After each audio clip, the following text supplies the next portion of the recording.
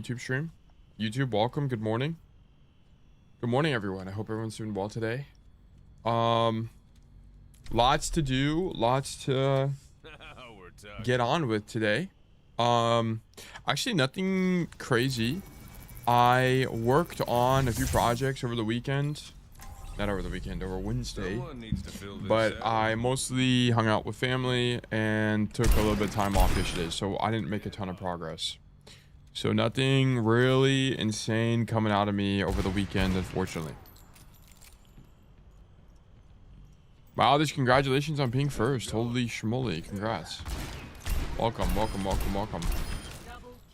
But yeah, I need to run 3 minutes of ads. So if you're not subbed, you're gonna get 3 minutes of ads. I do that so we don't have ads later, so be right back, guys. But yeah, so I didn't really do anything over Wednesday yet, and Tuesday I edited a video, so there wasn't really a lot to be done anyway. And then I am just doing business as usual. I did a little bit of research on some things I can improve. One thing we're going to be doing moving forward, I'll show you guys live, is this. Okay. Okay, look at this. So boom. Now if I go to a note, and then I go to ShareX. That's not what I wanted. It didn't there it is. It takes a little bit to do it. Boom. Now there are GIFs. They're pretty low frame rate, but they have to be, or else the file sizes will be 10 billion. Okay. But we now have GIFs that will be in the Obsidian. So that's going to make the notes even more explicit, which I believe will be very nice. I'm at the airport standing, but saw the notification, so here I am. Ben, you're welcome. I hope you have a safe flight, safe travels. Mounted Speed, Zeta, Oscar, Benyo, Poppy, Sleepy, Latte. Oh, holy moly, Latte. Long time no see. Hope you're doing well today. Bro, pronounces GIF wrong. What did I say? GIF? GIF? Anyways, animated images. Perhaps. Daniel, good to see you. These young bugs are being spoiled with all these new features for VOD review. That is true. The VOD reviews are getting more in depth. I did do a little bit of analysis on what makes VOD reviews go so long.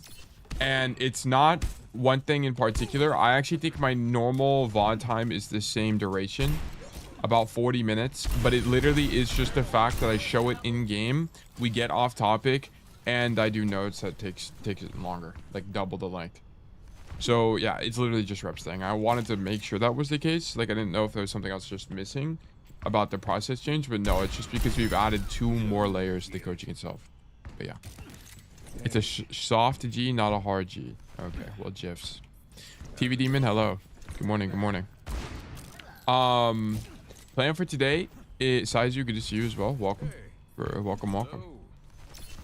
Hope you're doing fantastic today. But the objective for today is get a bunch of coaching in. We should have enough time for about 4 sessions, depending on how fast I am and what heroes are given to me. But we're going to be about 4 sessions.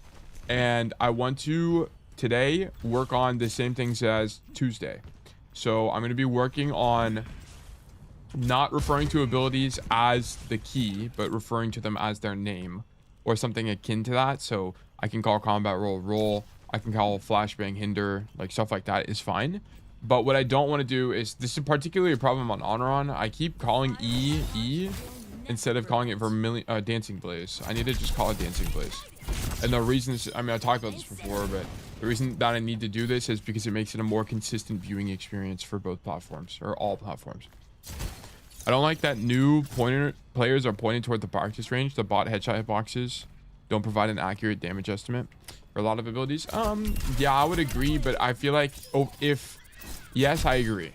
I would agree with that. I also just think the educational resources that are built into Overwatch are extremely weak. You're just thrown into the deep end and expected to figure things out, which I think is not really that strong from a game perspective. But it's kind of like, how would an in-game system teach the complexities of Overwatch? It's kind of difficult. Tail, how was VOD chosen before the wheel? I just pick people. I just pick people. Like the time of Timmy and Montana and Raptor and all of them, I just picked them. What to do? What do you think? I have the VOD. Wait, what? I'm champ 5 Junkrat. I played against Time on Tracer. Oh, so you're on EU. If you know him. Yeah, I know he is. We studied him before for Tracer. Yeah, you can submit a VOD. Make sure you go into the Discord and make a VOD request. And then you have to enter the raffles. It's the only way I can do it that's fair. You have to come, make sure you read tail review rules, and then you submit in tail coaching request here. I think Rival's system of learning the characters is pretty good. Also, Ruin, good to see you. The only thing that I would say about that kind of stuff, well, I actually am just not familiar. I could make something up, but I'm really just not familiar with Marvel Rival's system. So I know about the Lord system, which is what I understand to be very akin to just a level system in Overwatch, so I don't know. They have the basic tutorial for every hero. Oh, I see. Okay. Well, I think the thing is, if you want to get better at Overwatch, you need to know more than just the heroes kits, but I think that would actually genuinely be useful. They used to have something kind of akin to that in the practice range thing. I forgot what it was called. The trials or whatever.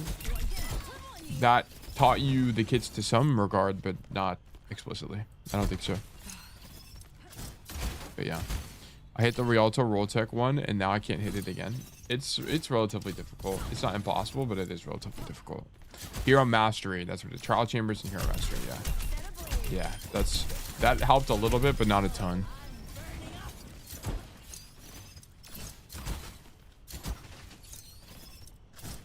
Yeah, it was, what was this?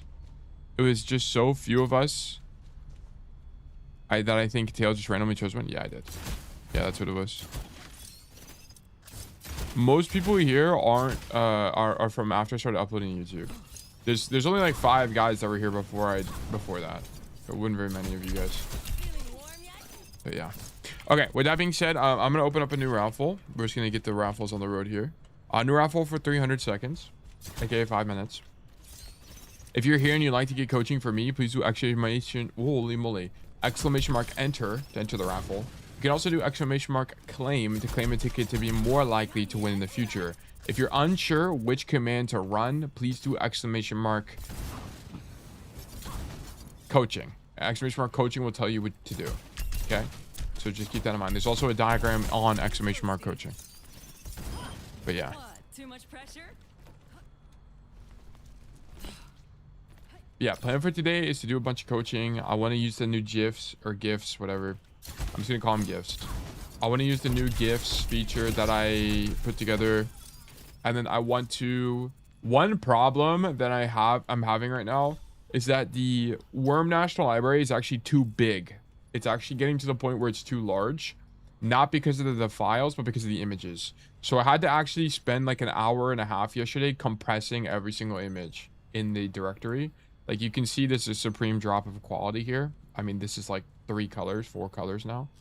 I mean, it's not like it really matters that much for what this is. Like you don't need insane image quality for this, but I'm running into some space problems. So I'm going to have to move hosting services from Obsidian Sync to something else. And I don't know what, so I'm going to have to do some research. If you guys have any knowledge on what I could use to make it easy, that'd be great. But otherwise, I'm going to do research today. Like space on your local drive? No, on the... So Obsidian Sync has like a certain amount of storage available. It has like 3 gigabytes. And the Worm National Library was 3 gigabytes. And then I compressed it down to 1.5 gigs. But in a month or 2, I'm going to have the same problem. So I need to start thinking about it now. Hey, Tail, have you tried Deadlock or is it not your liking? I don't like games that where you make a build. Like Stadium, for example. I never enjoyed Stadium. I didn't think Stadium was fun at all. And I also don't really I enjoy League of Legends for particular champions, but not because I like the game broadly. I really like Thresh. I think he's really fun. And that's really the only reason I play League. Or like with friends. Wait, Tails, y'all's team still the same this semester? No, I graduated. I'm the only one who graduated though, so they just need a DPS player.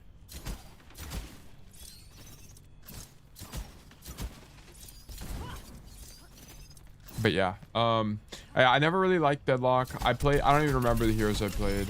I played in the first wave of hype.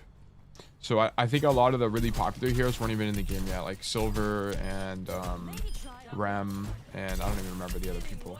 I don't even know if the Lizard Girl was in the game. I don't even remember their names, man. I don't remember if the goat guy was in the. I literally don't even remember who was. I remember like a robot guy. I don't even remember, man.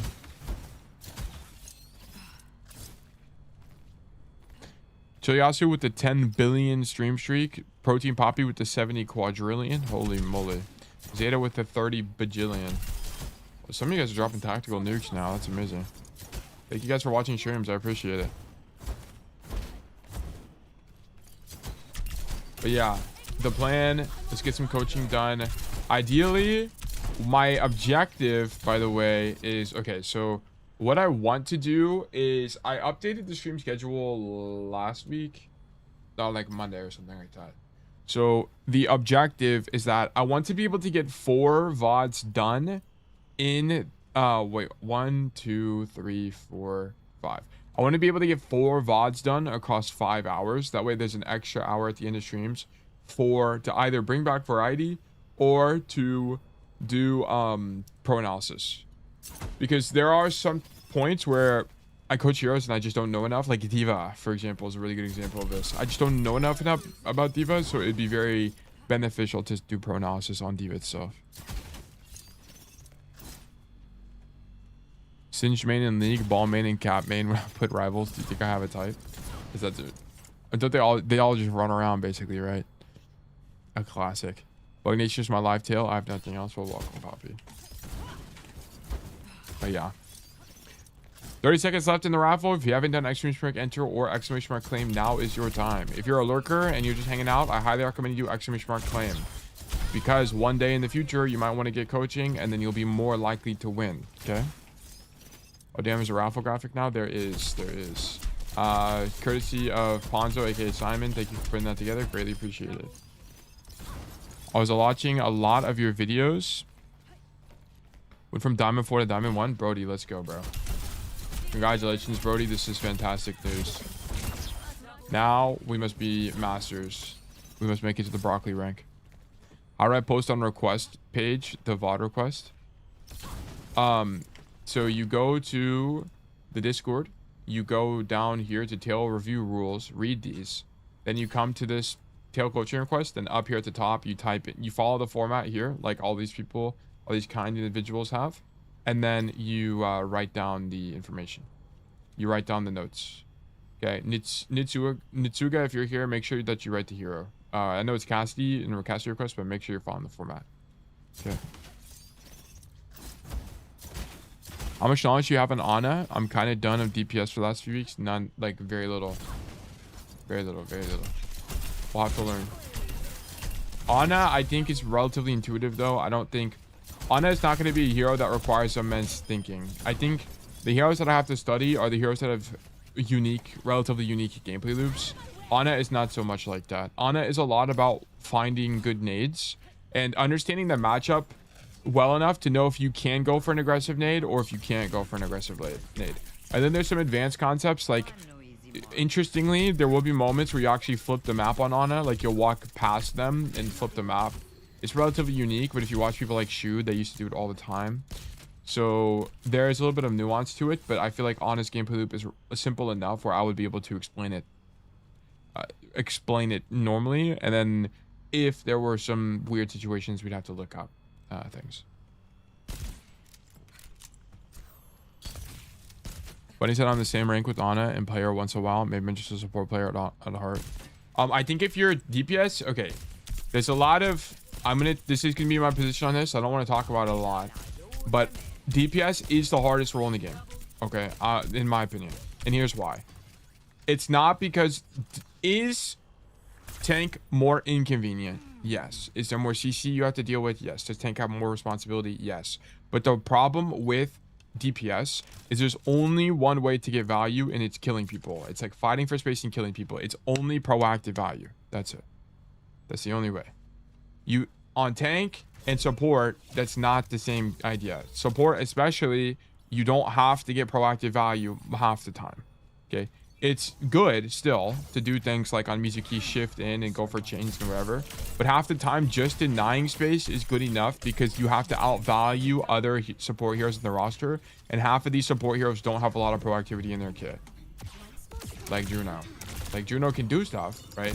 But can Juno like kill everybody? No, right? So it's not a matter of like whenever you're playing Mizuki, can you do more than enemy Cassidy? No, it's more, can you do more than enemy Juno, which is relatively simple for heroes like Mizuki, which is why heroes like Mizuki are low-key broken.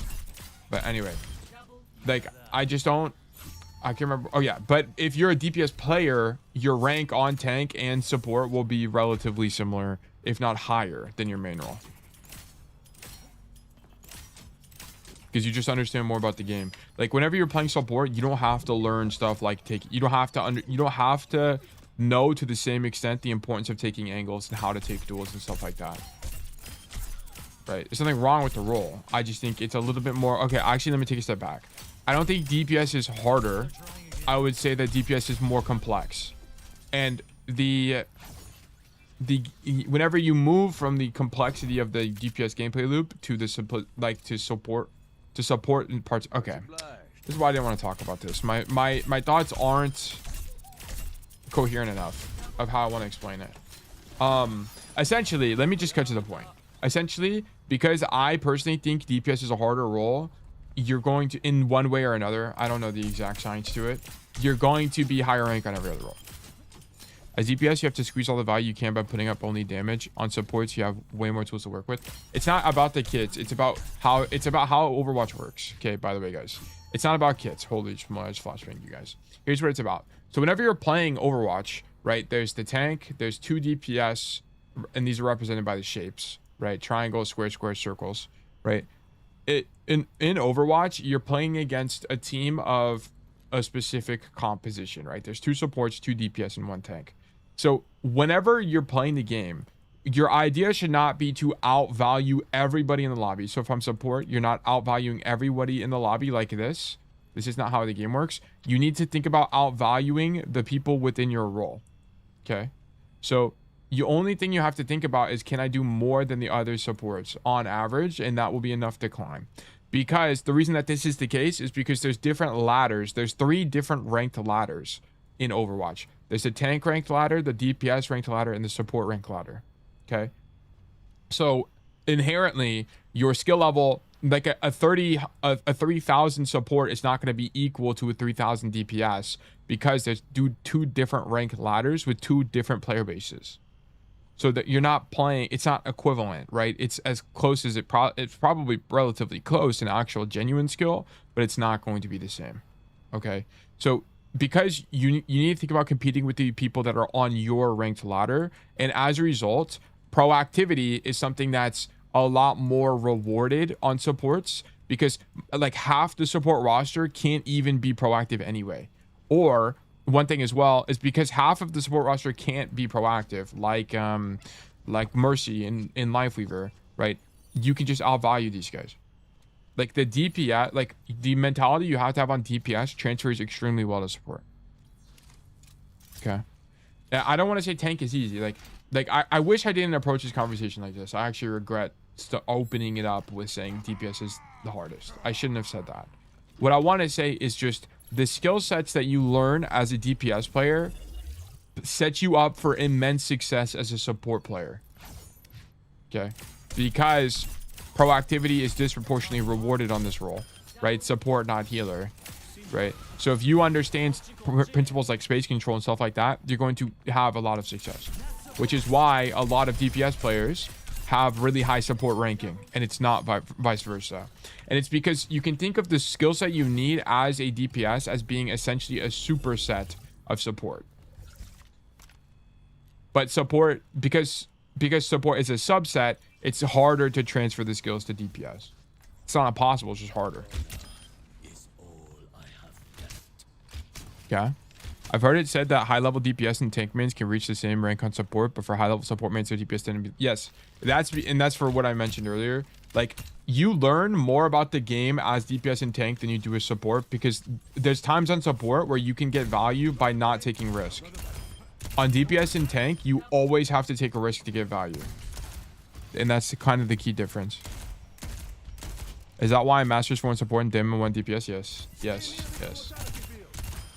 Yeah, it's because, yeah. You're going to be compared to the support player base, you will understand more of the game generally. Because the players that only play support typically don't build the skill sets that you would otherwise get on DPS or tank. Okay? Alright. Do not take this to heart. If this is a conversation we wanted to have deeper, I'd much rather structure my thoughts than just say shit off the dome. I kind of wish I didn't open this can of worms, but whatever. Alright, let's get to coaching. I think Zeta won. Zeta, congratulations. You've been selected for coaching. Let's do great things. Let me clear this ping. We're looking for Zeta. I'm mid GM support right now, and I really don't know how to play the role. Yeah. I mean, I think once you start getting to like champion-esque like level, the lines get blurred. It's a lot harder. It's not as like, I think, yeah. Okay, I'm not gonna talk about that more. Okay. Tail, check out the Cheon Delta. What on this? Delta 5. 73% win rate. Nice. We love that for you. That's fantastic. Okay. All right. Let's get into the VOD review for today. I don't know why Ruminator like doesn't resolve sometimes. I don't know why. All right, perfect. Let me do it, and then we're in Masters. Okay. All right. Today's VOD review will be on Freja, on Junkertown, and Masters 3. Let me say that again because I messed it up. Today's VOD review will be on Freja, on Junkertown, and Masters 3. Star LC and Himura, thank you guys for the follow. And Bakoy Jester, thank you guys for the follows. Welcome to Bug Nation. Okay. I struggled matching intentions with Doomfist so much that I tried literally diving with him and died a lot for it. Alternatively, tried dueling the Widow, but that was not reliable enough. Then tried spamming tank only opportunistically, looking for backline, which felt like the best option, but it was a bit too little too late. Question, how do I match intentions with Doomfist on sniper maps as Freya? It's gonna depend on the point. Like, are you talking about first point? Because first point, I imagine you just let him do his cooldown cycles and you have to stay at the back of the map. Because there's not really gonna be, unless you play for like the staircase. We'll have to look at it. It's gonna depend. Yeah, I'm still taking dash reload in Faces of Death because I'm not a noob. Yeah, I don't know about that. Anyway, notes. Bad Bolos probably lost his third point attack. Okay. On first defense, I needed to recontest and wrap all the way coast because whatever I was doing wasn't it. I'm not sure I would have figured that out in the game though. I basically never do that. Could have been to it. Okay, this is exactly how you should be approaching Overwatch, by the way. Whenever you have difficult points, like in this case, first defense, you need to go back in the VOD and think creatively about what other options existed. Because often in the game, you just didn't even think about other options. Okay? And that's why VOD reviewing is really important, and having some level of creativity to Overwatch is very important. Like, one thing I talk about frequently is, like, there's a lot of a-traditional plays that are actually pretty good as long as you're open-minded about the game. And a really good example of this that comes up every time we coach Junkertown is on Junkertown first attack. Unironically, a really good play on basically any hero is essentially just suiciding on the left side. Let me just go for you.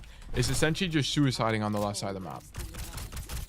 It's really strong. And the reason this is the case is you force people to turn around and it lets your team push the car easier. Like, doing this play is really strong. And then sometimes you'll even go even deeper. But if you never think about it, then you'll never do plays like this. And the only reason I was able to derive this is because I limit tested with angles like this. Like, it's genuinely pretty good. So you just have to get a bit creative. Yeah.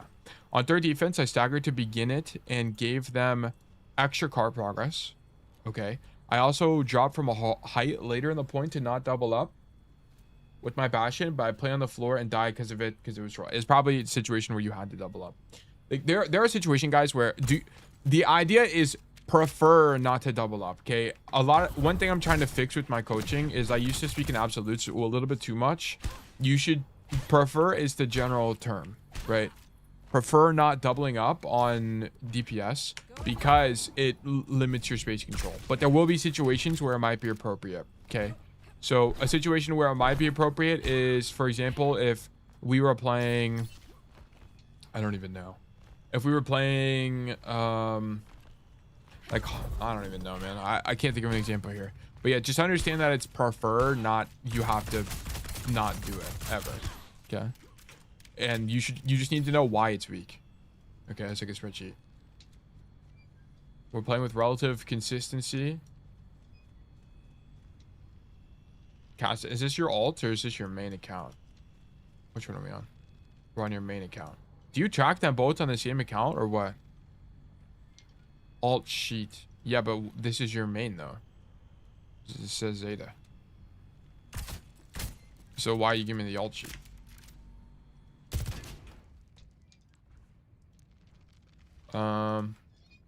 Give me code H55 H28. Well, I put Zeta and not Ekin, so oh, I see. Okay, cool. So it's gonna be Ekin again. I bet. Understood.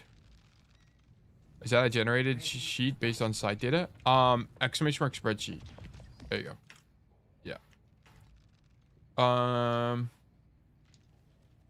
I didn't finish reading the spreadsheet. Where is the Discord? Oh, here. Okay, we're playing with relative consistency. We have some intensity on the weekends, but looks good. Delta 11, congrats. That's fantastic. 103 games. Is this season? How much this season? 103. Okay, yeah. I see. Okay. Gonna follow up with my ball at all. Anna mailed it in R2. Need to always go coast. Yeah, go coast, bro. It's okay. Playing main is troll. Switching it up is illogical, probably. No, I mean, it's fine. Like, if you try coast twice, like, let's say, okay, so you're playing Freya. If you go coast on Numpani, okay, and there's an Emre that's just looking at you, he's pocketed, and he's looking at you in the eyeballs each time, maybe try main, okay? It's just going to be contingent on the matchup. If it's a good matchup for you and you're just losing because you suck, keep fighting him. If it's a bad matchup and you're continuously losing, then you need to leave, okay? So, like, it's just going to depend. I would have to see the Numbani VOD to know. Queued with CarQ, lol, hog was Danos. Wait, W streamer lobbies. Good game overall. Need to learn fair matchup a bit more. Also need to learn Xion ult micro because PU. Okay. I struggle in matching contention with Doomfist. So oh, this is the Junkertown game. Played great this game, but must do a better job of using audio cues to avoid bad matchups. Yeah, very important. Played Xion most of the time. Despite being a hard matchup, struggle to avoid doubling up my soldier. Yeah, I remember you sent that in the Discord. Possibly my best game ever. Did everything super well. Ruins was hard. Yeah, I feel like I don't, it must be a matchup thing. I think I mean, I think it's relatively okay, right? Just keep in mind like specificities, what you're looking for in notes. You want to give yourself actionable directions, like a way to move forward. So the more specific you can be in your notes, the better. But other than that, like shit. Okay. Let me go to eKitten. Let me do options. Turn this down. Let's do, yeah, 7 is fine. And then let me do Obsidian. What the heck? It's still this week. New note. It's gonna be Zeta, Freya, Junkertown, Master. Then we're gonna insert the template. Let me just do the data entry before we do anything, so I don't lose my mind. Junkertown, hero, Freya, rank, hashtag master, format, hashtag 5v5. Okay, we're gonna move down here. Okay, and then we're gonna get the show on the road. We also move away from this squeaky ass wall.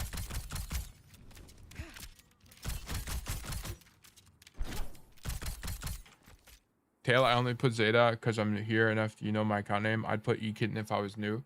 No, here's how I'm doing it. If you guys give me multiple accounts, I'm gonna put you under the same student name. Okay, because it's just like, it's not, it can get too confusing. Like, it's gonna get too confusing for me to remember what I put you guys under in the future. So we're just gonna do that. If that's what you're talking about. I don't know what you're talking about. They have this coming, so let's give it to them. Okay. Okay. So we play Junkertown, Freya, attack. Brilliant. Walk main. Okay. Almost get your lid blown off.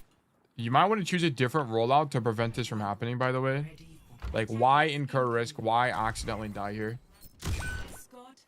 I mean, you should understand that Widow is a pretty common hero on this map, so you should probably plan to not die to the Widow. Yeah, I know this is minor, but like you could set your team back 10 seconds for no reason. Right, so like why not just like dash wide here? I think the best thing you can do is like walk out the door, dash left, just to make sure you don't die, because Widows play here all the time. And they also, like, I guess they jump shot like in this situation. So just keep this in mind. Right, like if you know they're playing Widow, guys, you should like, or it's a very popular Widow map like King's Row First, Junkertown in general, stuff like that. Like you should be playing for that. Like don't get your lid taken off for no reason. Like you're turning the corner like this, of course you're gonna die. I know that was trolled. Like I actually never see Widow on left. Well, it's just like you should know it's an idea. Like you should be scared like coming out of spawn. I'm not gonna make a note out of it, just keep it in mind, right? Like on Widow maps, you should be playing like there might be a Widow anywhere until you know there's not a Widow, right? It's kind of like on Rialto first defense. How do you typically play that, right? You play on the high ground on Rialto first defense until you know they're not playing a sniper. Same like kind of idea. Play scared until you know they're not on a sniper. I'm actually gonna make a note of that. Oh, I forgot to change the bind for this. Let me do this. Boom. It is likely in your best interest on sniper maps to play as if they have a sniper until proven otherwise. Okay. It's only, this would only be like 8 to 10 seconds before heroes pop up on scoreboard. Okay. I know it's small, but these incremental things will help you win more games. Okay, I don't really know what Mr. Winston is doing here. The only thing about this, I kind of don't like you using your updraft here when you know the monkey's on this side of the map. Oh, I guess he just used bubbles, so you know you can't get engaged. Just one thing to keep in mind. Sketchy, thank you so much for the resubscription at tier 3. Holy moly. Sketchy, good to see you. Hope you're doing well today. Holy moly, thank you so much for the support. One thing you should keep in mind is try not to use updraft when you're playing against a dive tank next to you. I mean, in this situation, he doesn't have bubble, so it's fine. Right, it's a little bit appropriate. Okay. Also, I just realized you had a mercy pocket. You didn't get over the wall. Okay, you're a little bit scared here. You're like, okay, if they're playing Widow, Zeta, does peeking this angle into the Widow that you knew was here make much sense? I don't really think so. Like, I think if this, you do not win this fight. You do not win that. You do 1 billion% do not win that fight. Unless you double bolt the guy with the mercy pocket, there's literally no way. Like, even then, this is like too hard to hit. I don't even know if you can hit this consistently. You shouldn't be taking this fight. Probably not, but I never died to her. Well, just because she sucks doesn't mean you can't play around her. You should have left shifted over here and been wide to the inner one. And then, like, I think your idea broadly should be something, because they're playing Widowmaker, you're probably going to be playing around this roof. Otherwise, what I would recommend is playing wide is actually probably pretty good. Because here's the thing about Junkertown. Like, what makes this map kind of difficult is there's not a lot of heroes in the game that can actually leverage this space just because it's so open and long range. Like, it's both of those problems. So if you're playing a hero that can leverage this space, Freja is kind of one of them to some degree, as if you can hit bolts. I mean, hitting bolts from this far away is just a little bit unreliable, but it's a little bit more of an option than, say, a Cassidy, for example, is what I'm getting to. So you could work this angle if you really wanted. Otherwise, I think the stronger angle for Freja is going to be around this house. This is kind of the meta game on Junkertown First. I've talked about this many times when this map comes up, but this side of the map is very important for both attack and defense. How many times would you say dying while trying to make plays is fine before it's throwing? Infinite, like literally infinite. Because it's not about dying while making a play. Like, okay, Zephs, here's to answer your question. Like, you making a play is a term you should be using. And, well, okay, let me rephrase it. So making a play is fine as long as the risk reward is proportional, okay? Or it's disproportionate in your favor, okay? Is there a good amount of risk for a good amount of reward? Yes or no, okay? Then you need to think to yourself, whenever you're taking the risk, are you messing up the execution at all? And then if the problem is in the execution, like let's say you're playing Anran and you dash onto somebody and you forgot to use Dancing Blaze, well, that's an execution issue, not the play actually being bad. So you just need to evaluate whether or not the risk reward is proportional. Then if you think you're taking too, like if you're in a game and you die a billion times in an attempt to quote unquote make a play, you have to go back in the VOD and evaluate whether or not the risk reward was as explicit as you had thought it was, right? Or as in your favor as you thought it was. Okay. So you'll just have to think about that. You have to think about that. Because making plays, even if you're dying, like it can be good, but you really need to ask yourself, is the risk reward there? Yes or no? Okay. So yeah. Anyway. But yeah. So I think you should be preferring this side of the map into the Widow, but there's no world we should be peeking this angle when we can go over the left wall right now, right? You knew the Widow was here. You're just taking a bad fight for no reason. Like a better Widow, if they had like Kirksu on the other team, you just died. You just died. You're dead. Okay. So, and we need a plan for stuff like that. Of course, there's sometimes like I'm not someone that really thinks you should disrespect people because they're bad. I think that's a really like improper way of thinking about Overwatch. I think you should be respecting people on their given hero because they could be good, and then just play to your hero's strengths. Okay. Why are we peeking? We should not be peeking this angle that we knew a Widowmaker was playing, even though we are damage boosted, as this is in her effective range and largely outside of ours. Okay. Instead, path over the wall to ensure you don't die to a headshot. Okay, and I'll show you as well. This is gonna be a good opportunity to use the GIF. Okay, so you were here.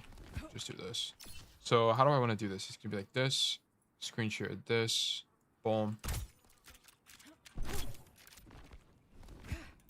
Okay, boom. And then let me do... Let's see what this looks like. I need my my ShareX to update. Why is it not updating? Does it just take a while? It might take a while. Really? Oh, okay, there it is. There it is. So now it's here. What is that, epic or what? That's actually so sick. All right, let's keep going. Let's keep going. Let's keep going. Okay. How big is this file actually? Let me see this real quick, because if the file's too big, we might not be able to do it very often. Can I do screenshots folder? Discord, GIF. 116 megs. Okay, yeah, we need to smite this. 116 megs is crazy. Oh my god. Never mind. We might not be able to do GIFs very much, if at all. Holy shit. Let me just do this. I can just do it from here. Sorry, I'm getting used to my new keybinds. Damn, 116 megs. Are we out of our mind? I might have to use that just for wiki pages then. Unless there's like a way to compress GIFs that I'm just like not familiar with. I'd have to look into it. It's are cool, but it could be replicated with the screenshot of the fence in the air going over it. Yeah, I'm just gonna put the fence in this situation.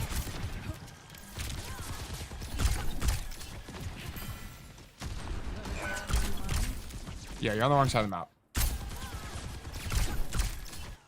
Like, I want to point out, look. So here, you needed to not go left. Stop trying to fight the guy. Like, look, this Widow is out of your effective range. You're not going to kill this guy. You need to come right side and contest the lane. Contest this lane. Why are we taking these ego duels into the window from 400 miles away?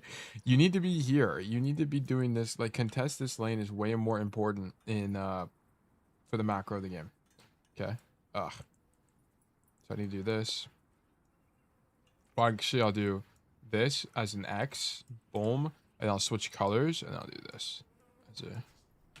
Ugh, and then I'm using the wrong key. I need this key. Dude, learning these binds is going to be a little bit confusing. Okay. Stop preferring main space on J-Town attack first. as it's out of your effective range into the Widow.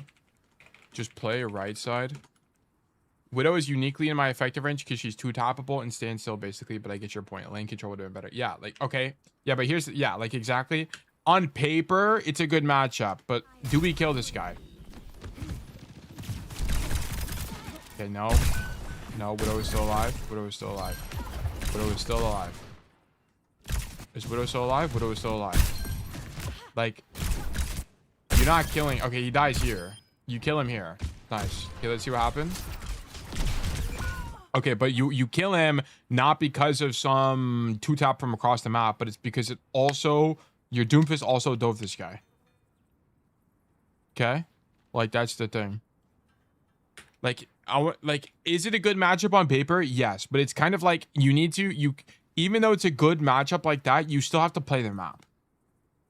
Right? And it should be pretty, I mean, I think you and I are both on the same page, but I just want to illustrate the point. Okay, anyway. Boom, bang, bop. But yeah, so because you're not fighting the lane earlier, this guy gets to play the game, and it's really awkward for you now. Like, this is what I'm talking about. Like, whenever you're defending on Junkertown, you want this flank. Why? Because it gives you stuff like this. And notice what is happening right now. Prometheus, the soldier player, is making the flank up the staircase, and he's basically indirectly doing damage to the Doomfist. Because what Prometheus is doing is he's zoning the follow-up. It's a very common idea on DPS. Zoning the follow-up on the enemy tank's engage is incredibly important skill set to have. And as a result, even though he's not shooting the Doomfist is not getting healing. Okay? So very important idea. And because we're not on this side of the map, we can't contest the soldier. So now he's able to make this play. What you could do, I think you and I both know that if you're on this side of the map, I don't even think the soldier can push you unless he hits a helix. I think you can hold this, even with, like, especially with the mercy pocket, you can do this. And then Zeta, if everyone ignores you, like, let's say everybody goes main, you can like dash, and then like get, I mean, you would do it better than me, but you could walk up here. And then if you're up here, this is checkmate. This is checkmate. Like, this has to be probably the best idea possible on this defense or attack for you. So if you can get here, like, how are they ever going to clear you? You're actually unclearable, especially in comps like this where they have no verticality, right? They're playing Widow, Soldier. I mean, Winston's the only person. And if you get dove by Winston, that's good. That's a good thing, right? If he's here, now you can just kite away, and then he's never going to be able to kill you. And then also you pull him out of the fight. Like, going one for one with the tank is really good in Overwatch. Winston gets perma-stunned by Freja anyway. Yeah, so that would be a good play from you. So like, you're not thinking about, you're choosing a dead end. Right? So this doesn't lead you anywhere. This side of the map doesn't have any continued rotations. We want to avoid this at all costs whenever we play this game. And for our hero. Could you do this? Yeah, it's a little bit risky to Winston though. Okay. But that's kind of what I was talking about earlier. We just need to be on the side of the map. Okay. So let me zoom in. And then let me take a screenshot of this. No, that's not what I wanted. I want this. Okay, there we go. Okay.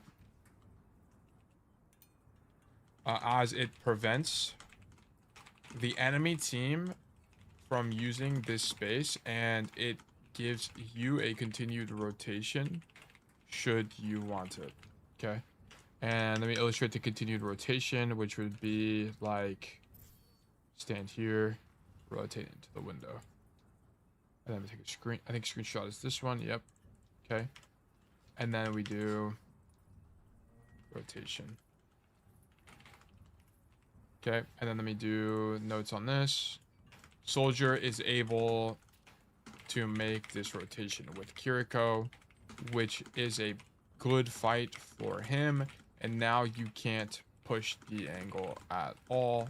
Basically, you missed your window. Okay. Now he is zoning your backline, and your fight is screwed. Like, this fight's, you're done for here. Like, now, because the soldier's here, unless you can somehow, like, fly over this wall and not die, or go wide, like, those are the only two ways to save this fight now. Like, you messed up. Your staging is bad. We all goated. This is false. Yeah, I mean, this fight's good. This fight, like, watch, like, your guy dies because the healers get zoned, right? The supports get zoned. And then your Kiri dies because no one is stopping the flank. So she has to fight the Kiriko. Like, your Kiriko should not have to worry about this. This is your job. This is your job. Your job as DPS is to control lanes to prevent flanks like this from even happening, right? Prevention, not cure.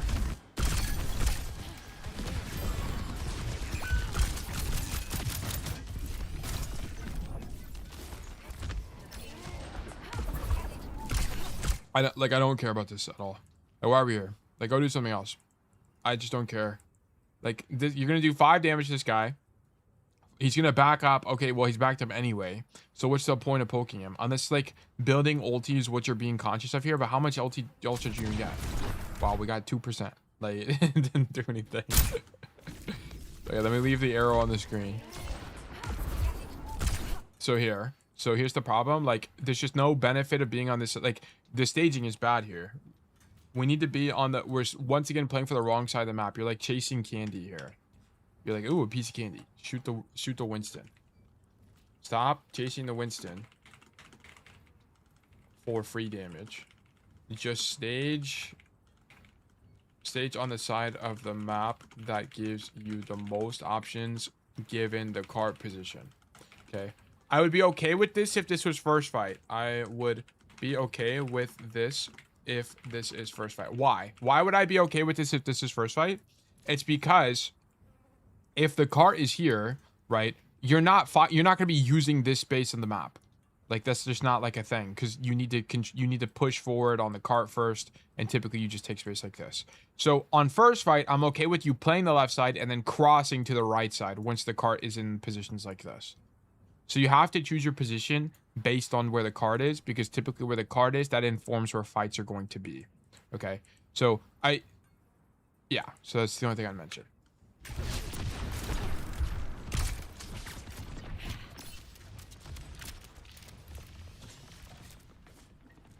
Can you put the 3 arrow setup on the screen again? That was good. I mean, I don't think it's particularly relevant to the idea. Like, well, what would that even, like, what would the point even be, right? Because it's like these arrows, what do they tell you? Like, it didn't really tell you. These just are lanes.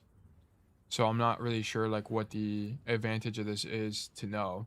Like, the only thing you have to, like, I'll indicate this, where it's like you have to play around card space, right? So I guess I'll do this, like, kind of idea, and then I'll do different color, like here. You need to be playing for like this,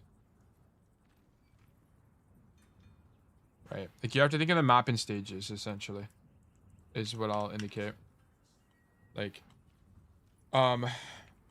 must be more aware of how cart position informs positioning. Right, the further the cart is, typically the more of the map that is unlocked. Yeah, let's keep going.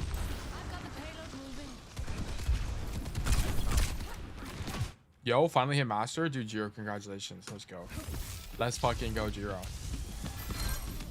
W rank up. Okay, your Widow is on the right side. Like, this is a little bit more appropriate because your Widow is here, right? Your Widow's here. Doubling up is not preferred. And this is playable. Is it ideal? No, but it's playable for Widow, for Freya. And then as a result, we happen to get the kill on the Widow. Right. It's nice. I don't mind it. Juno down. Oh, wow. What actually happened here? You just get ego when you don't strafe. Okay.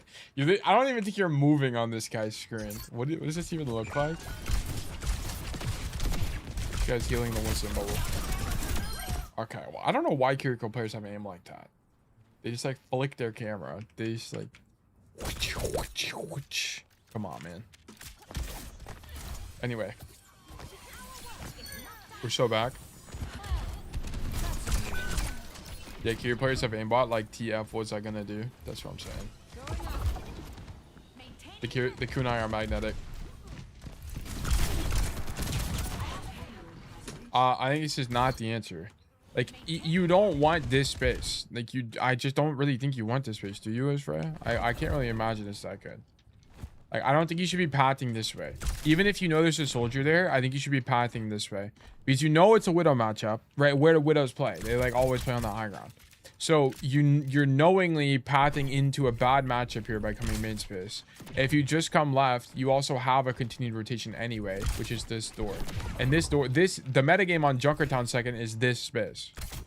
This space is really important. You need to control this space or you lose. So, like, you need to be here, and so you could do this right now. And you can, like, get fancy with it, whatever, drop out, like, grab the mega, and then you, uniquely as Freja, boom, come up here and do this. Oh, I cook next time I go to the window trust. Okay, yeah, but why are you not cooking right now? Like, you shouldn't even be peeking this. Like, this is so weak. Like, you're gonna... Here's the problem. Like, this guy is just gonna... A better Widow blows your lid off, and then now you're in a montage, right? Like, and we don't want to be in montages. Okay? Like, this is not weak. I'm gonna write weak. You should not be pathing this way. Like, you need to be pathing to set up your rotation. Like, Zeta, you're kind of just showing up. You're not thinking about what rotations do you want. Like, you need to be going to the sides of the map that give you the rotations you want. So why are we coming here? Is the question you need to be asking. Boom.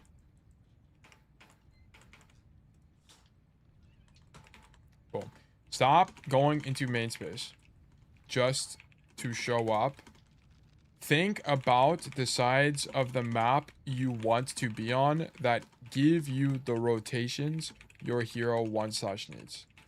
Such as going into the window on the left side here. Walking main is also bad. Also bad because you know you're going into a Widowmaker matchup, which will result in you being put on a t-shirt. Okay, so like let's not do this. Okay. All right. Almost dead. What does this look like from this guy's POV?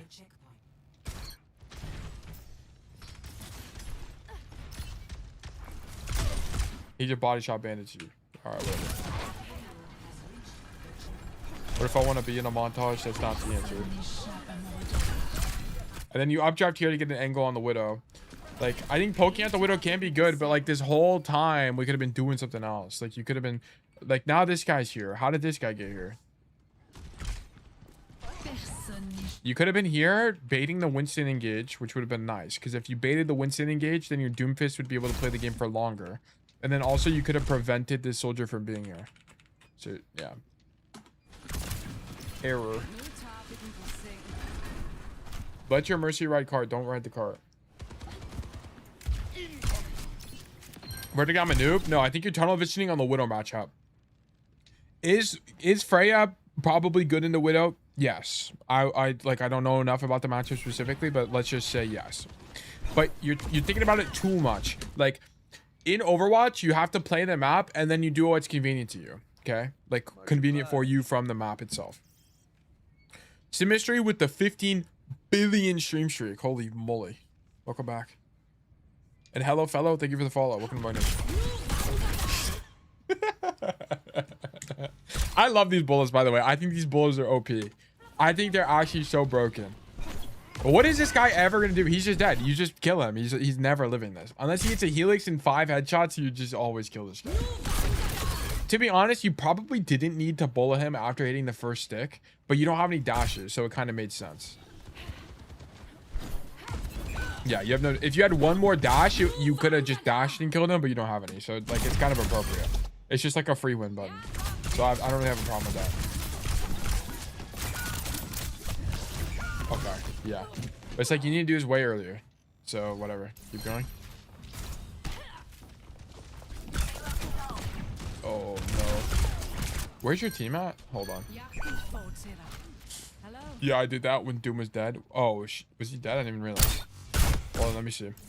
Wait, W comms. Wait, W kill. Yeah, it's okay, but your idea after you get the kill should be to leave, because you know you're doing piss is dead. It's okay as long as you like dip out.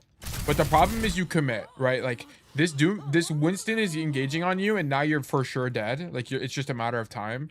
If you had just dropped here, it would have been a soft commitment from you, and then you would have lived and maintained the advantage because you guys are up 1 right now. And Doomfist is a very fast tank, so it would have been like, it would have been fine as long as you dropped. Like that's it. Like, and this is kind of an idea you can have sometimes, especially in situations like this. It's very rare, but you can, when your tank is dead, when your tank is dead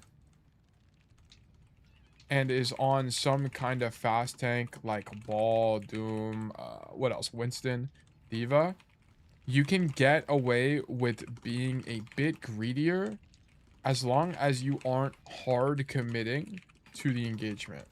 Like here, you dash in and that's what gets you killed. But Doom dies because I'm drilling on the cart. Yeah, well, that's the bigger problem. That's what I'm saying. Like that was this problem. Like because you didn't take this pathing, you didn't have a good way to contribute to the fight. So like this is super niche, but is something to think about. I don't think the Bolo was that bad. Okay, let's keep going. Yeah, you shouldn't have commit here. I didn't even realize Doom died. It's my bad. Okay, Widow down.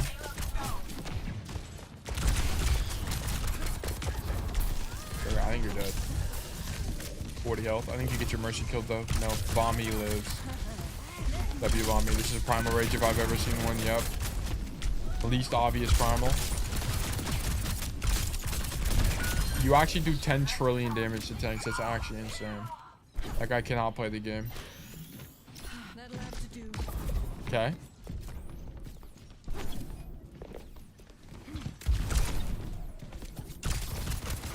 Okay. Wait, you need to wait. Like, your team is not even back yet. Oh, wait, they're walking up the stairs. Never mind, it's fine.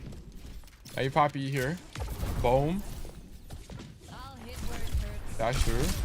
I just don't like this map space. Like, why are we here as Freya? I just don't think it's any good.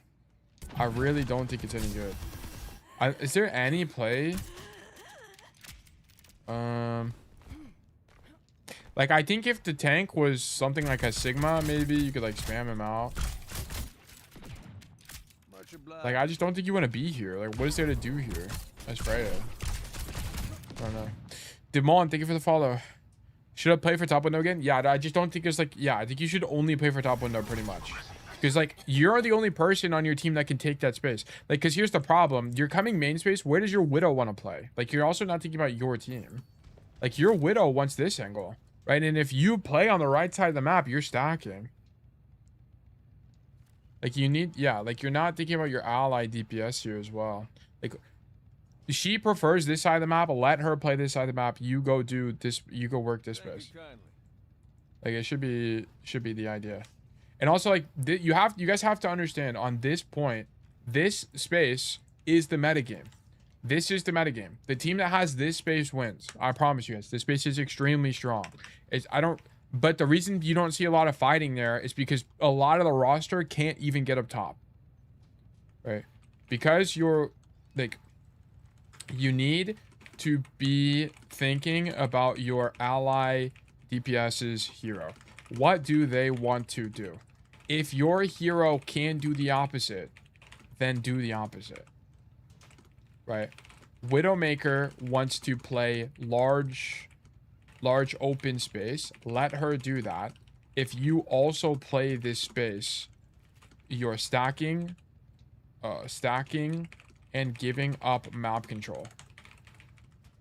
Play for the window/mega area, as it's the key to Junkertown second anyway.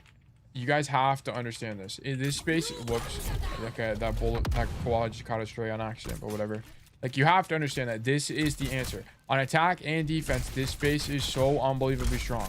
Which is why if you watch any champion lobby, there's always a guy here. There's always a guy here. It's really important. Okay. Burp. Was about to see if I could get coaching, but all my replays are gone. Rest in peace, codes. You still have a few weeks before the season resets.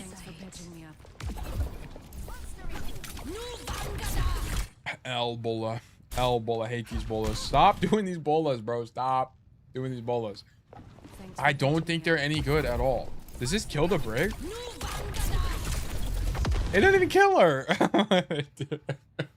Stop doing the bullets like this. They can't be good. It's too far, number one. If you're also doing it on a brig, like maybe if you hit the widow, it could be slightly excusable, but it's also the brig. Of course not. Close condition loading. This is not the answer. Like we cannot, guys.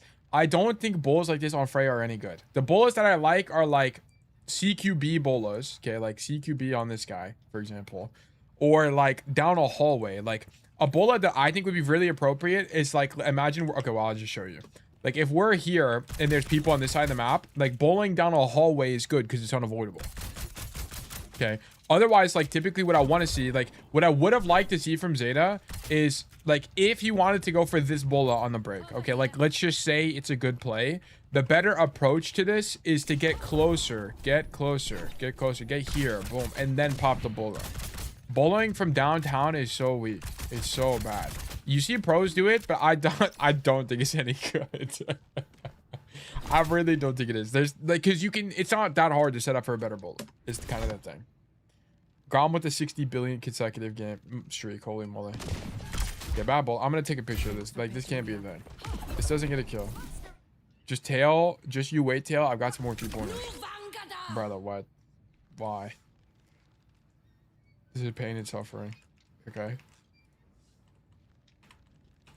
Stop using bola from 10 years away if it's not down a choke. This isn't gonna kill this guy on average. Is also brig. Also brig who can uniquely live this. Yeah, like we shouldn't be ulting the brig. If it was a widow would be slightly more excusable. TBH, I think this bola is bad pretty much any of the situation. Any hero, pretty much any hero. Try to get closer / be in a position which makes this easier to hit. Like my critique, by the way, is not the bola in who you're doing it on. It's the position you do it from. Like do a bola from here. Like this is more appropriate. Like you're in a hallway. That it's gonna be harder to dodge. I mean, ideally the guy's standing here because then that guy can't dodge it at all. But at least you're on an off angle, right? Like at least you're on an off angle and you're controlling more map space. Like it's more the position than anything.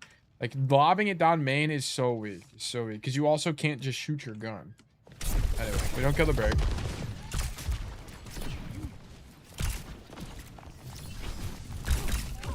Okay, now we're in the wrong map space. Look at this. Your widow plays to the left side.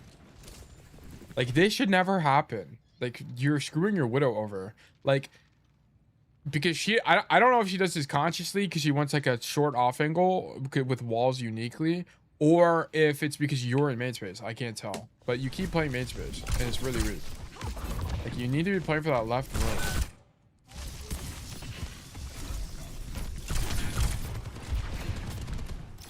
Okay, how much damage do you have? He's got 4k damage.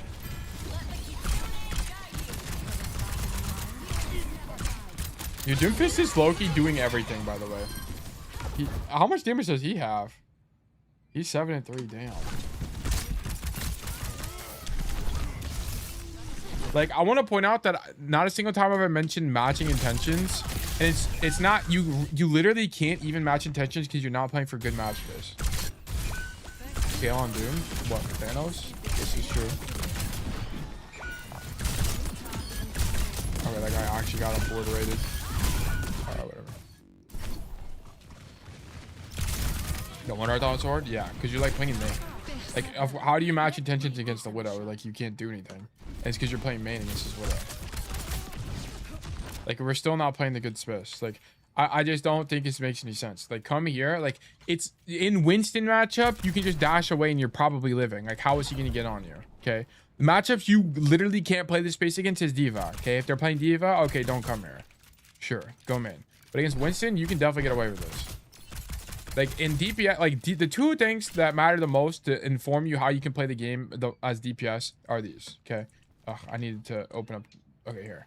It's number one. What is your enemy tank? What is the enemy tank? And how does that matchup favor or unfavor for your hero? And then number 2, your ally DPS. These are the 2 things that matter the most on how you played the game. These 2 things matter the most because the ally DPS informs what angles you should be taking.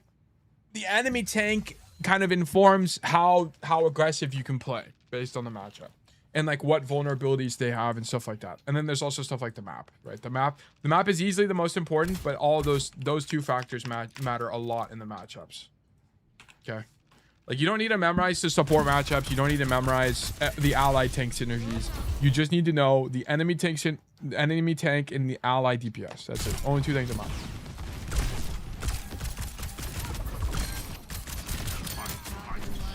Winston down. You bonk it off from downtown. Okay. I'm not gonna. These are repeated issues. I'm not gonna take a screenshot of all of these. Okay. Go up top. Cast down. Oh. The other thing about this is I don't know why you don't use both dashes. So here, dash, dash, dash again. Why even greed the primary fire? Just dash again and kill him. Because then you die. I don't really know the point of this. Because like you're in a position, you're taking a risk here. And you kind of like half commit to the play. Verdict noob. I just like don't get the idea.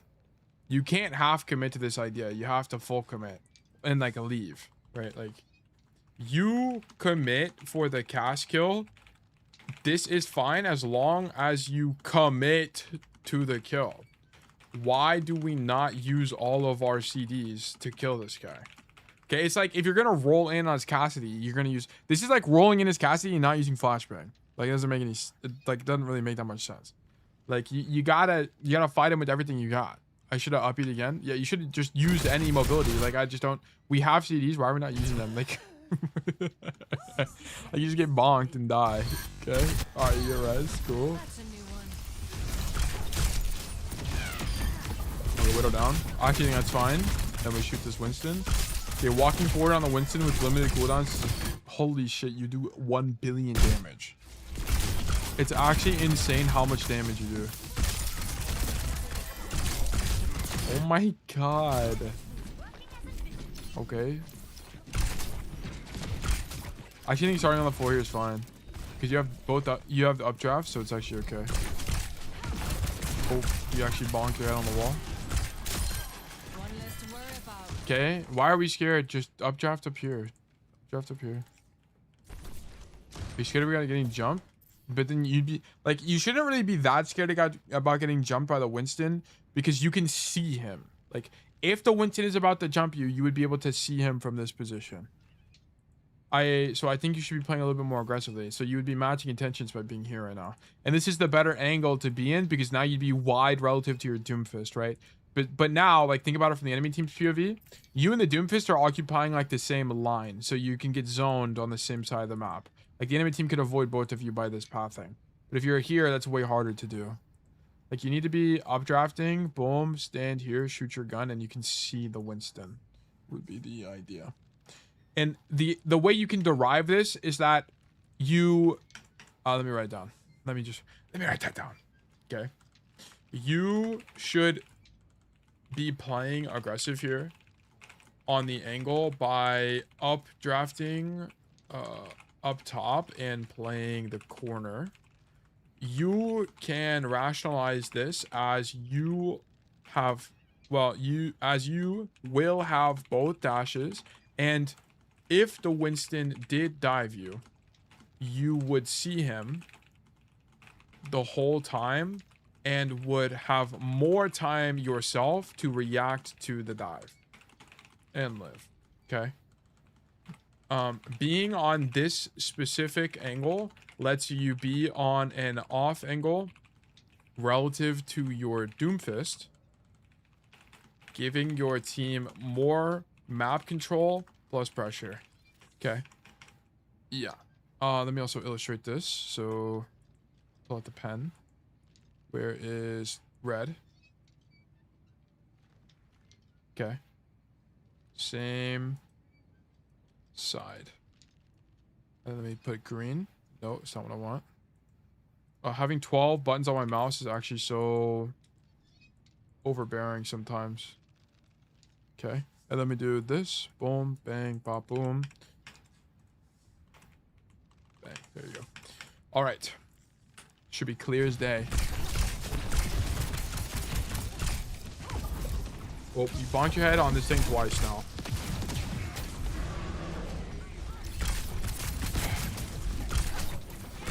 Okay, you just left your Doomfist out to dry this whole fight, by the way. So look at this. Instead of hopping the Doomfist, you come to peel off this monkey. Stop peeling the monkey. Like, let your teammates deal with this.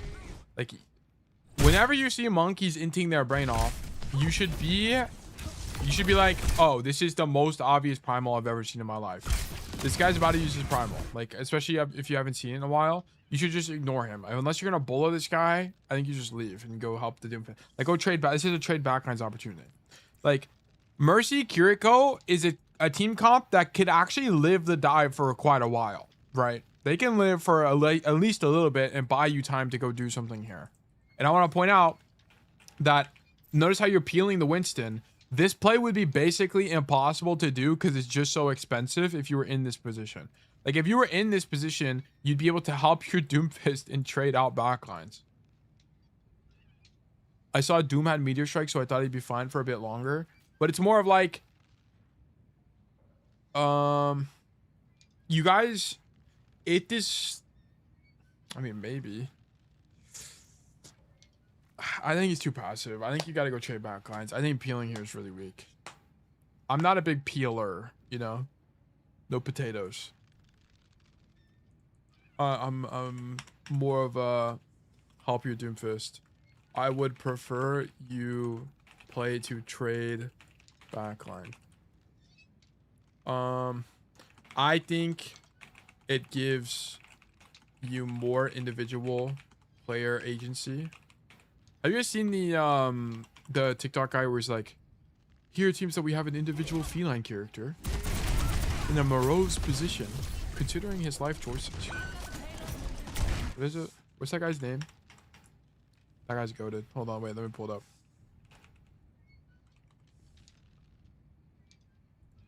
up. Individual feline character. You guys know this guy or what? Yeah, this is the one. What? Observer here. It says, It's so loud. I'm sorry. You have to tank it for a second. as an individual observer, I'm worried that this kitten has been through challenging times. How do I know that he is living satisfactorily?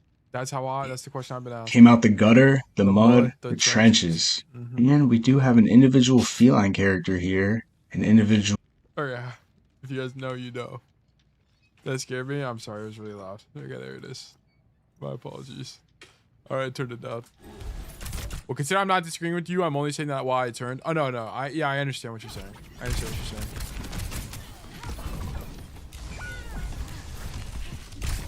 Unk humor? It's literally not even unk humor. I probably have more brain rotted For You page than you do. And I'm 25. My For You page is like, I don't think this is a good thing. I don't think I should be sharing this. Never mind. I'm 25, bro. I gotta grow up. It's time to get a real job. I'm like coaching Overwatch. Hey, this is a questionable Kitsune rush. I don't really know why we're Kitsune rushing here. Can we go through the Reels page? No. Unfortunately, no. Here's the problem. Like, I would go through my TikTok. We're gonna have a topic. I'll talk about it later. What is this new Vankada? What is this? It's not. Yeah, I mean, it's better. Is it a better new Vankada? Doorway chill? No, this is not doorways that make the house. No. The doorways you need to do it in are the doorways that face you. Like, you are walking down the hall. This is a doorway to do it in. This is a doorway. This is a doorway or a hallway.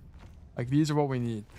Not like this, because they're going to be walking this way to get to cover, right? But not like, you wouldn't do it here, like on this doorway, because they're moving laterally relative to you. You want them to move toward you. So this is a bad bola again.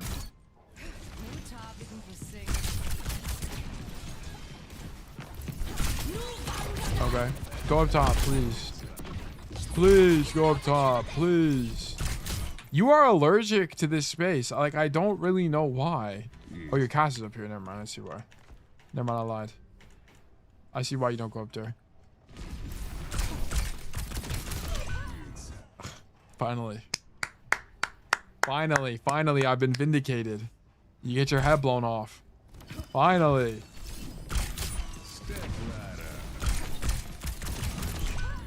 Alright, I mean, the only other thing you could have done here is, like, you either... I think you have to ride cart. I mean, yeah, you're the only guy on cart. You just kind of died or whatever.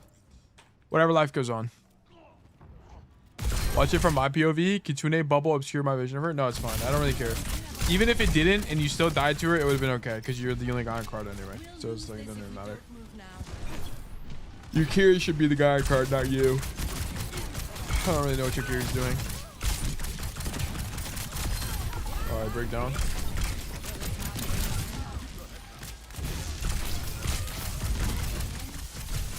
Okay.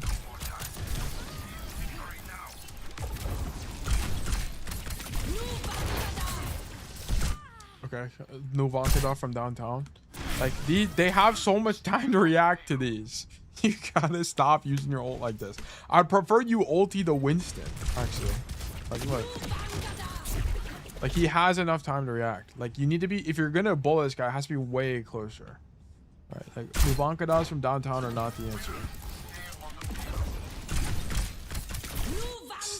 If you're a Freya player, please, for the love of God, stop doing this. It's not good. Good players just dodge you.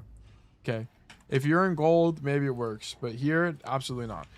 Do not, just because I said if you're in gold, maybe it works, that you should use this in gold. I mean, like, if the enemy player on average is worse, it will pan out. But you should be acting like the player knows what they're doing.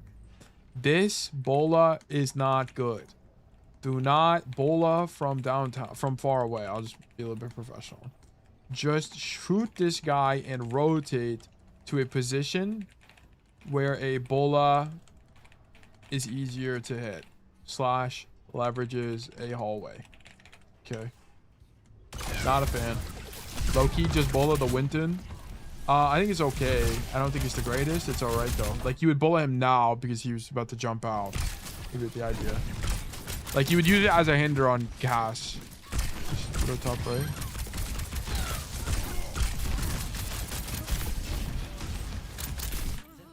Okay, this whole fight, you need to be, like, you needed to find the timing to be on this side of the map. Like, we need to be on this side of the map. A very important part of Overwatch. Be on this side of the map. Because you know what you could have done? Like, I guess I'll just do this. Ding. And then let me do red.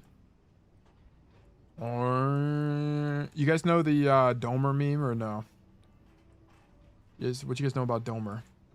Domer. Ding. Domer. Ding. Domer. I'm losing my mind. I'm sorry. you need to be on the extremity of the map as it stops enemy rotations like this Widowmaker. And also, you could think about doing stuff like, let me show you. Unk Domer is like a year old. Okay, at least you know what it is. You guys are actually Giga Unk. Well, I'm not referencing it as it being like new. I'm just referencing it as being a meme that was funny to me. Bola people from here, low-key, probably good and incredibly unexpected. You know what, Zeta? You need to leverage the fact that what you could do is like jump. I wish like Freya had like a float. She kind of doesn't. You could like, the right click doesn't make noise, right? So you could like come back here, right click to make no noise to get closer, then bola or something would be cool. Is 25 really Unk at this point? It is, bro. It's over for us all.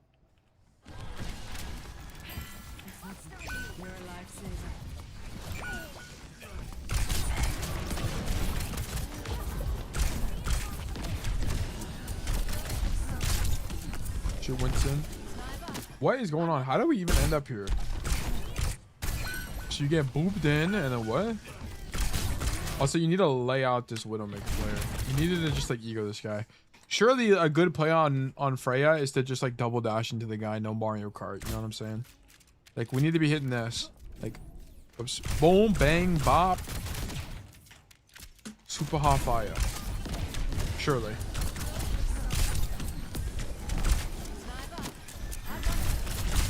All right, you got juggled by Gooch Ray. All right, life goes on. All right.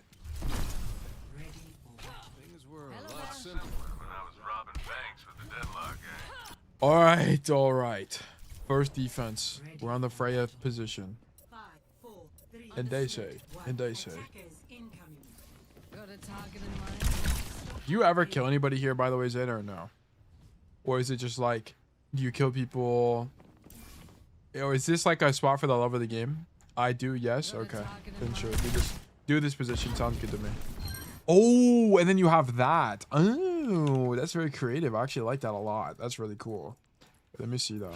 I never thought about that. So you start on this rock thing, and then you updraft to the Widowmaker spot. Bro, that's Emre. I'll put it all on the line. Guys, what's the best ship in Overwatch, and why is it Freya Emre? Why is it for Emre? Or Freja, or whatever people are saying. So you start here.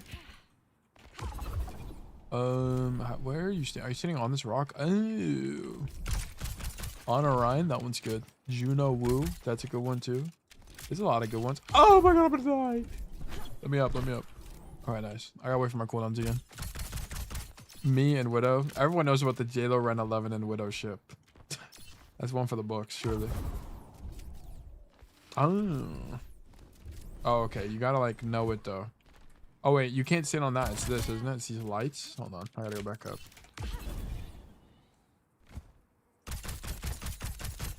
You know how much longer to have a baby yourself? Your clock is ticking, pal. You actually just got God Zeta. He ate you up. Okay, I'm up. And I'm stuck. Let me up! Alright, I'm just a noob, I guess, whatever. Okay, so first of all, Zeta, let's talk about why this side of the map is good, okay? It's because this side of the map is good because Freya is not good in this neutral, okay? From like 1 billion light years away, Freya is not good. Okay, so playing on this side of the map where you have these like weird map knowledge intensive flank spots is really good because all of this is close range, right? All of it's close range. And more importantly, the car is all the way back here. So the enemy team is going to be fighting for like this kind of space. Okay, they're not fighting this far yet. So playing here is appropriate. And then your idea, in my opinion, should be you hold for this space. Whoops. You, what is going on? Why is it not resetting now? Ugh.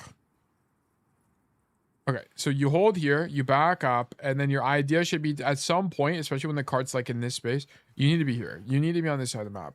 It's just way better. You can jump over these walls and two-tap people. You also control the most important lane on this defense and attack. Like, it's just so strong. So that should be like our idea. Let me actually illustrate that as like the course of action. Okay, do your rat play, whatever. I don't really care. Then back up to here. Then back up to here, then back up to here, then back up to here, kind of idea. And then let me illustrate the cart path. It's gonna be like boom, boom. Okay. Let me add a line. Okay, brilliant. Okay. You know what song's been stuck in my head? What do you guys know about Homer Let the Barts Out? Okay. I mentioned it to my friends yesterday, and then it has not escaped my head at any point. I almost wrote escaped. Play Freya on the right side of the map to control/deny space, given that the cart is in main space that is inaccessible for Freya. Then once the cart reaches the bridge, look to go to the opposite side of the map. You know what you could do for Zeta? Now I think about it. No. What you could do is once the cart gets to the bridge, you could do something kind of unique to Freya, which is like, you could, maybe you play over here still. Have you ever done this? Maybe you still play over here. And then your idea is actually to go deeper. Like, so you do this, and then you like updraft over and you do this kind of idea. Like, how are you ever going to die?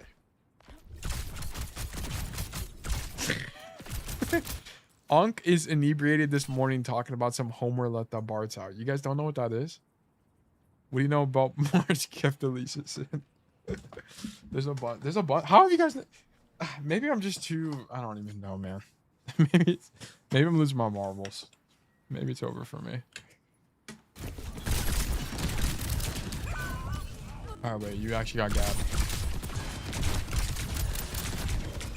Yeah, the only thing that kills you is the updraft, because it leaves you in the air for too long. You can't do anything. Once you updraft, you need to commit to this, and you actually need to dash right. That way you don't die. But it's kind of hindsighting. This guy just beams you like a callback spot, and you're done, Joe. Okay. I play aggressively because I didn't know my mercy left. What?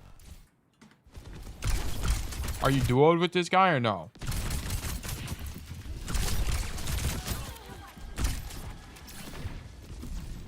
No solo queue? Okay, then why would you play for this guy at all? You should never play for your mercy unless you're literally duoed with the guy. Because like they leave all the time. Like this is what I've talked about this before. Like when people ask me about getting pocketed, like you can't play for your pocket unless you're duoed with the guy and you know they're gonna be with you the whole time, with some level of certainty. Here you can't play for like playing for the mercy is incorrect because you're not duoed with them. They can leave at any moment, and they do, right? Like Vami goes to, she actually gets stuck on the wall, and then she turns around to get a pretty res on Wu Yang. And then we get domed by Prometheus, the Kovacs player. Does it even look like from his POV? Bang! Pray it down. Yeah, I was incorrect. Yeah. Let's keep that in mind. I can't really make a note of that because it's like I don't even know how I would illustrate that.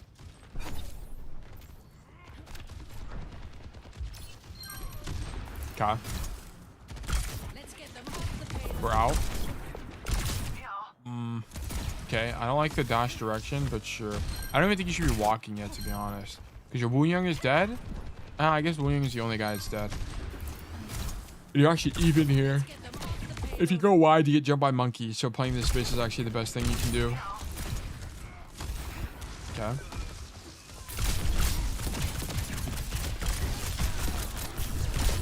No, okay, you dashed the wrong way. You shouldn't, like, once you take half your HP, your idea should not be to peek the widow. Boom, half HP. This is a dash away immediately into grabbing the mega. Oh, it's down. That sucks. Well, I don't like you taking the fight. Unless you knew the mega is down, you should be playing for this mega, in my opinion. Because, like, taking half HP, you need to get into cover. Like, either unswing or go for the mega, but do not play in the open because the chance of you dying is too high. You need to not die here. Okay. Like, instant reaction to taking 1 billion damage is leave or get cover. Instant reaction to losing half your health always needs to be use your movement CD to get to cover / go for a health pack / give space. Okay. Like, I don't want to see you like dash up. You're gonna die. Freya let the bolas out. Is that what that is? I should just like cringed. It's over for me. It's actually over for me. Shoot Winston. All right, yeah, we're down. Pray it down. I think here you need to break this guy's ankles. Okay. Updraft. Boom. Where's my updraft? Stall on the roof. YY shock charge cancel.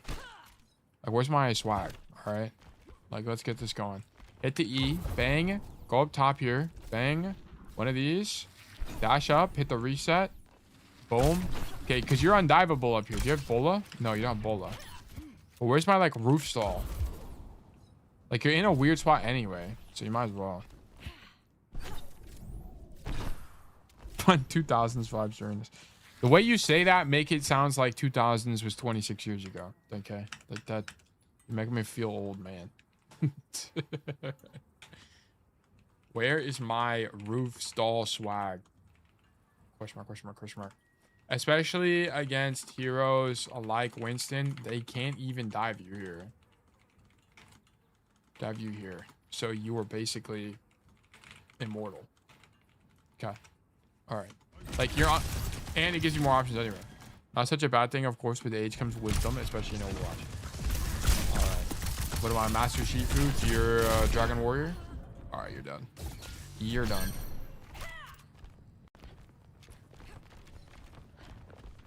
Okay. Winston shooters.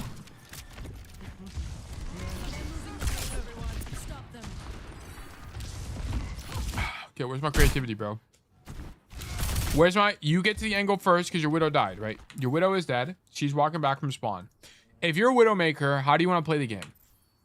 Okay. If you're a Widowmaker, I want to be like here and I want to shoot my gun. Okay.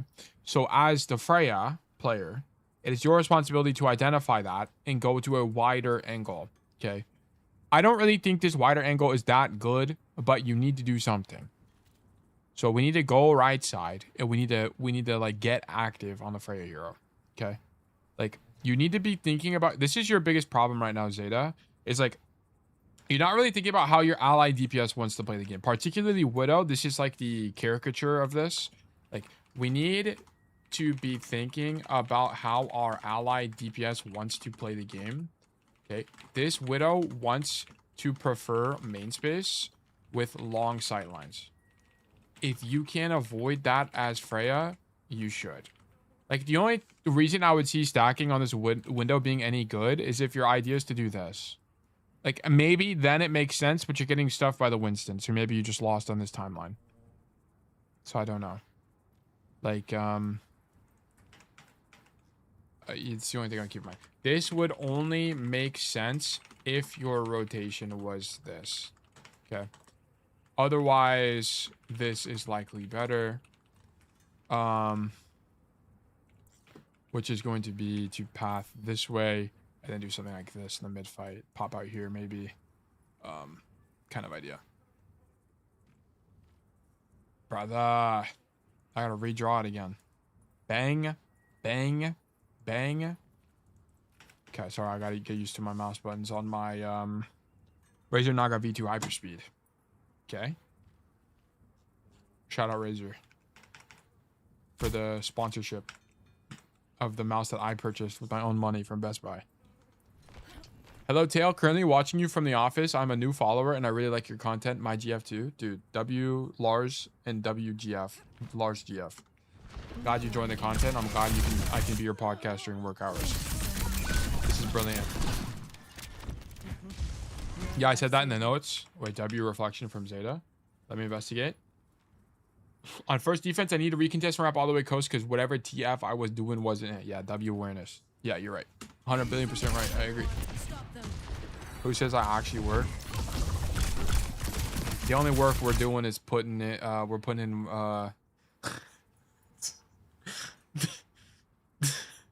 The only work we're doing is on the rank ladder, right? Am I right, guys? Am I right or am I right, guys? Working hard or hardly working?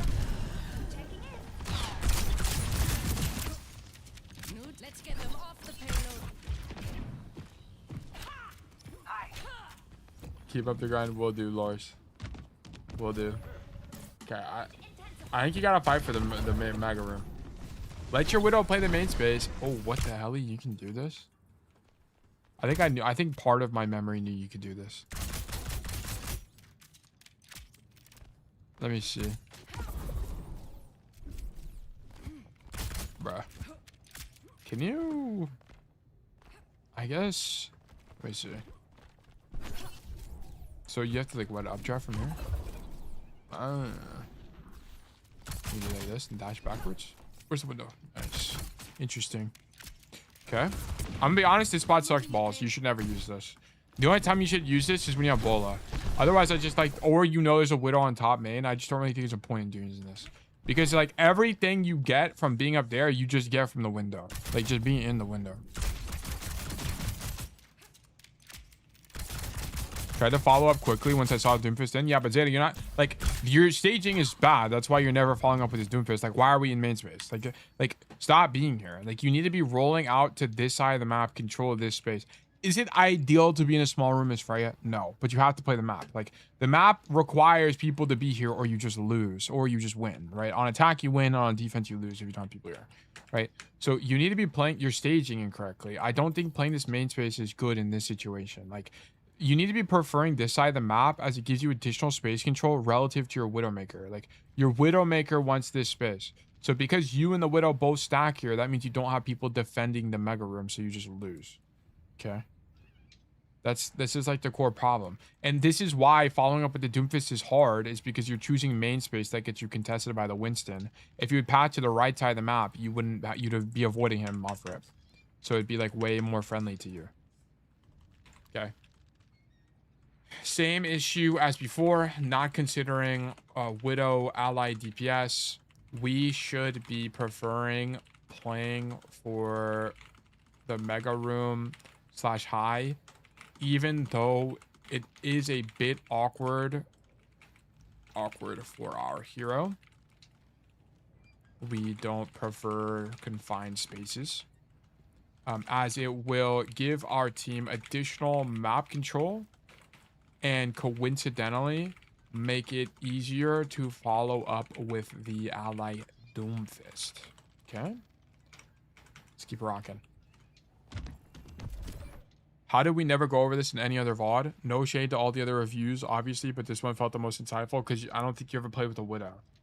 And like on maps like Flashpoint, I talk about doubling up all the time, but this is like something, the specific matchup, like with the like Widow, I talk about this more because it's a caricature. Like, Widow is a specific hero that wants to play one type of way, so it comes up like that. Like, you probably play with Tracers a lot, Genji, stuff like that, and because they have a lot more flexibility in their kit, it's less of a discussion, which is why it's never come up.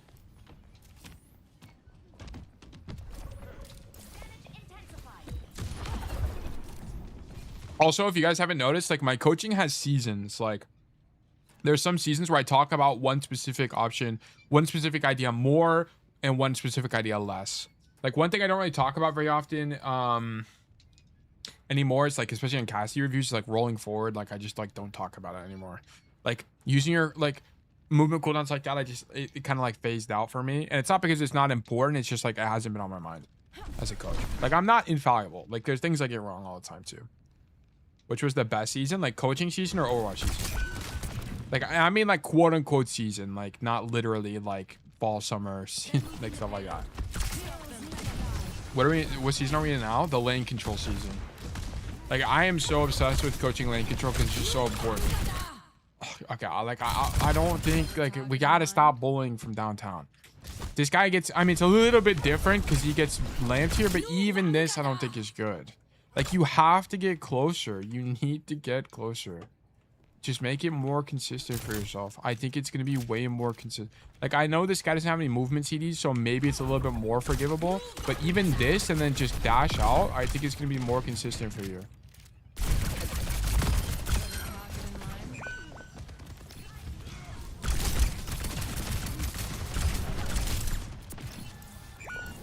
Okay.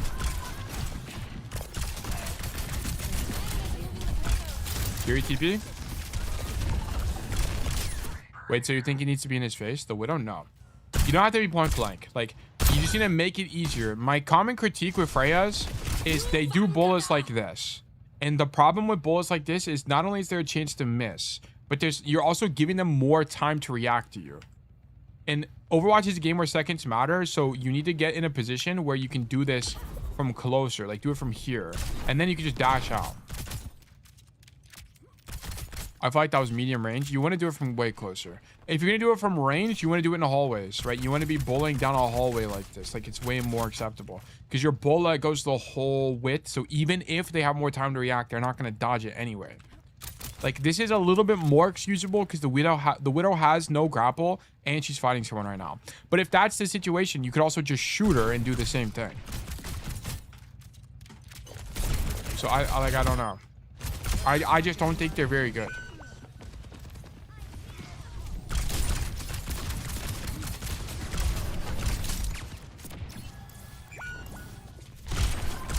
I actually like you not fighting the soldier. I think it's actually weaker to fight him.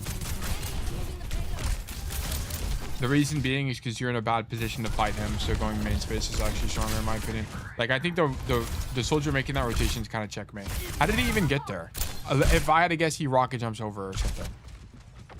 Oh, he did this play. Holy shit. Look at this play from the soldier.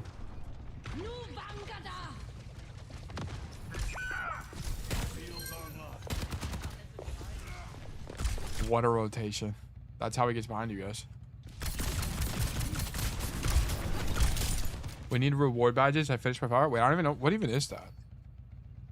Blossom badge. I don't even know what that is. Is that a Twitch thing? So I meant that I understood matching intentions, but didn't understand why it was hard for me. But now Spot has really explained I need to play for good map space first and be follow up accordingly. Like, I struggled so bad following up on Doom because my staging was bad.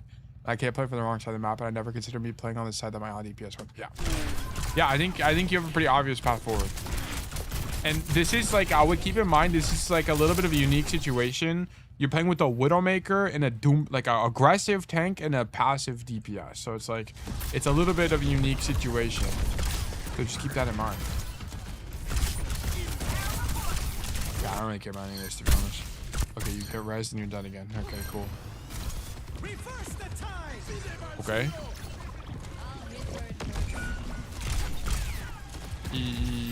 I guess you assume the point is lost. Yeah, okay. You were thinking the fight was lost here, so you didn't walk forward.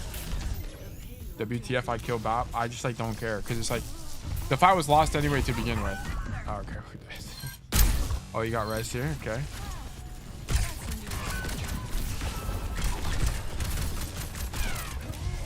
This I feel like egoing from this range can't be good. I think if you're gonna ego this Widow, you gotta be closer.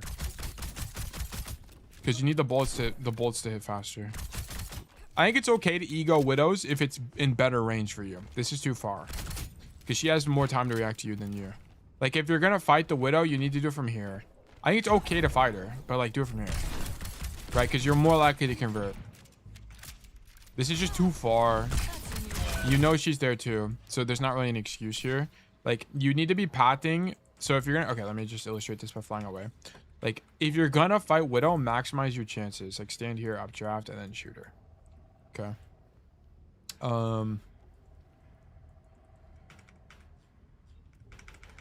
Where is this? Okay.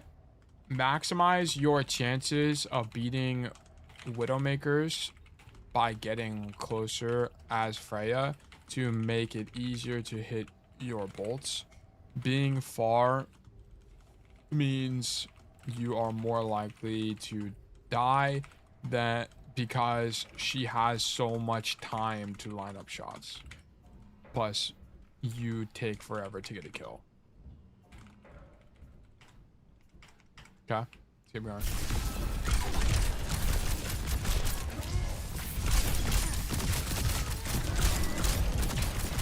Okay. Also, I don't think this side of the map is any good for Freya. Yeah, I was about to say. You want to be on the other side of the map, but you got rezzed, so it was like, I can't really say anything about it anyway. You just got rezzed and got stuck there. Yeah, you definitely want to be on this side. You just have way more cover.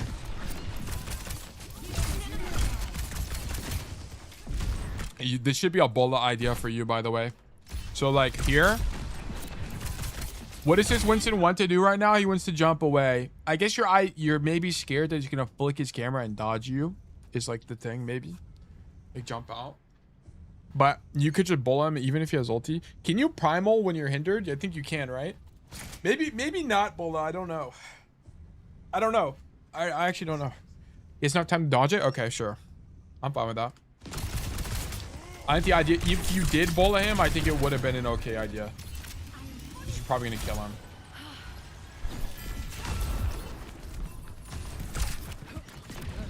Bola? Boom! Laid out. Actually laid out. Actually, these are the kind of bolas I love. I love these bolas. They're actually so good. Point blank bola. This guy's a 1 billion% that he's never killing you. He's literally never killing you. That's actually tough.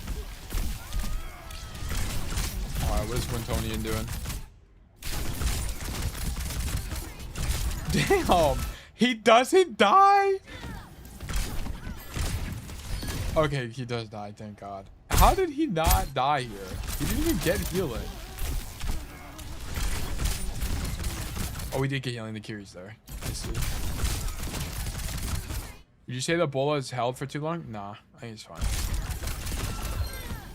The bola, if you're talking about the animation, it has a like a set cast duration.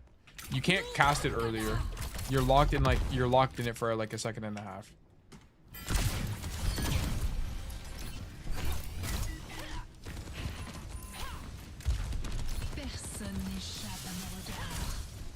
Okay. I'll hit where it hurts. I'm gonna be honest. Zeta, you might have wanted to peek this guy. I'm not even joking. I think you actually should fight him. Like here. I know he pops walls. Dude, I think you should have a little bit of swag, I won't lie. I think you should fight him. I think this is still winning for you, even with walls. I'm gonna be for real. Jump peek. I guess you're slow is kind of the problem. Who wants to 1v1 me? Who wants to 1v1 me? Can you join Zeta? I need to. Is there a Widow player that wants to 1v1 me? Is Simon here? Simon, can you join my lobby? All right, perfect. Let me get Simon because he's a Widow player. I would need both dashes, one to peek wide, one to double ball. I don't think you do, to be honest. Can't download or watch while in office, no problem. We're gonna get Simon. How many VODs are in queue? 0. I do it randomly after each VOD. This VOD's almost over. We've got like maybe 10 minutes left of this VOD. Each VOD is about an hour and a half. I take my time. We go very slow. We'll get Simon in here, and then I'm going to 1v1 him 3 times and see if I can kill him even with walls. I need to turn on heroes, general, spawn with ultimate. I think you win this, even with when he has walls. Maybe restart the match.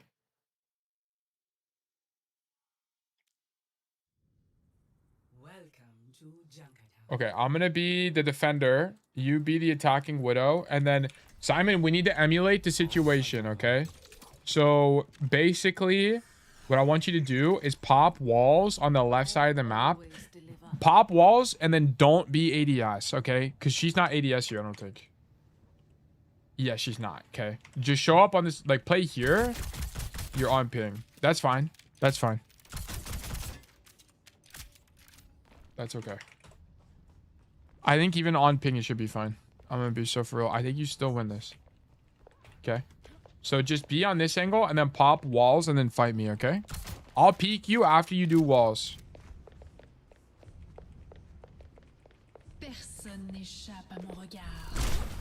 Oh yeah. Oh yeah, my ping is really bad. It's like not using the right click properly. Okay, wait for your walls again. Can let me kill you. Let me kill you. Let me kill you. So you can get walls back. Okay, come back. I don't think you die. I think the chance of you dying here is too low. I really don't think you're gonna get your head blown off.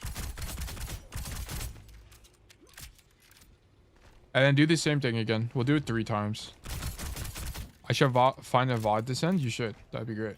We'd love to have you. I have to swing it with dash though? No, you don't. I don't think you do. I think as long as you jump, it's fine. Jump and then dash out with... Jump and then dash out. And this guy knows I'm here too. Which, like, Simon has an advantage. Yeah, like you have a lot of time here. I think it's gonna be too hard for this guy to kill you. And Simon's a Widow player too. Like, look at it from his POV. Like, if you jump the corner, you're fine. Like, as long as you jump the corner, you're fine. Because he's going to be aiming head level. It's the only thing.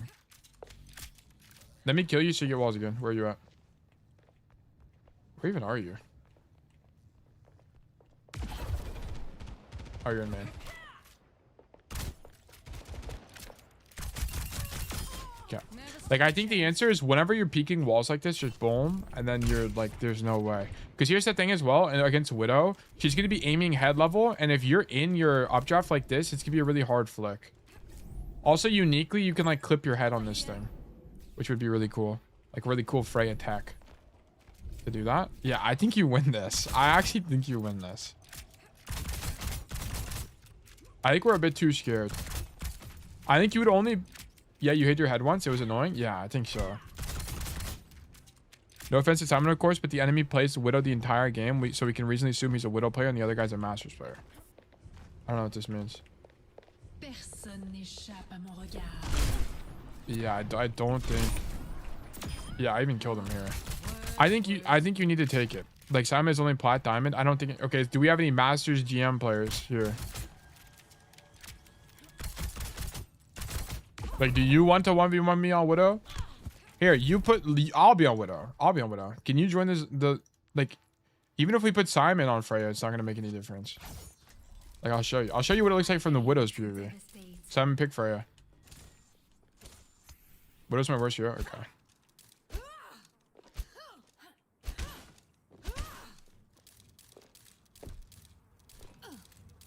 I had to walk over there. My bad, guys.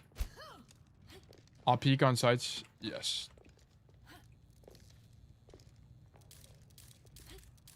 Okay. No one can hide from my sight.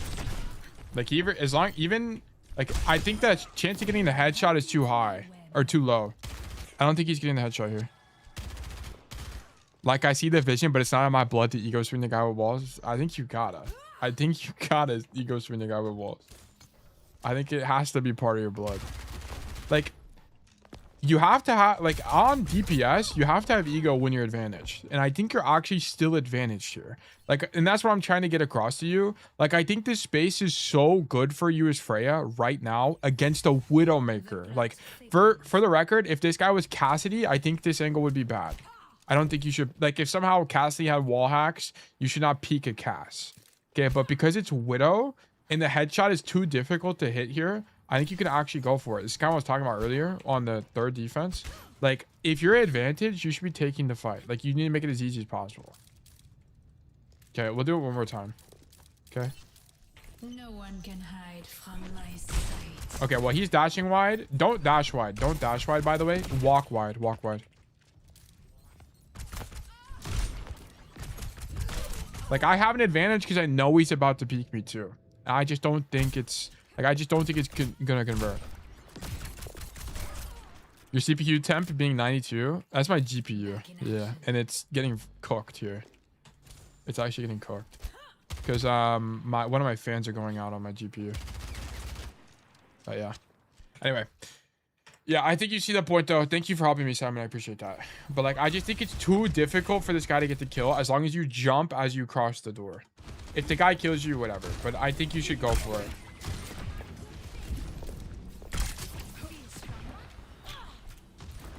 Yeah, my GPU... I ordered GPU replacement fans, but they don't come in for another week. So we're going to be frying for a little bit.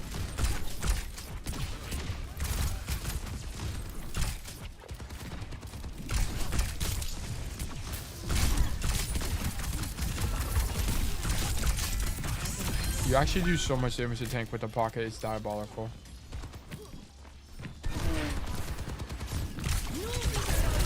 I actually love this bowler. I love this bowler. I love this bowler. These are exactly the bowlers I'm talking about. These bowlers are OP. They're actually so OP. Like, these guys are never gonna die. Like, you kill people all the time with this. Boom. Ideally, you would have, like, updrafted and done it in the animation. That way you catch them by surprise. Because, like, here, because you shoot first, they actually have time to react to you. That's the only thing. I kind of think you should just cast it.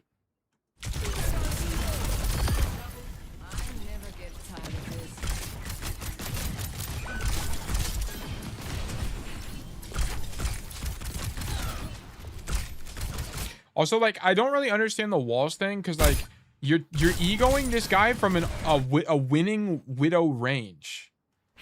Like, this is, like, the same thing to me. Like, I just don't... Like, this is disadvantage for sure. Like, why are we taking this fight? This is winning Widow range. And we're still fighting her. Like, she just misses. Like, at least when she had the walls, it was winning for you. Like, she just misses. Like, and these aren't particularly difficult shots either. I think this is better for Widow than the doorway. That's what I'm saying. Yeah, that's what I'm saying. Like, I actually don't think this is any good for you at all to be taking this fight. W ego. This is a bad kind of ego though. Like, this is not informed ego. This is my problem. Like we can't take these. Like, you just can't. You can't. And it's not like you're on attack where you have to push card either. Like, this has to be losing for you to take this fight.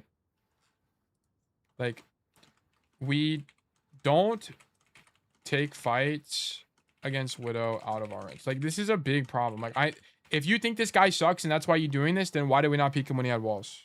It's like the thing. Like, I don't, like, your logic isn't really applying everywhere, which is why I'm not a big fan. Like, if you want to disrespect him because he sucks, then disrespect him. Sure. But I don't think it's a good idea, but commit to that. If you're going to swing the Widow, shouldn't you swing her with Tub Trap so she has to flicker across her upwards? Yeah, but I'm not going to get into the micro about it. Yeah, there's some micro ideas about it that we could talk about, but I just don't, like, I just don't think we should peek her at all. I don't think it's very good from this range. Like, I'll show you why. I'll show you what you should be doing instead. Instead of peeking her down main, we needed to find the timing to updraft up top and then just peek her from this angle. Like, you want to be peeking her from, like, this kind of angle. Widow's never killing you from these kind of angles. Like, you're on a high ground that's too unpredictable, especially when you're using, like, stuff like updraft. You're never dying here. Is kind of the idea. Like, we should be on the off angle, not down main. Like, Widow wants you to fight her down main. Be in positions like this. Widow wants you to fight her down main. Like, she wants it to be a fair fight, like, just shooting people from across the map kind of thing. Wait, did you make the lobby when I joined? Why is your lobby EU? It didn't. The ping didn't really matter. It just put us in EU, I think. I don't know why. But the ping didn't make any difference in what I was trying to show. Yeah. Like, why are we here? Like, why are we here? Like, you can match intentions with the Doomfist by being here. Like, be here, go here, dash back or something. I don't know. Like, we're in the wrong position. Like, it's also too hard to hit bolts here. You probably could have killed that guy. Like, here's what would have happened. Like, you would help the Doomfist from here. Then if you saw the fight was winning, you would drop. And why can we drop? We're playing Freja. We got updraft, right? As long as you don't use the updraft in the mid fight, you can just updraft back to the position. So it'd be fine. Okay. Let me draw this out. Where's my pen at? There it is. Boom. Boom. Then you can updraft back. Updraft back. Up. Okay. This is the idea. This is the idea.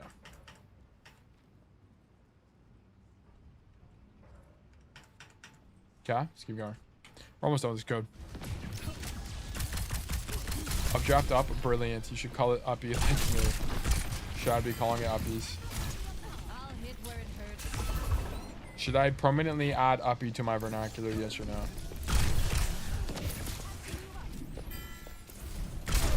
What? Zeta, what? This guy knows you're there, and he's already pre-aiming you, and you swing it. Like, this is losing for you. This is losing now. I mean, I actually kind of like the ego, but it's like, you know this guy's hard scoped on you now. Like, the thing about the Widow walls is you know she has to pop the animation, so she's not going to be ADS. Also, she doesn't know you were there. This guy's already hard scoped on you. Like, if you're gonna... I kind of like the ego to fight her because it's actually pretty good range for you, but you know she's ADS'd on you here.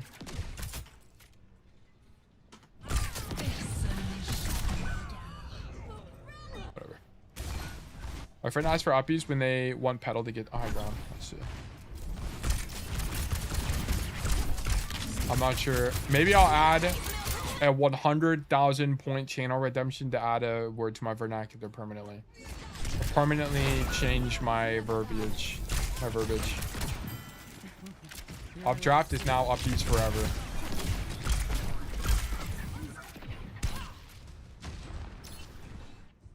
W vernacular pivot cut slop add uppies. This might be what's needed. Move on, Kadabra. I guess you think you're gonna die in the animation. That's the idea. Is there a pathing alternative here? I'll be honest, I think Freja just sucks on third point defense on this like back half. I kind of just don't know what else you do besides this. Yeah. Yeah. I'll be honest, you got cooked. He wanted you dead and you died. That's how it goes sometimes.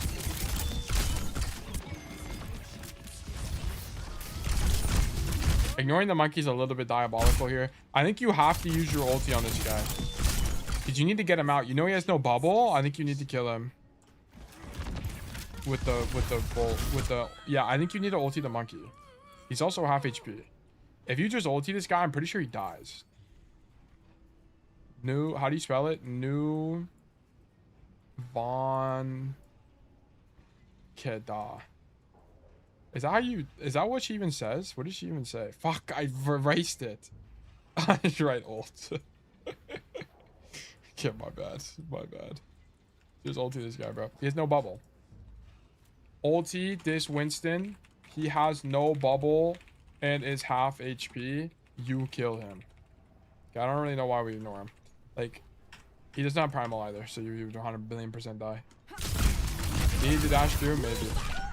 Oh, now you get obliterated. And now we're dead. Okay. Slam dunk code. Number 1. Primary issue. Number 1. You must be considering who your ally DPS is more in terms of the space they want to prefer playing. Okay. Someone like a Widow is going to prefer playing more open space, open long range space, meaning that they are not going to be able to control flank angles that otherwise would prevent your team from dying to flanks, basically, right? Like, is it optimal to play in closed spaces as Freya? No. Can she play in them? Yes, depending on geometry. Okay. If Freya can play in them and the map space is important, prefer the idea. Okay. Like, we consistently had weak staging this game against the Widowmaker comp.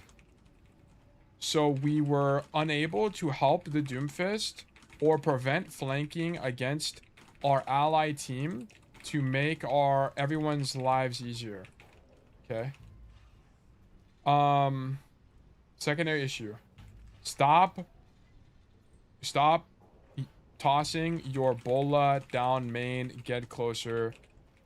I'm very confident it's better. Okay. Like, every time you do a bola from point blank, it kills a guy. Every time you yeet it across the map, it doesn't kill a guy. Like, I think there's a pattern here. Most of it, we just had a bunch of staging errors. Like, you're missing this, like, map control principle, and you're thinking too much about the enemy DPS matchup. You're thinking too much about the enemy DPS matchup into the Widowmaker and attempting to 2-bolt her down main. Okay. This is acceptable, but when you're on an off angle. If you 2-tap her down main, and she was looking at you the whole time, you're playing off of his mistake. He is losing rather than your play. You are winning. Okay, does that make sense? Like, it's because he sucks. He should be killing you, in my opinion. Secondary issues. We missed some, like, ideas to, like, rotate out kind of thing. Random bolas. You didn't commit for this cast kill, which didn't really make a lot of sense. You're not staging wide sometimes, and I can't really figure out why. I can't tell if it's because you're scared of the Winston matchup or what. You commit for the cast kill. I'll say, like, also as a secondary issue, don't be afraid to ulti over extended tanks. I don't think this is a problem you normally have, though. I'll just, like, add that as a side note. And then let's do...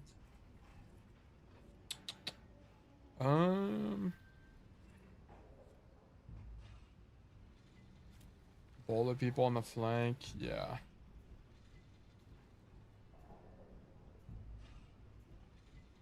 Yeah, that was kind of the core idea of this VOD. There's a bunch of other stuff, like you didn't take the Widow 1v1.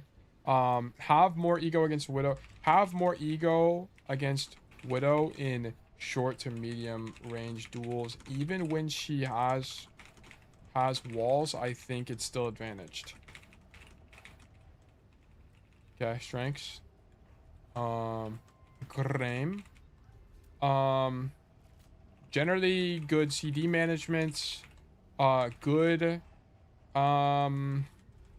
Never really ran into too many problems with CD availability.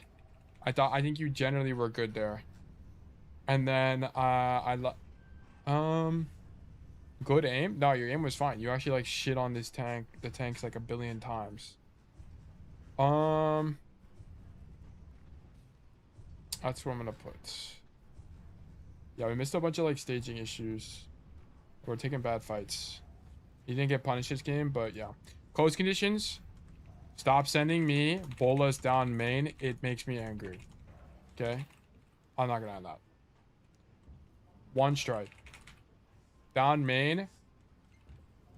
You should be able to intuit what I would constitute as good / bad. Okay, you need to understand this.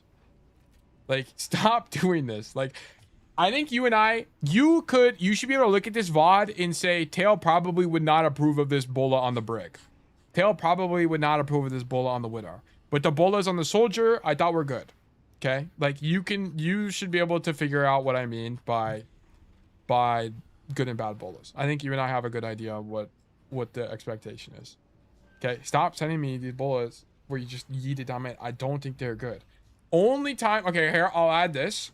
Only time I think it's acceptable is if you are countering some kind of ult or enemy tank has no movement CD. Okay, like that's it. That's all I want to see. So he should throw bola while 1v1ing a Widow from 60 meters away? Exactly. That's exactly what I want. Okay, alright, but that's it for this code. Thank you for the code. Verdict loser. Bang. Alright. Exclamation mark resolve. Exclamation mark new raffle 420. New raffle is live. If you'd like to get coaching from me, please do exclamation mark enter to enter the raffle. You can also do exclamation mark claim to claim a ticket to be more likely to win in the future. If you're not sure which command to run, please do exclamation mark coaching, as that command will elaborate on which command to be running. And we'll give you more information about how to get coaching from me. Okay? If you have any questions about it, don't hesitate to ask. Dude, you know what I could use right now? I wish I had like a loaf of bread. I saw Loaf Devourer's name and I was like, you know, I could fuck up like some sourdough right now.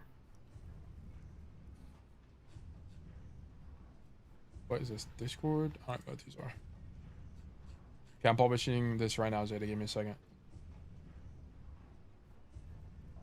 Bread and brie. I'm a big, like, when it comes to bread, what's my favorite? I think sourdough has to be my favorite kind of bread. I just like the texture. Like, have you guys ever heard of Shalotsky's as a restaurant? I guess more than half the world probably hasn't. Probably like 80% of the world hasn't heard about it.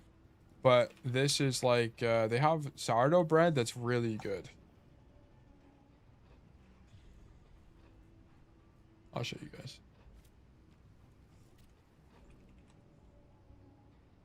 Take this. Okay, this looks really gross, but I promise you it's actually pretty good. Like this. It's like a sourdough bread sandwich, and it's really delicious. Like the bread, it's like very like airy. I don't even know how to describe it. Like spongy almost. Tail, how you think you can change image / GIF format in Share X? As far as I know, WebP takes up less space. Oh, interesting. I might have to. I'll look into that after. I'll add a note to my personal Obsidian.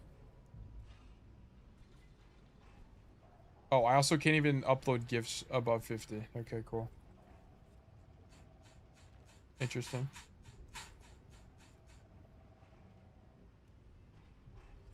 Let me grab this link. By the way, guys, if you want to get the notes from here, you can do exclamation mark notes, and it gives you the link to the Obsidian. Dale, quick question from yesterday's Gungeon Shion Junkertown review. I've been experimenting with holding closer positions, like on Dorado defense, holding close left. The problem is when they swap to dive DPS, they just ignore me and kill my backline. In that situation, should I stay close for pressure or take high ground so I can peel?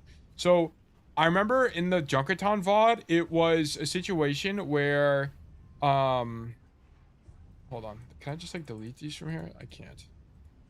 It was a situation, I'll have to look at it again. Hold on. Let me get this thing for Zeta. I need Zeta, Freya, Junkertown, boom. Here you go.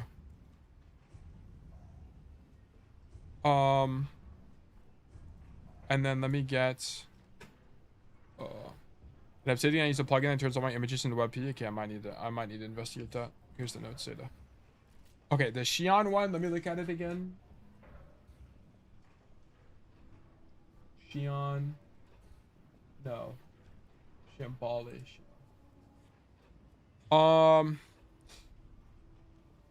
The problem is, okay, so the thing about what you have to understand is that when I was coaching you on this map, you were playing Xion in a map where she typically doesn't have a lot of options because she's just outranged or the map geometry doesn't let her do anything, right? And like the Dorado you're talking about, I'd have to see the code to genuinely know. But typically what you do on Xion, like the gameplay loop, is stand main, shoot your gun, and then bike to an angle. But that's uniquely not very possible on Junkertown, which is why I coached you the way I did.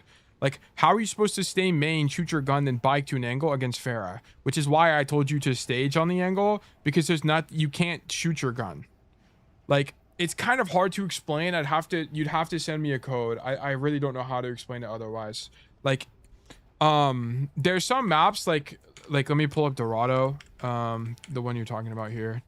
Settings, maps, none. Dorado. Like, whenever, are you talking about on defense or on attack?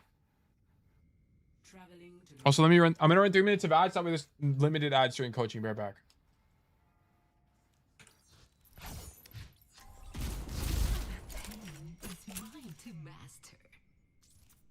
Oh, Soup Mellow's not subscribed. Fuck. I gotta wait for 3 minutes now.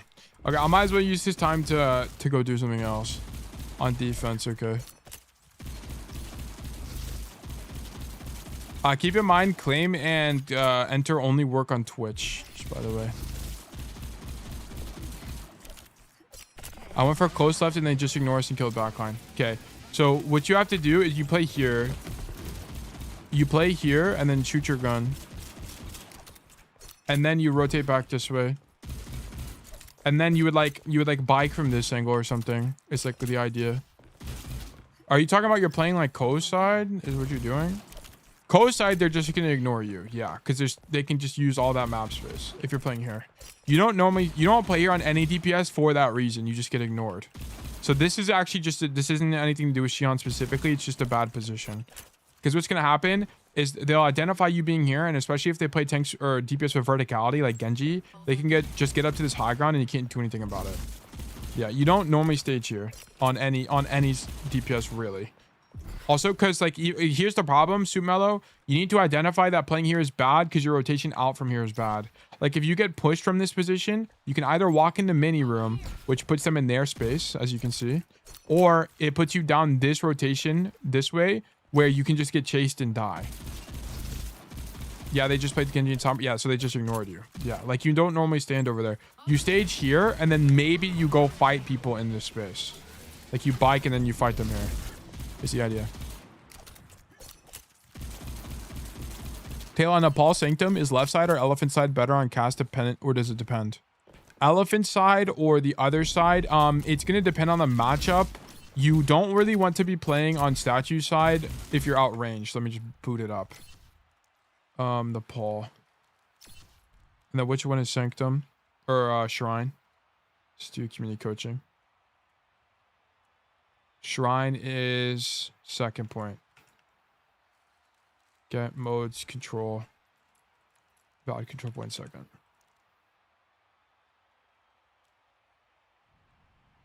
Okay, so typically what you do on cast, on Shrine, there's a bunch. Shrine, you have a lot of options. It's really going to depend on the matchup, but if you roll Shrine first, you can kind of do whatever you want. you have to, if you go right side, this is gonna be more contingent on range. So like if they're playing things that outrange you, you don't really prefer this space that much, because this can be a really awkward fight sometimes if they don't match you on the staircase. Like what good players will do is they'll like start wide like this occasionally, and then it's really hard to fight them as Cass, so you kind of just lose the duel. Also, if they're playing tanks that can take this space aggressively, you'll have to back up early. It's okay. Like, it's still playable. It's still like, you can never really go wrong with the staircase. Like, if you're not sure what to do, staircase is probably fine most of the time. But in situations where I'm outranged, I like to come this way and open up this angle with the idea of continuing the rotation and working some kind of flank like this. Because very often you can catch people, like, behind this pillar and kill them. Okay. But yeah. Also know this roll tech. W roll tech here. I'm gonna get it first try, surely. Onk still got it. Onk still got it. Okay, I'm gonna be right back real quick. Grom, congratulations. I should have done this instead of yapping, but I'm gonna run an ad, or I'm not gonna run an ad. I'm going to put up some stimulation on screen. Wait, that's sick. Go ahead and run exclamation mark roll tech for all the best roll techs. Actually, you know what? I'm just gonna run the roll tech video. What the fuck? Oh, I thought this was new UI, but it's just some guy's thumbnail. Roll tech. If I just look up roll tech, does it pop up? Holy shit, it does. Cassidy has more verticality than you might think. My name's Tail, and I'm a champion Cassidy coach. Today, I'm going to show you every roll tech and jump spot that I use to get on top of and across things. Has more verticality than you might think. My name's Tail, and I'm a champion Cassidy coach. Today, I'm going to show you every roll tech and jump spot that I use to get on top of and across things I probably shouldn't be able to. We'll start with the tech tutorial, then quickly run through every useful and consistent spot that will help you win more games and climb the ranked ladder. Let's get into it. All right, guys, let's talk about roll tech. So to actually execute a roll tech, you need to use roll, essentially a frame, a single gameplay frame after you jump, like basically instantly after you jump, okay? You want it to be after your jump input, because if you don't use it after your jump input, you're going to roll on the ground, okay? And that's not going to work. If I stand on top here and I just roll, like jump roll, you can very clearly see that I only move basically horizontally, right? I don't gain any verticality at all.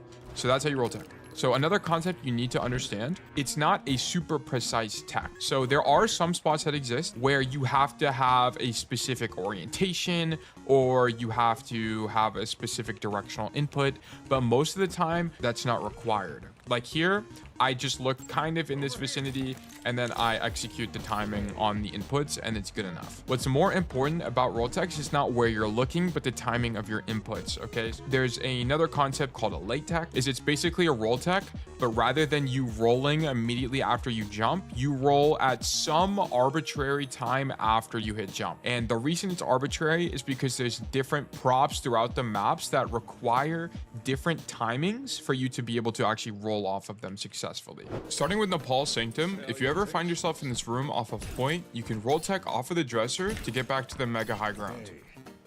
And on Shrine, you can roll tech off of these pillars on the side of point to get to the high grounds as well. On Ilios Ruins, you can jump on these bricks, jump up top, roll across, and then jump across again to set up a really good high ground angle for the mid fight. This is really good against dive comps. You can also roll tech off of these bricks on point to get back up top. This is precise, but you can roll tech off of these planners on Lighthouse to get to the high ground. This is really good for staging.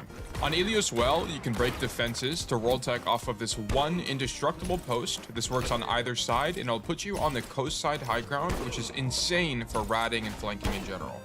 On Busan Downtown, you can roll tech off of these planar boxes to get up top on main. You can also late tech onto these ledges on the side of point if you ever get stuck. You can also jump on these tiny planners on the side of point to get to the high ground without having to use the stairs down main. On Mecha Base, you can roll over the walls next to the minis on either side of the map. This cuts down on rotation times when you come back from spawn. You can get a really strong flank on Drum on Sanctuary by jumping on the statue, jumping across to these trees, and then jumping across over to the mega area. You don't need to use roll at all. If you ever get stuck on point on this map, just know you can roll tech up these walls. It is not a late tech, it is a roll tech. Wait, I sound so different. Arguably the most important roll spot in the entire game. You can roll across the gap on Legion Garden. This is fantastic for flanking as Make well sure as your watching initial Lars. rollout out of spawn if they're not playing dive comps. And while we're here, make sure you know you can jump up these rocks on the side of point. It works on either side and is only really good to rat. On New Queen Street, make sure you know that you can roll across to the main high ground from either side. It is a little bit precise. Although a little bit inconsistent, this spot on Esperanza is really good and works on either side of the map. It'll let you sound roll back depressed? to the main high ground.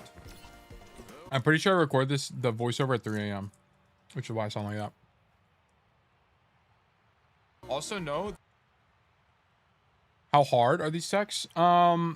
If you know how to roll tech, it's not that hard. that when you're coming back from spawn, And that's why I included them, because they're not that hard. The only hard one is on Dorado. We'll get you there. can jump on this box and roll across. The only one that to like get to the high I ground can't get from the 90% spawn of the time side. is the Dorado one. Another must-know spot. You can This one I rotate get off every time. Like this one on Costeo, for example, is extremely the high important. You ground have to know from this one. the spawn If you're a side. cast player, you Another have to know this. Snow spot. You can roll tech off Essential. the statues inside the mini room on either side Yeah, of very Coliseum. good. On Dorado, almost every hero in the game can just straight up jump to the high ground, but this spot is difficult and inconsistent, so instead you can look at this spot on the wall to roll tech up This one's top good. and get there consistently. And on second point, make sure you know you can walk along Like, I can this get these ledge all, to like, roll to the 70 other to high ground. 80% You can of the also time. jump. This is the most difficult spot. This one is the hardest one to do in the entire game. This one is really good if you could learn it. I just didn't spend the time to learn it. I've recommended in the video, but you can roll tech off of this little pipe thing to Yeah, get to the top of this third opens up a lot of playmaking for Cass if you can do this one. recommended in the I swear the Dorado one is RNG. I tried it so often, I never Video, get it. Yeah, but you- it's really you can hard. roll tech off of It took me, I didn't show you guys, but I did this tech. I tried it for like 15 minutes or something. this little to get pipe it thing to get it one the time. top of third point high Like, it's ground. really, and you would On never really Junkertown. do it in a game. First, you can roll tech off of this sofa to get back up to the high ground. You can roll tech off of this gear to set you up for a flank on first attack. And you can roll tech off of this storage tank to get you back to the high ground if you get stuck. This one is really good on the storage tank. On second point, you can jump on these boxes and roll Liquid across to storage. get back to the high ground if you fall off. On third point, Junkertown, This is you just can a jump jump on spot, these yeah. machines on either side of the point to get up top. It's doable on pretty much any hero in the game outside of tanks. Must know. On Rialto, you can roll tech off this planer on first This one's to get really up good too. top. On first point, Route 66, you can jump up this rock Um, to save time on rotating up the train. So I did learn that there's actually another roll tech on Route 66 as well, where you can just roll tech up the whole wall, which I didn't know was a thing. And if I knew it, I would have spent the time to learn it because it's actually pretty good. Let me show you guys. Your Alto one is a must note. Yeah, it's really good. The thing about Cass on the Injunction, is he good? I think he's okay. I don't think he's that strong because there's not a lot of flanking that's good. Like the train flank isn't really that strong, to be honest. You can roll tech up this, by the way. How long did it take you to make that video? Like 2 weeks. Yeah, you can just make it. This is super good. If I knew about this one, I would have added it to the video as well. But I didn't even know it existed. It's pretty good to do this. Because you skip an entire, like, stage. Oh, yeah, I do this one? Yeah, this one's really good. I like it a lot. It's relatively consistent. You do it off, like, this side of the rock. That's strong. Yeah, it's really good. It's really good. And this one, but the most important one on Route 66 is the icebox. This one is for sure the most important one to know here. This one. I didn't even make it, but yeah, you can make it up top. Here, I'll just show you this. Isn't the bottom tunnel a better path? Yeah, but most of the time, yes. This is really good, and then there's this one that Speed found. I can't get this one consistently, but it's also good. If Speed says he can get it consistently, but I can't. I don't know why. But you can roll tech off of this window to get up top here. It's like you line up with this, and then you do it. Found on one, I could roll to get you high ground from second point. From defender side. Yeah, if it's hard, then it's like not worth learning. Yeah, here, see, I made it. This one's pretty good too. I would have probably put this one in the video, but I didn't know about it. We discovered it too late. We'll finish You watching can this. get on top of gas station by rolling off of this ice box. You can also do it on the other side by rolling off of this dumpster. On second point, make sure you know you can walk along this ledge to get to the opposing high ground. Yeah. And make sure you know that you can jump to the other side of this high ground by just looking at this ledge that pops out. You don't have to use roll. Also, everyone doesn't know about this. Make sure you guys know this. This is important. Knows that you can jump on these boxes to get to this high ground flank, but make sure you know that you can also jump on. You can also jump on that box. By an arrow to get up top. Yep. Make sure you know that. Please make sure you know that. Very important. On first point Gibraltar from this main area, you can still roll do to this on the high rework. ground. On second point Gibraltar, make sure you know that you can roll off of these blue boxes to get to the top of the shuttle. Make sure you know that you can jump up this forklift. Wow, old pretty Jib was much so any bright. hero, Holy but moly. Cassidy can also roll tech up the forklift to get up there faster. On Shambali first, you can. Wait, what? Did I miss a trend? Like, why is my transition not work there? Faster. On Oh, I used a different. I didn't use a whip pan. I Shambali remember. first, you can roll across to the mega room high ground. You This can is also also roll a on these must know. pipes on the right side of cart to set you up for a better angle during the mid fight. On third point, if you ever get stuck on the mini side of the map, you can late tech onto the high ground without having to rotate up the stairs. Yeah, this is really good. This is a must-know jump spot. Make This sure is you know you also- can yep, jump on these little yep. fins of these windows to get up top and set you up for a really strong poke angle on second point defense. You can do it from either side of the glass. On the other side completely, make sure you know you can jump on this water faucet to cut down on rotation time to get back up to the high ground on second defense. Yep. If you want to jump on second attack to the other side, you can also do that by jumping on the fins of this window, or you can get on this little ledge here and just jump on the wall. Yep. On third point, you can roll across from these stairs to this ledge. Have to know this. On Numbani second, you can roll up the bus for a good mid-fight angle. I shouldn't have included this bus. I use this bus maybe once every 20 Numbani games. It's very On rare. third point, you can roll across to the I right shouldn't have side included flank it. by either using the stairs or you can just lay tech right against the wall. On Eichenwald, this is a little bit precise, but you can line up against Yeah, the it's wall just the to only roll tech I do on roll Ike. tech to the top of castle. On King's Row, you can roll tech off of this trash can. It is precise and will take practice. Yeah, this one on this King's Row tech one, off. you have to time it with like Line up when against you the wall to roll walk tech up to the top of curb. castle. If you do it too early, you King's won't Row- get it. And if you do it too late, you just roll into the box. Oh, you can roll tech off of this trash can. It is precise and will take practice. On Para-ISO, if you This ever one is flank good. on first defense, you can roll off of this pillar. Our third point Para-ISO, you can roll across from these stairs to this box and jump to set you up for a high ground angle on the This left one's side. also really On good. first point Blizzard World, you can roll tech off of this hay bale here to get to the high ground. And alternatively, if you don't want to use the hay bale, you can roll tech off of this box here to do the same thing. First point, also know you can jump on these boxes and roll across to get on this side angle. And just make sure you know that Yeah, you nobody knows you can jump on these barrels to get up here. can jump on these barrels to do the same thing from the room itself. On second point, you can jump up the side of the tank by rolling on the leg. It's really good for poking Yeah, on having the using attack. Deadeye from your show. And on the other side, on defense, you can just jump up this rock, no roll needed at all. Jumping And map on knowledge. third point, you can roll up this wall to set you up on this high ground for a good mid-fight I think it's the angle. last one. And right? that's it. Yeah. If you learned something new, don't This forget used to to be like the outro I had on every video. the video and subscribe to help support the channel. You can also join my Discord. All right. Cool. So we're so back. We're energized. We're electric. We're looking good. Let's get into coaching. This VOD is from Grom. Where's Grom? Here he is. Oasis. I haven't played Perry Zone 4 seasons. Yeah, I'm played in a while. I just play the game vicariously through you guys by coaching. Perry Zone's popular meta range. Yeah. That's why on Blizz I hit so many Deadeyes on. It's good. It's good. Yeah. Alright, so. Grom. -9. -11 Delta on Soldier. Okay. We're playing more inconsistently. Okay.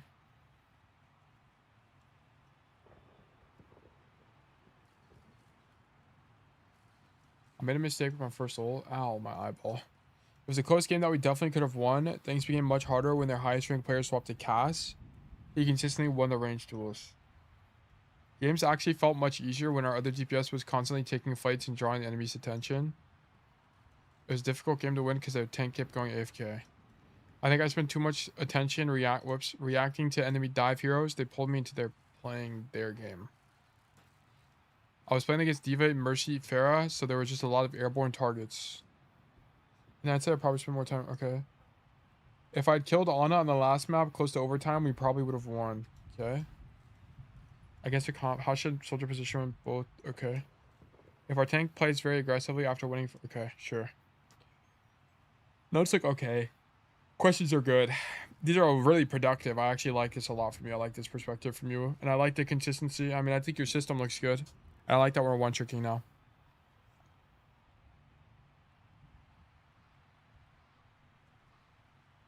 I thought Grom Delta on Soldier was like 20 billion. I think you're thinking of Koopa. Tough games I've had recently. Got second plat 3, no problem at all. Okay. Usually I want to review games where I felt like I played well but still lost. This is one of the games where I felt like I was the weakest link. Wait, I forgot to record. My bad. Okay, today's VOD review will be as Soldier on Oasis in Platinum 3. Usually I want to review games where I think I played well but still lost. This is one of those games where I felt like the weakest link. Everyone else seemed to be playing well, but very little work for me. I felt threatened by every enemy hero, and it became difficult to keep track of everything happening around me. Okay. Even so, we still had a chance to win. And I'd like to understand what I could have done better to win games like this. I think one of my mistakes was hesitating in key moments. Also, it felt like the only way I could create real value was by threatening their backline, but maybe there was other good ideas and opportunities. Another issue was that the enemy swapped heroes frequently, especially their tank. I didn't always notice the swaps right away, so I was slow to adjust to the new threats and key cooldowns. Question: how should Soldier position when both teams have a mix of fast dive and slower poke heroes? Should I stay closer to my supports, help them survive, and play a safer playstyle? Or is it better to leave them on their own and play with my tank and other DPS to pressure the enemy backline before their dive heroes can get value? Typically, playing at the back of the map is not that good on Soldier because what ends up happening is, if you think about it from like a map geometry perspective, what happens is something like this. Like, let's act like this is Oasis City Center, okay? So it's like the big thing on the side here. There's the staircase that goes to the outside lane like this. Let me just draw it out a little bit. This goes out to, there's a mega here. Then there's like a doorway here, mini. And then it's the same thing on both sides, okay? Mini, whatever. Like, imagine that this is that point, and then this is the high grounds. The problem is if you stand at the back of the map as Soldier, like you're here, now you're flankable from both sides. They can take both lanes and just kill you. So typically what you do is you're going to prefer a lane, but the only problem is there can be some matchups where you just outright die. Like, staging on the high ground can be better because now you're preventing this flank from even happening, or staging aggressively like this and running backwards can also do the same idea. Like, you'll control more map space. So we'll have to look at the specific situation because I'm not entirely sure what the problem is, but it could be a number of things. I had plus 23 Delta on Soldier at some moment. Yeah, also keep in mind, Grom has had his spreadsheet for a long time. He's at 549 games played. Grom, what rank did you start? I actually don't even remember because this only shows the last 30 days. I don't have the Delta from start. My biggest problem is multiple dive heroes. Yeah, I think full dive counters Soldier. Whoops, I almost copied Grom. PBN. Eve game, yes. No, this is my... I guess I'll see what map we start on. Beba. Oh, okay, see. Let's do... That's the custom... Where is my instance? Here it is. Your career profile, history, replays. Gold 1. When I joined the server, I was gold 5. Okay. Yeah, so we're still up, right? So, like, I mean, this is still looking good. Ready for battle. Grom. Okay, we're on University first. Okay, let me see. Which map is University?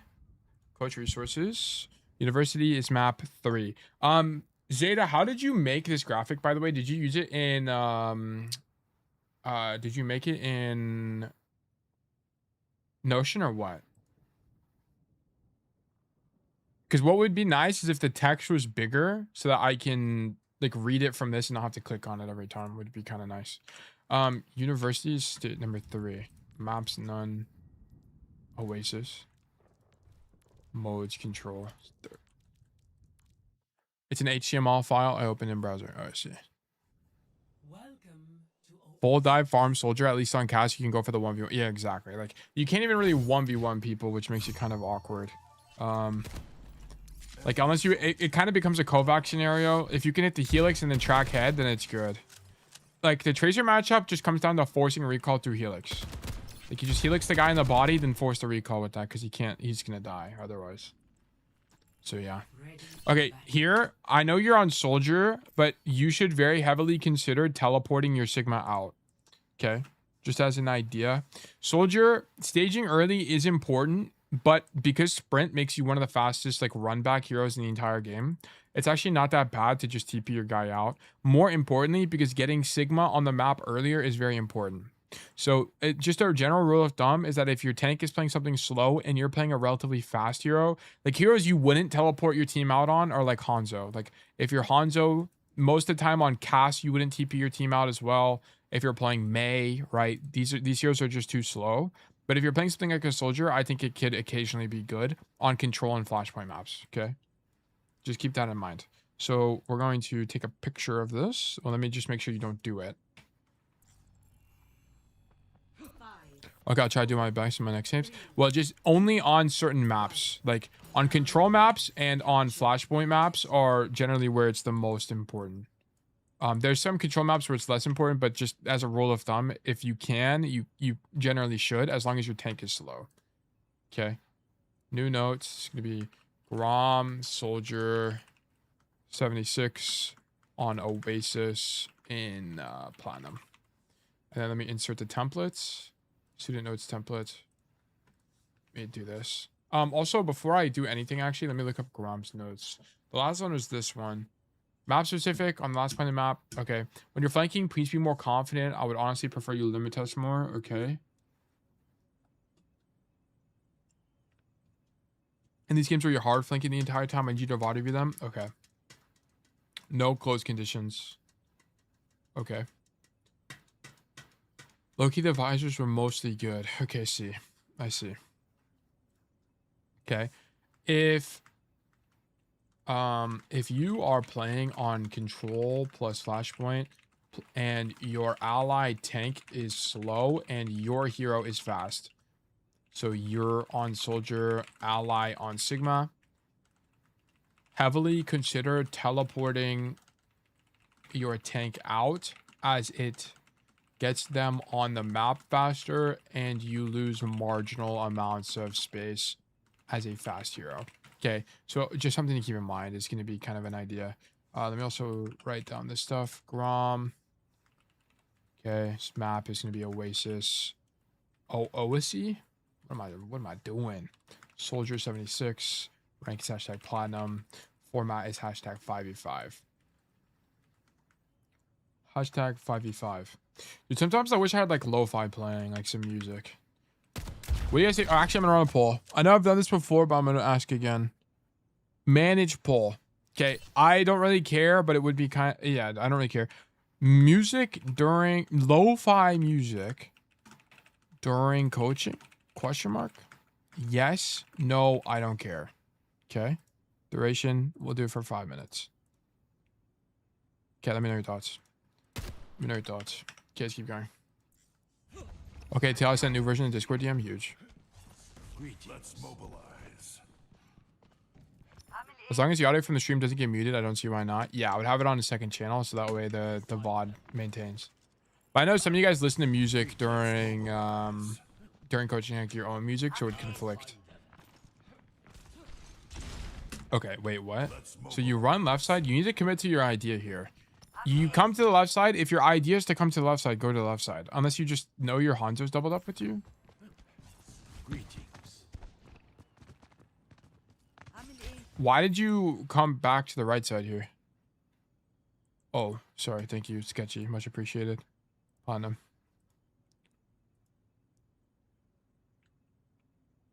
What's the rationale for this? I don't really understand. Because like the idea, which generally I wanted to check who they play.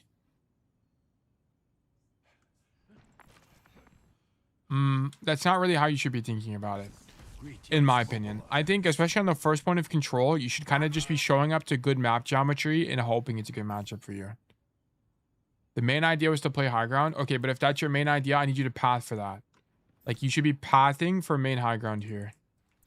Because now you risk having bad timing because you just took unnecessary pathing. Like, you want to be here as early as humanly possible so you have the greatest advantage as possible. So you need to commit to an idea. Like, you don't really see, like, it's going to be either path left or path right. I kind of don't care what you do, but commit to the pathing.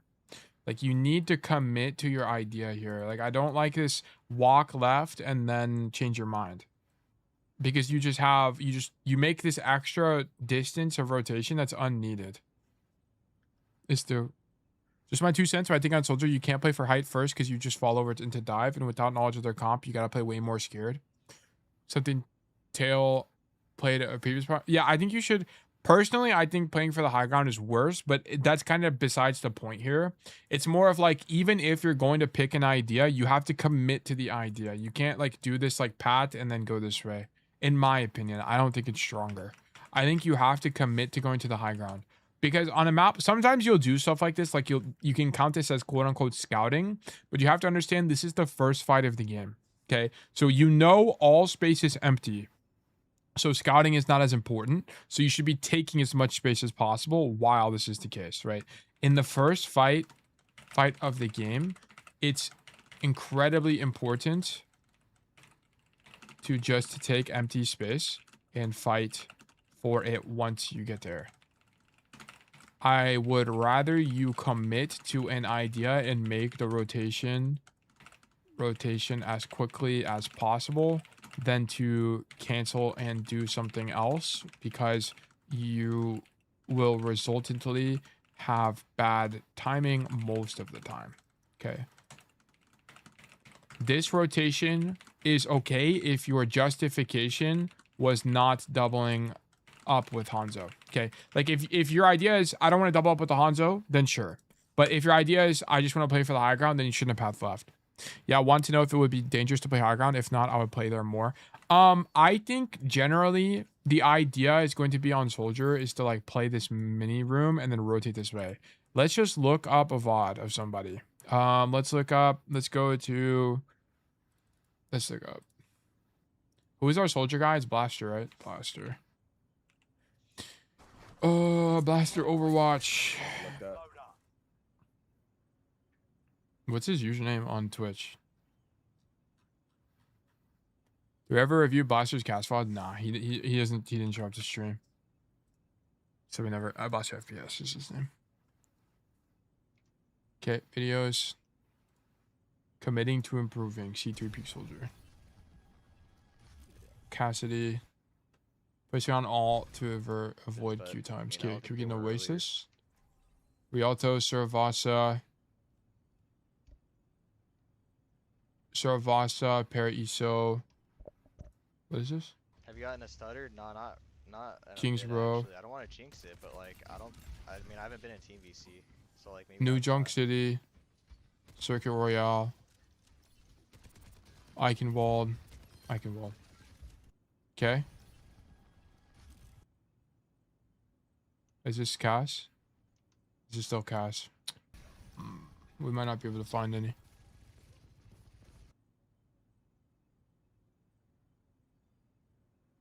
Helios.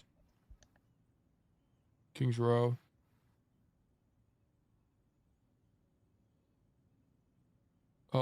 Circuit Royale. Kanezaka. Neon Junction. Petra. Circuit Royale. Okay, we're going to use YouTube. Okay. Soldier 76 Oasis. Jake, no. What 3,000 hours of Soldier 76 looks like. No, thank you. Champion 1 Soldier AZ. Oh yeah, I forgot about this guy. Okay, AZ. What's this guy's Twitch? I guess I'll just go to his channel. Twitch, AZ forever. Okay. Okay, bro. All right, no VODs. Unfortunate for us. How am I supposed to learn if there's no public gameplay, guys? Come on. Oh, wait, look, it's me. Oh, look, it's me again. Any other soldier players? Craggy, unranked to GM, he played Oasis. Okay, I mean, I kind of want like a soldier OTP though, not like a guy that's playing soldier. Is the thing. Just guess? No, we gotta... Look, you guys have to understand, sometimes when you're trying to learn, it takes effort. You can't just like cop out and be like, oh, it's too hard. Like sometimes I will do that if I know it's like too specific, like finding Freja VODs is gonna be too hard. But if it's like there's enough soldier players to like figure it out. Like maybe Lols to Troll. Did Lols to Troll ever do like an unranked GM or anything, or no? Did we ever get one of those? Okay, he made a bunch of OS videos. And I don't think he's streamed in a while, right? Lols to Troll. ChatGPT is trained on all the world's knowledge, surely. What to do on Soldier 76 University? You might be up to something, Zeta. I feel like ChatGPT has mind controlled Zeta, unfortunately. He's been mind controlled. He's now a ChatGPT operator. He's a hollow shell with an AI mind. Maddie Overwatch, maybe? Maddie Overwatch is going to... I mean, unironically, we could probably see what Maddie Overwatch does, and he's probably close enough to the right answer. But I don't even think he's played, like, Overwatch recently at all. What is this? I don't even know what game that is. Blizzard World. Also, he plays 6v6, I think. Yeah, we're not going to want this. We want 5v5. All right, I'll look for like a few more minutes, and then if we can't find anything, we'll just give up. Soldier 76 Oasis. Let's do filters this month. Cheating cast on enemy team. Raw DPS ranked. Gameplay.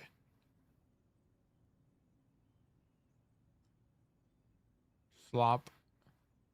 What the hell is this? Have you guys seen the... Every time I read, I see the word slop, I think of...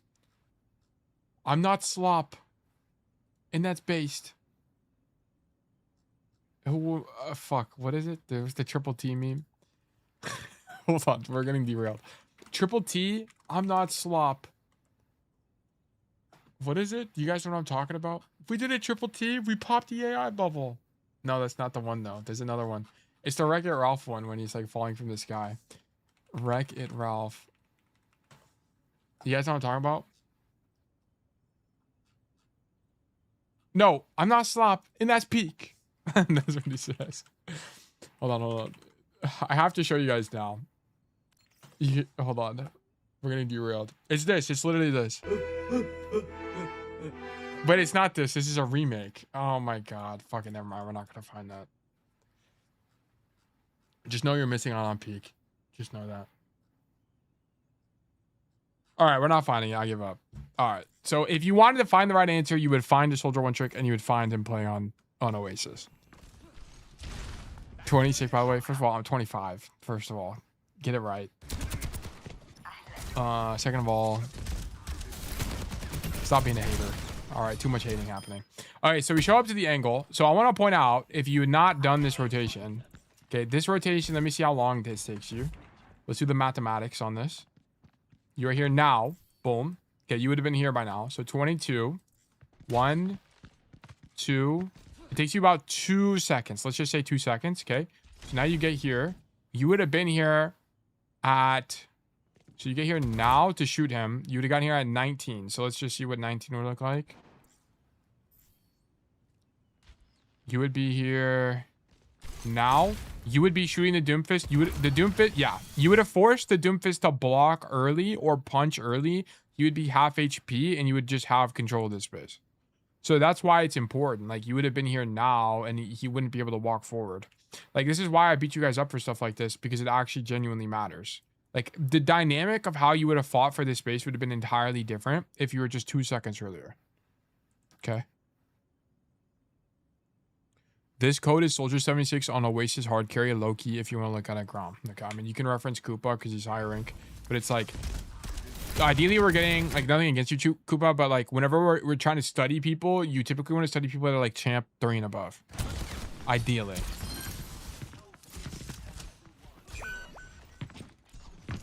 Good. Oh, okay.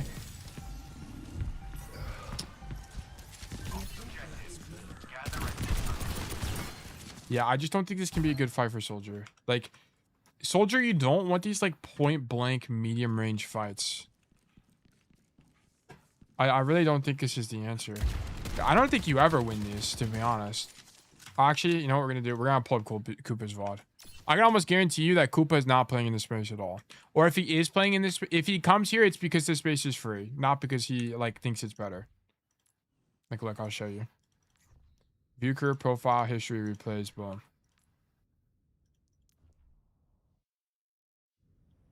Do you start on Oasis or no? Or what am I talking about? Do you start on University? No, City Center. I don't even think you play University here. You don't even play University here. Dude, the map we need is not even here. GM choice. No, you're fine. It's not a big deal. You tried to help us. Let me go back to Oasis. Settings, modes, control. Second, I think, is the map we want. But yeah, I don't think you really want to be fighting for this kind of space because it's what you should be able to determine is that it's in Cassidy's effective range. And you can fight here, but it's more so that you're taking a risk in his effective range. Like, what your idea should be, like, for example, Grom, would you ever swing this angle against a Soldier? Probably not, right? Because it's just like you're kind of in a little bit of a losing situation. What would have been the better rotation here is notice your team's formation right now. What is happening? I mean, your Hanzo died, but imagine if instead you gave up this space and you rotated this way. And how could you derive this? The way you would have derived this play as being possible is you should be thinking to yourself, I don't really want to take a fight with Cassidy within his effective range because it's likely losing for me. So instead, I want to go rotate around the map to open up a lane that's actually stronger for Soldier, right? So, and you can kind of see here that this lane is going to be like this flank as an idea is just going to be really strong for Soldier because it's all of this is in your effective range, right? So we shouldn't be preferring this. We should prefer this rotation. It's like an idea. And I think generally this is going to be kind of your idea on Soldier. It's like when you don't really want to take fights that are losing for you, and you have to understand that rotating is not that expensive as Soldier, right? Rotating is not very expensive on Soldier just because of sprint. So whenever you recognize that Cassidy is on this angle, which is losing in your range, in this range, losing for you in this range, you should be looking to rotate to the other side of the map. Yeah, like you just kind of can't fight for this space is kind of what it comes down to. Okay, let's keep going.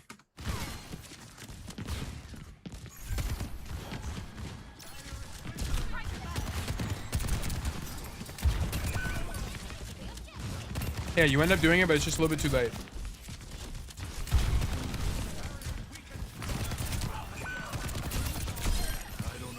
You're down. Alright, whatever. Go next.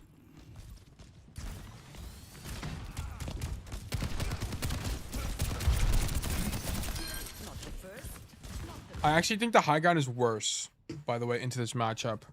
And I think you should be able to intuit this because if you play on the high ground against something like a Genji and a Doomfist, they can get on top of you easily. And you're going to, because they have cooldowns that let them cross the gap or get up top, which means that you're more susceptible to being isolated from your team. Like notice if this Ana wanted to heal you, she needed to walk all the way up the staircase to do so, right? To get to you. But if you were in the mega room or the mini room here or playing this main space, the Ana would just have to shoot you through the doorways, basically, to heal you.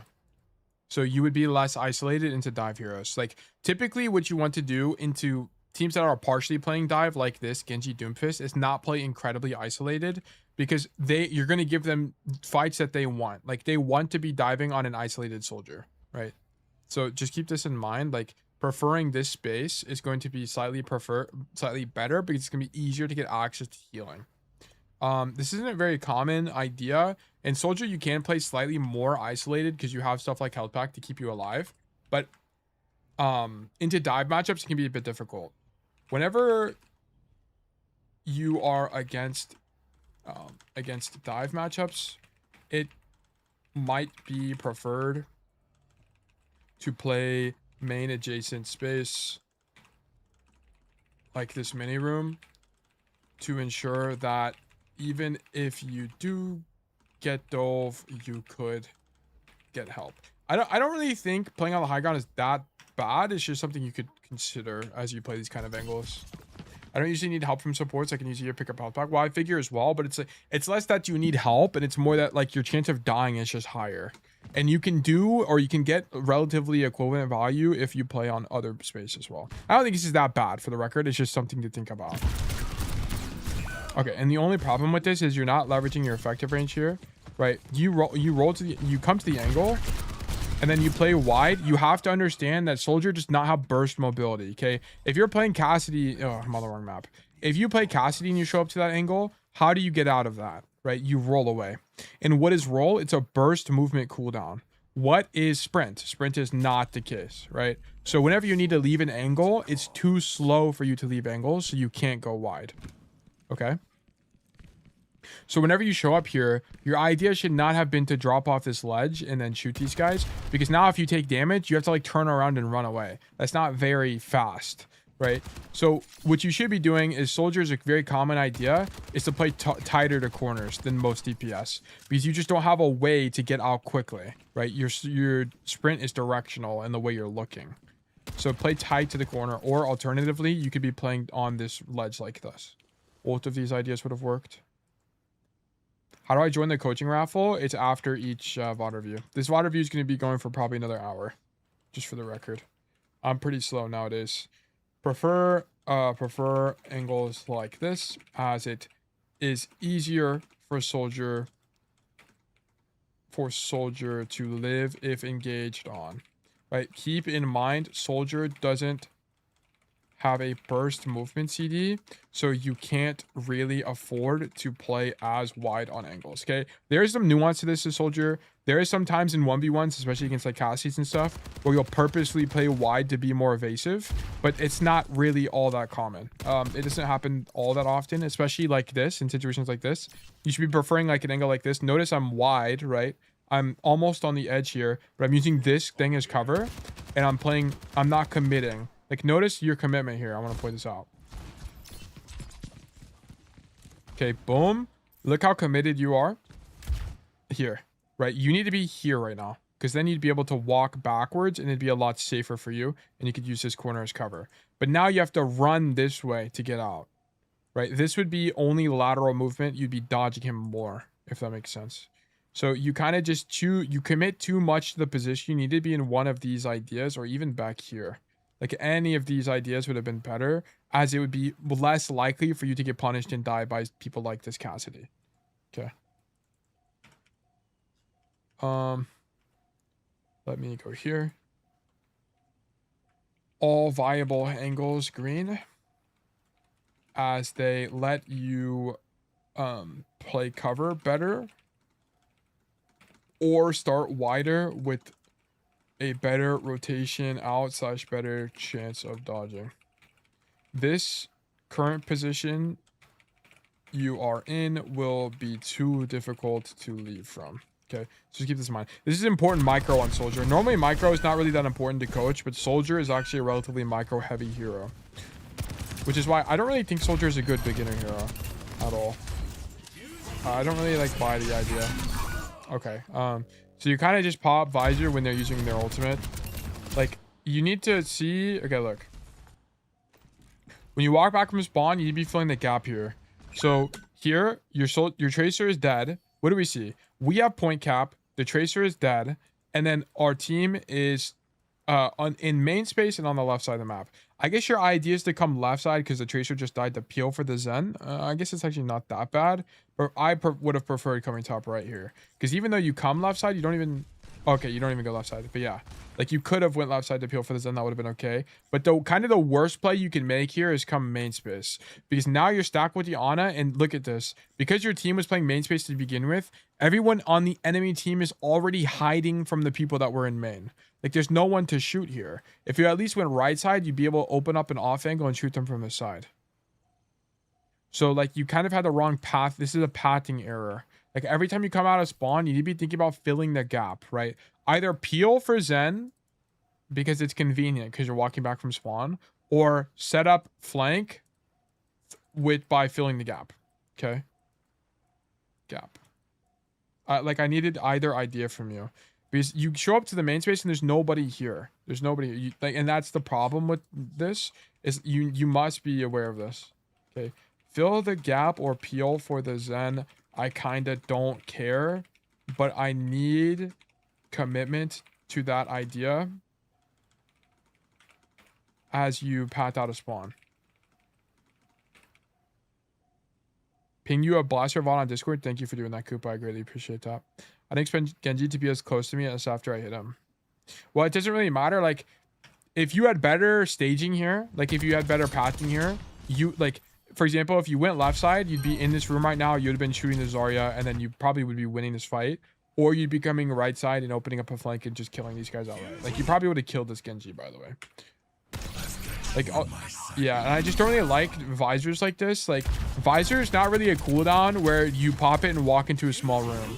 Visor's a lot like Deadeye, where you go on a wide angle and you force resources. Like, visor is a situation where you come here and use it here kind of idea. Like in any of these windows would have been good, and force them to turn around. You're not likely going to kill people because your time to kill is just so long, but it's kind of like a look at me button, right? Like, so I'll just indicate this as well.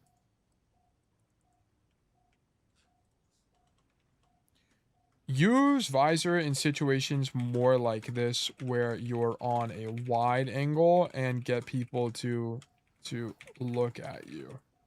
Don't prefer using visor in small rooms where you are less likely to get value and less likely to have continued rotations out. Because like here's the thing as well. Even if this visor made sense from like a space perspective, you kind of can't walk. Like, how do you walk with this visor? There are people in this room. Like you would, like if your idea is just to shoot the Zarya, just shoot the Zarya. You're gonna do a almost equivalent amount of pressure. You maybe have like 70% less pressure, but I think the difference will be negligible, to be honest. Just shoot the guy, especially when you have two people here. It's not really as important. Okay, let me see the blaster VOD. Coaching resources, clips. Is it here? Yeah. Oh, he had an unranked jam. Cool. Okay. Let me see. Walking to the Junkertown up close, not gonna lie, but... Okay, we got University offer up. Okay, he's not TPing his team out because there's no need. They're on ball Lucio, so they're fast anyway. Where does he go? He goes left side. I'm gonna go top left. My team. He stacks with his team here. I don't think he has to, but at least, like, here's the thing. At least he commit to the idea. He didn't path right then go left. That's kind of what I'm saying. Like, at least if you're gonna stack with your team, I don't think it's good, but for the record, I don't think it's better. I think going right side would be stronger. But at least if you're gonna do this, you're fast, right? Like his team has a lot of space control here. I'll fight their team. Have Lucio. Up to the left. And then he just plays from across the map and shoots his gun. Immediately farming their tank. Okay, so like it's a little bit of a different situation. Does he normally prefer this side? Let's see. Point. Oh, okay. Yes, he prefers the high ground side. Okay. He just stands up here like the whole time. This team's actually good. Cat. Okay. My Echo's doing damage, so I just work off of them. W actually educational unranked GM, by the way. My team for now. Get off because they got shot. Just keep dealing damage as if they try to walk. They are getting up here. Okay, he just stands here the whole time. They're gonna have some ults. Yeah, but like I want to point out, look at this. Look at how he is playing cover versus how you were playing cover. Look, tight to cover. Look at the corners right here. He's also playing a situation where he can just drop. Yes, like he can just drop here. We weren't playing this space at all. Like he plays tight to walls. I'm gonna come around the corner because my team's shooting. me get back. Visor. And look, so he shows up to this angle. He's not committing because he's at risk of getting walked on. What does he see here? Lucio and the Tracer's about to push him, so he just leaves, right? He can't commit to this angle or he's going to die. Visor. They miss it. I'm going to keep shooting. I mean, Tracer I die, down. but... Also, it's interesting how he uses the ult perk. I knew he does this, but it always feels like you're trying to make your ult more deadly.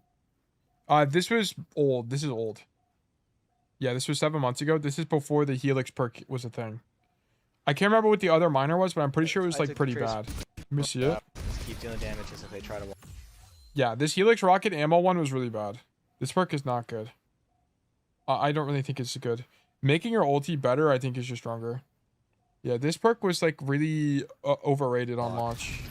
They are getting up here.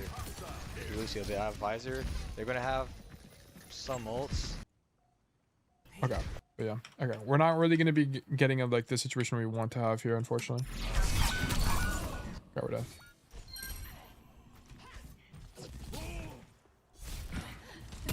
I didn't even play Overwatch back then. Really? You didn't play 6 months ago?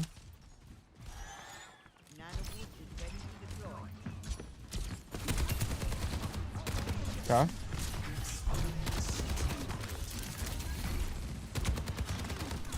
You need to rotate. Okay, like here, stop shooting this guy, just keep rotating. Here's what you need to be able to identify.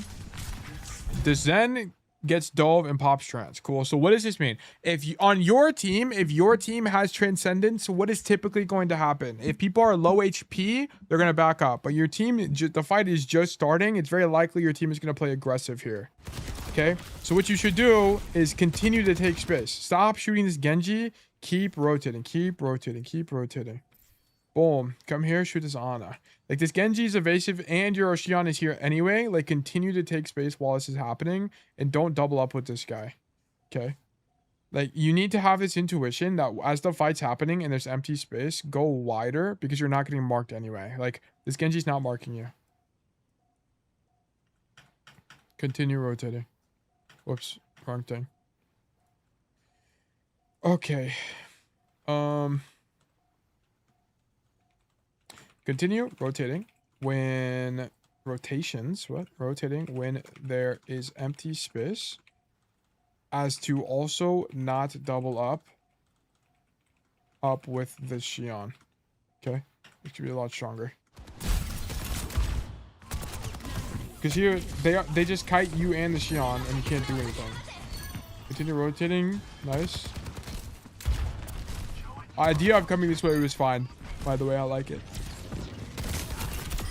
On and down. Bet. I still prefer the Helix Salvo perk for Soldier. I genuinely don't even know which one's better. I think people take the Helix Speed one, but I don't know what or why. I just know they take it. You're too scared. You're way too scared. You need to have way more ego against this Roadhog. Okay, Roadhog shows up. Just because he's here doesn't mean you should leave. You need to get more reps in against Roadhog and dodging the hook. You got to be brave. Like, the way you lose against Roadhog is you just give him an insurmountable amount of aura. Stand here and then wait for him to look at you. You have to watch his hitbox. Wait for him to look at you and then drop when he's looking at you, right? Be careful.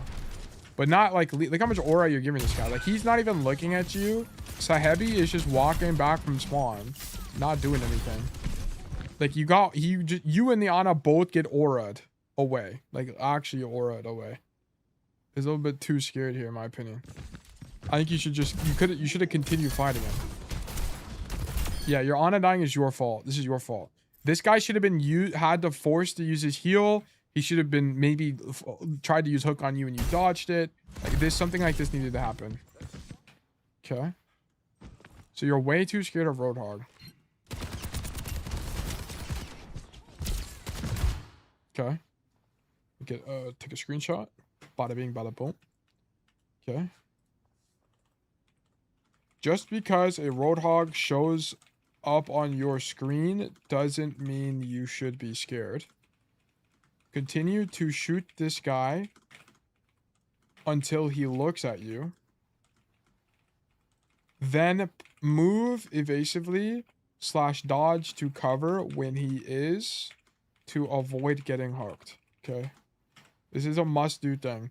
using the, you must be able to see where the enemy is looking, and if they are not looking at you, use that time to shoot them.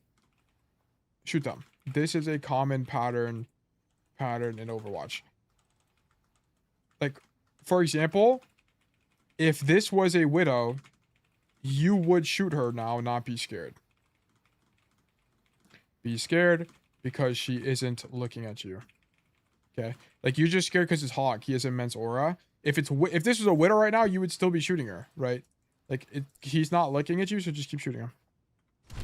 The Salvo one makes your ult deadlier. IMO, it's almost the same as Cassidy perk, as it makes your ult be something it's mostly not. But that makes sense to me.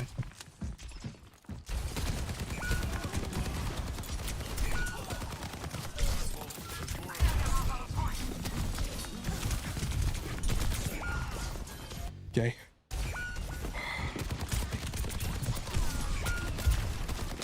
Wait, what? So you walk out.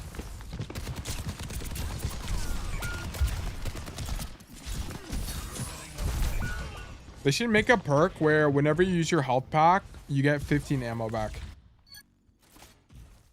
Or maybe that's just too strong. I feel like that might be too strong. That'd be really good because you could dump a whole mag, heal, and then maybe it's really good. I don't know. What? Oh shit. Okay. 1, 2, 3. I'm causing the VOD. What is this? Why are we AFK? I'll be extremely scientific about it for you.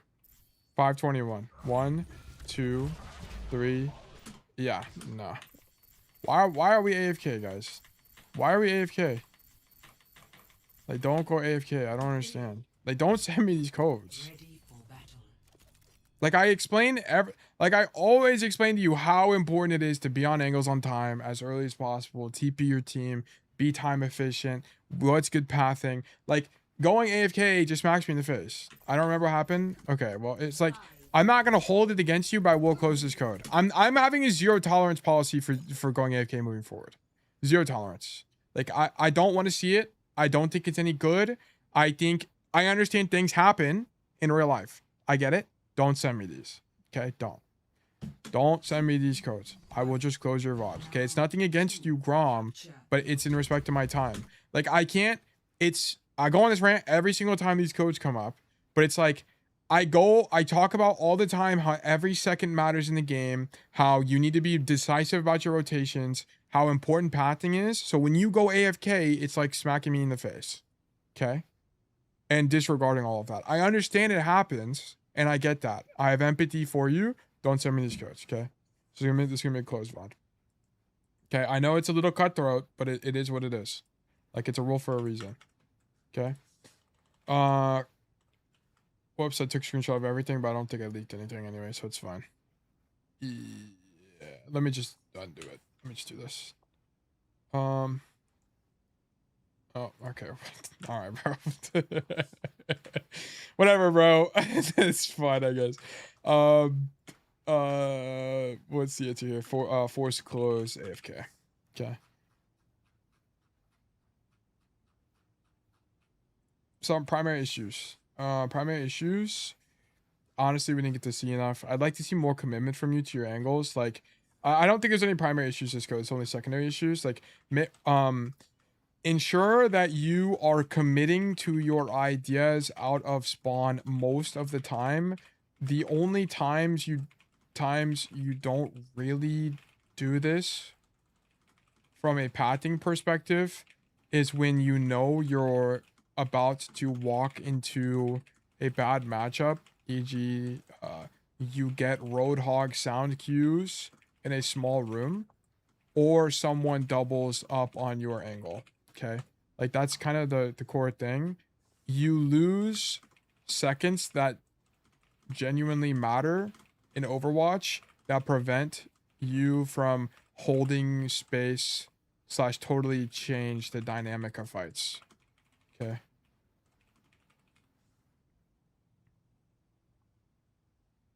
Okay. In the first game, the rotation was okay. Yeah, I don't really mind it that much. Rotating is not very expensive on soldier just because of sprint. So whenever you reckon, yeah. Also, just like we're not really identifying this like favorable or losing gunfight. Like this Cassidy fight from here, you need to be able to interpret that this is a winning fight for Cassidy. So you need to leave. Okay. And then we kind of take. I think this is probably a primary issue for you. Because this happens a lot. If you do it here, you probably do it quite frequently. So I would just keep this in mind. Like, Soldier is not a hero that wants to play wide. Like, it's not really in your skill set. Soldier is not really a hero that wants to play very wide. Instead, you only play wide in 1v1s where evasion is important.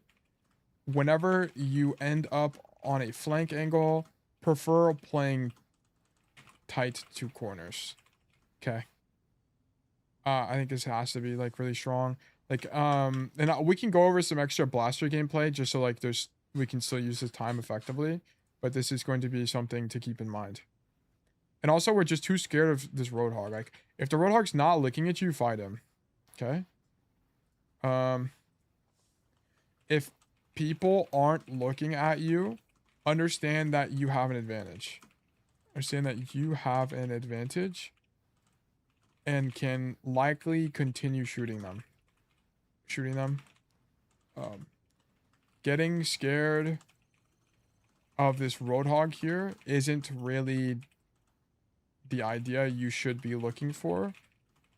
And because you get scared here, you don't pressure him, so he gets to walk and kills your Ana resultantly.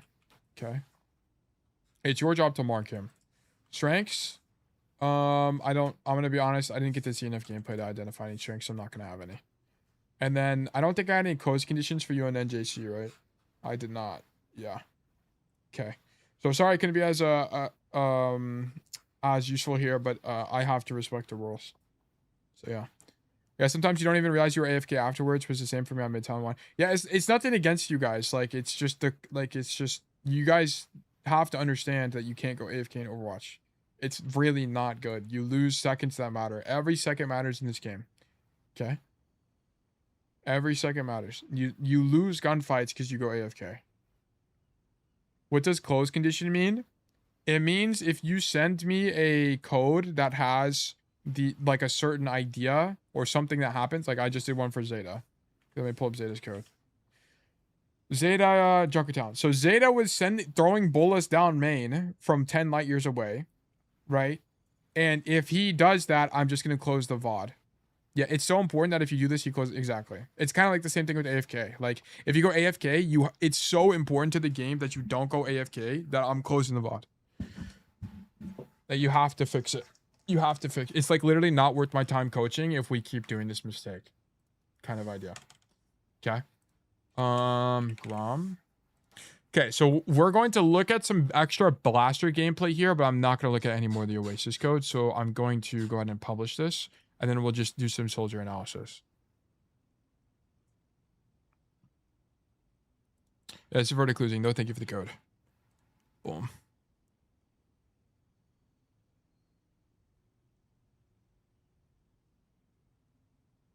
Wow, okay, you always do that with me. First, my notes were roasted. Then I was banned for no real reason. And here's a micro AFK moment. Okay, Grom, I'm going to be hard on you. Number one, I've coached you more than the average student. A lot more than the average student. Number two, I have... the times I've roasted your notes is because you were tilted and you were complaining about teammates. So I think that's pretty reasonable to roast you on that. You have to take accountability as a player. So there's not like, you have to take accountability as a player that you have control over the outcome of the game, which is why I was roasting you on that. And I made a video out of that. And that's the truth of Overwatch. That's the truth of anything you want to get better at. If you blame the systems around you, if you tilt off the planet, you're not going to be able to get better and take accountability for your actions. Okay? So you very clearly have a very productive mindset going into the improvement, which is great. Like, I appreciate that. And then you were banned for no real reason because you were performing well, right? Like, what is the point? There's not a lot of point of me coaching people that are performing extremely well and getting coaching all the time. Like, I thought you had at the time I'd coached you on that new Queen Street code, you had like a 55% win rate. You were doing things well, and it looked like reps to me. Like, I don't really know what I'm meant to do. Like, I need you guys to understand that. And then on this AFK thing, it's very transparent. I make this very transparent. Like, I talk about this all the time with the rules. Like, you guys cannot possibly get mad at me for closing your VOD for AFK when I mention this rule comes up all the time and I make it a rule here. Like, I don't understand. Like, you guys can't possibly get mad. I make this super fair. I don't understand. Like, and I explain why. If I'm reviewing your code and you have a moment where you have AFK for longer than 3 seconds, I will close the VOD. Okay? Like, exceptions are things like waiting for your team or ratting. Like, that's fine. There, we were not waiting for our team or ratting. So why are we going AFK? It's the beginning of the round. And like, it should be very clear to you why I'm so harsh about the AFK things. I talk about times where 2 seconds matter so much. So much. It comes up all the time. Why you have to commit to your rotations. You have to commit to your idea because it changes the dynamic of fights. You're not on an angle you need to be on whenever stuff like this happens, which is why I'm so hard about it. Like, does it feel like I'm being unfair to you? Yes, but you have to understand that it also feels like I'm being unfair to you because he's had more coaching relative to the rest of the user base. Right? Grom has been here for a long time. Like, like, Grom, don't take this like I don't like you or anything like that. I appreciate you and I appreciate everything you've done to contribute to the community. Like, I greatly appreciate that. But as your coach, I have to have you understand these concepts. Right? It would not, as a friend, I would watch the VOD. As your coach, I can't do that. Right? I have to respect the rules that I've set in place. I actually feel bad about this. I was thinking about this 2 streams ago. There was one code from somebody, I can't remember who, where I let their AFK go. I shouldn't have done that. That was a mistake. It was the King's Row code as Cass, I think. I can't remember. I shouldn't have let that AFK go. That was my bad. But it's like, I have to respect these rules or else people are just going to abuse the system. Okay?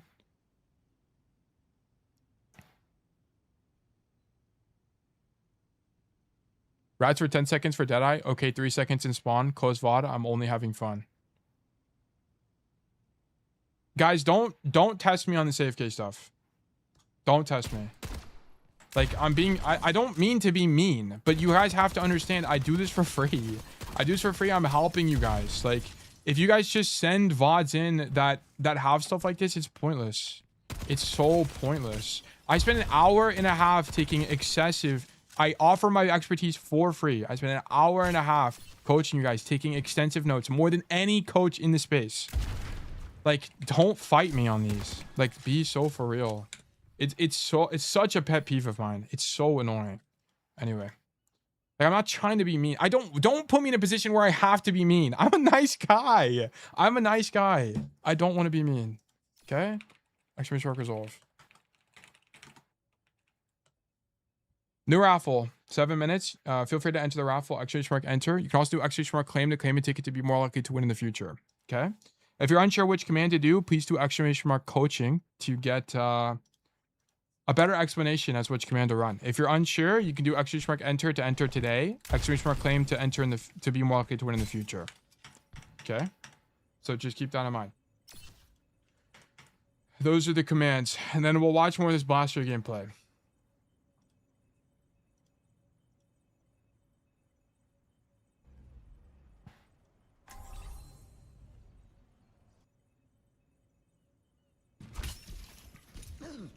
Remember what we're I don't know if you remember, but I am now S2. Was S5 when you coached me. Spiash. Congratulations. This is fantastic. We love that for you. Congrats. It's not mean. It's disrespectful to be AFK in VODs when you give your time for free. I've said it's in this situation, Grom isn't intentionally being disrespectful, which I understand. All right, let's go. Like, I understand his frustration as well, because it's like he probably didn't realize that he went AFK in the code. I get it. But it's like, I can't, like, you guys have to understand that this is the kind of the cost.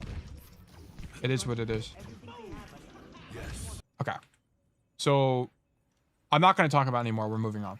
I don't know if you saw, if you want gameplay closer to champ, you might want to watch Kirkshu's unranked to champ. We could, but Kirkshu's going to do things that one tricks won't. So that's the only thing you have to keep in mind. And generally, whenever, especially when you're one tricking, you want to study one tricks. I don't really agree with the philosophy that you shouldn't study one tricks. I think one tricks, do they do things that other players won't do, like Kirksu won't do? Yes. But also they have a lens, a view of the game that is more true to how the general hero would work in most matchups. Come top left. This high ground. Shoot the cast. Okay, but I want to point out this. Why is he staged wide here? It's to give him better LOS of what's happening. And also he's not under threat, right? So we can stage wide here. I'm just going to look at the micro on the angles. Notice I'm taking high ground because I know my ball's going to die of something. So I'm going to work off of what he's shooting at and diving. Okay. They don't have his gun because the caster's dead, so just take a few nades. Plays wide angle. Won't die. Okay, here. Shoot these guys from mid space. Why is he playing wide here? He's far away. I'm going to get back. Okay. Seems a bit close. Now he's running away. How is he know to run away here? He's using sound cues. Okay. To hide through the back. So he heard the hazard was near him, so he runs this way. Lucio is tapping point. It's fine, he's dead. We rotate all the way to this high ground. Like, I want to point out here, like, look at this rotation we make. We don't stop and shoot people in main. We rotate to the preferred position, which is kind of what I was talking about in the last VOD. You kind of continue rotating. Like, I feel like Grom might have gotten a little bit antsy here and started shooting his gun just to have more uptime in this fight. But a lot of the time, you're going to continue rotating to positions that are outright better for you. Because you're going to do more from the better position than from just starting shooting faster. Lucio's tapping point.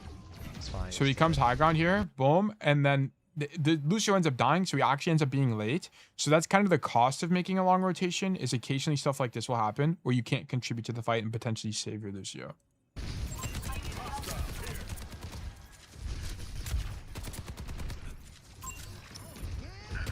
And then you just play space that's good for your hero. I think part of why Blaster isn't playing on the floor here is because on Soldier, if you're in the I think it's a matchup thing. In the hazard matchup, you can just get punished on the floor, right? So if you're on the floor here and you get slashed, you're likely to die. So in the matchup, you just play on this high ground. I think the only time he'd really be playing on the floor is if he was playing against something like I actually don't think he's ever playing on the floor, and here's why.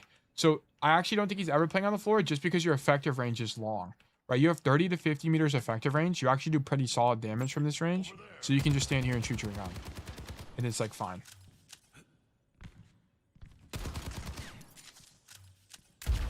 He could rocket jump into the window and just run back if he gets pressured. I think that can't be good, Koopa, because if you rocket jump up here, you can get hazard walled behind you and you're just likely to die. I think the risk is too high. So I think the better play is just stand on the floor here and shoot your gun.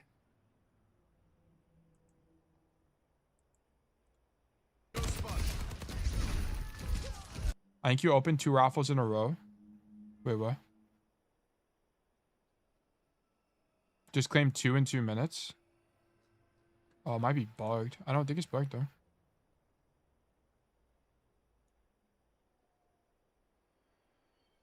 I don't think it's. I just closed the raffle. So I think it's fine. I think the overview is bugged. It says there's only 1 person claiming. I don't know why. It might be overloaded because there's 13 claimers. It might be like a font size issue. What if I refresh it? Oh yeah, it was just bugged. There's 9 people entering here. Echo's dead. Just gonna Helix jump. Or I missed it, it's fine. I'm gonna extend the raffle, by the way. Extend You just have to be like 180. I'm gonna run 3 minutes of ads while we just talk about Soldier. So be right back, guys. You have to be like standing right on this railing. Oh, also I need to publish the notes. Let me publish these.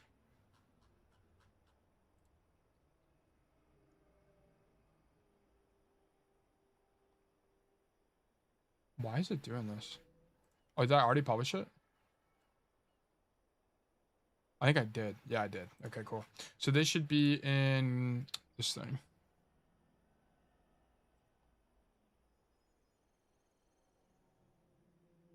Student notes this week. ROM, Soldier 76, Oasis Platinum. This, boom. Let's do tail coaching. Let me get Grom. Whoops.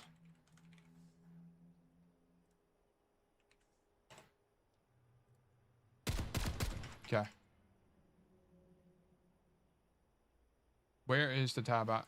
Where with the... Oh, here it is. Okay. Think like this, yeah. So you have to make healing stuff like that. Okay, so... Oh, he does end up doing it, by the way. I don't think That he's is actually really- stronger in the matchup. I think he does it because the hazard backs up, by the way. Those, you have to like standing right on this railing. Think like this, yeah. So you have to make healing stuff Yeah, the hazard backed up, so he doesn't hear it, and he just used wall like as well. that. So I'm gonna take this height. And I'm just gonna be careful because I have Zen. I mean, maybe it's just better. I'm down to be wrong. Cast, I'm gonna go back because the has jump. He doesn't have wall. If he had a wall, he just died there. I don't think he's that strong. I'm gonna be honest. I really don't think he's that good. I think you just stand here. Unless like your team is fighting in that space, I just don't really see the advantage. Modes, control. I think it's second. Is this one? His garden. Yeah.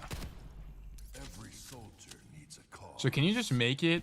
So do you actually genuinely have to be on that ledge? Maybe. Let me run over there. Oh shit, I was looking at chat. Okay.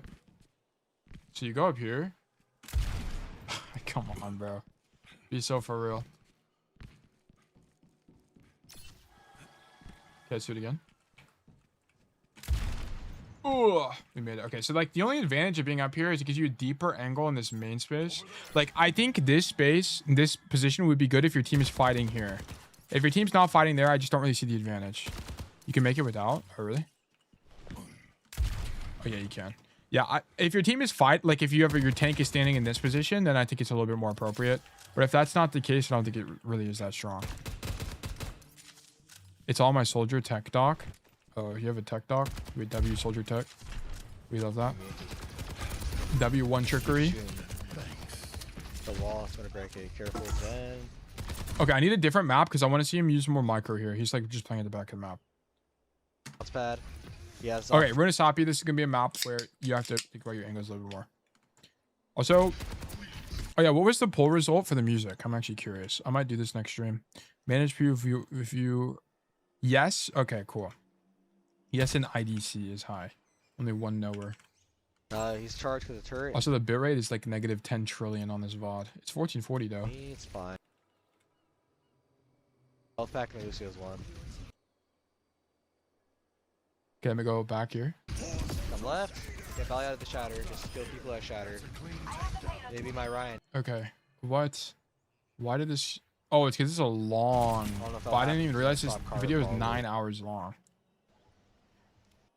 Okay, let's check this out. Because I think it'll appeal to people. Okay, he runs back from spawn.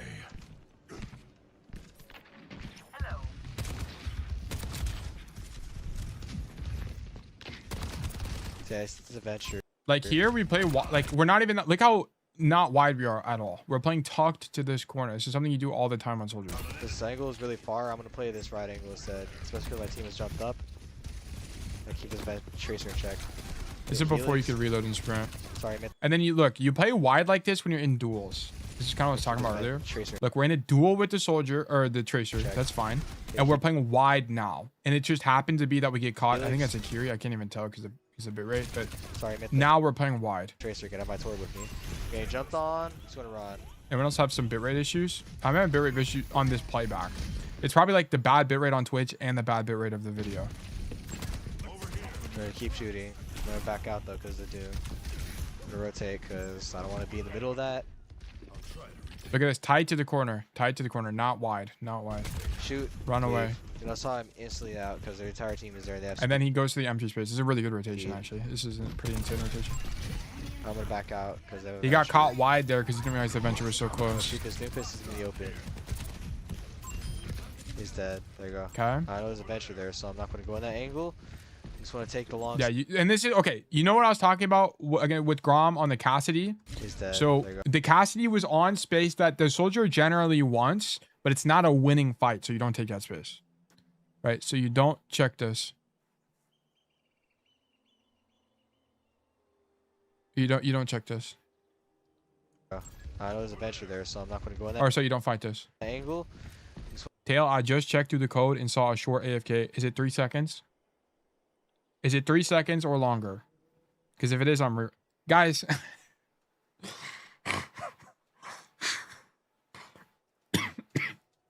Like 2.5 seconds. Okay. Zephs, I'm going to give you 2 options. Option number 1 is I open the code and we do the code until the AFK and then I close it. Or I reroll. Okay, I'm not trying to be mean. I have to enforce the rules. Okay? Which one do you want? Do you want me to do it until the AFK? Or do you want me to reroll? Nah, I respect your rules. Okay, so I'll give you the option. Just skip it? Okay, you keep your tickets, by the way. If I reroll you, you keep your tickets. So you have it again in the future. You can still enter the next poll. Yeah, so you don't get reset. Okay, reroll. Oh, sorry. Fuck, it's redraw. My bad. The TV Demon. Congratulations, you've been selected for coaching. Let's do great things. Let's do great things.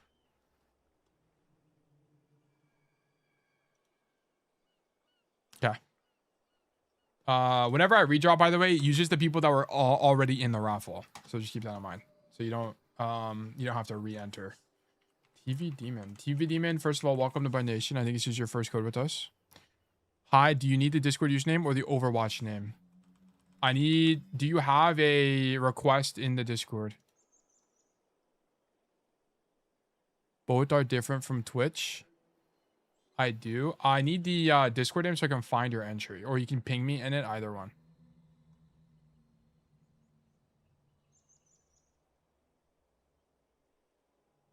Should Loki have sent the 312 game? Oh, yeah, we could look at a really bad game if you want to. I'm Luna Aster. Oh, yeah. Oh, okay.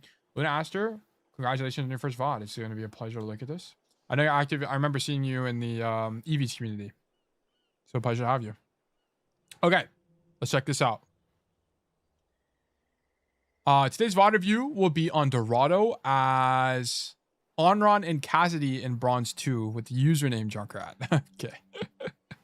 Okay, let's check it out. I'm primarily a Sombra main.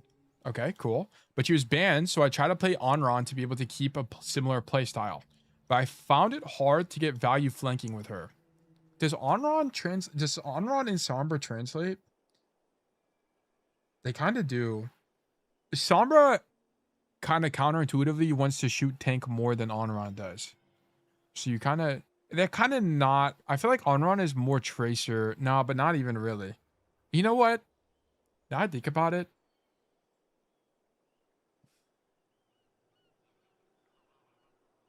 So I'm thinking. I have like my eyes closed and I've like assumed a Zen position.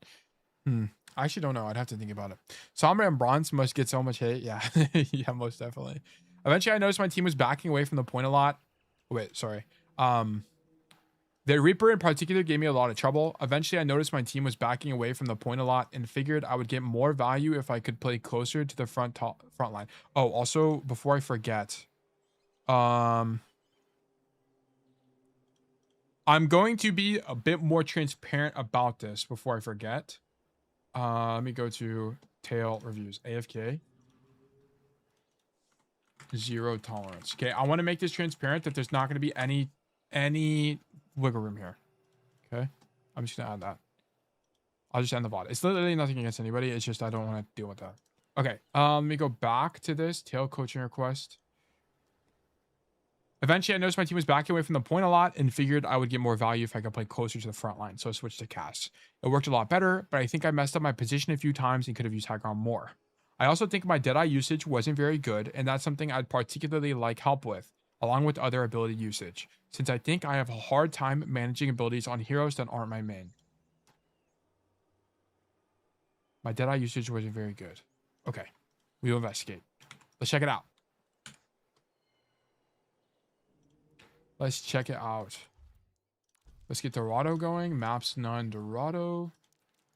We haven't had Dorado code in a while. Now I think about it. And bold put in caps. I'll fix the formatting later. I just want to put it in now before I forget. Let's do this. Wait, what?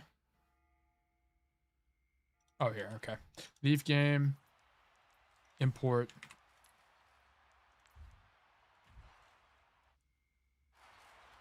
Oh, W in-game name. You're talking about the Junkrat. My bad. I should talk about the rule. So AFK in a row would have been hilarious.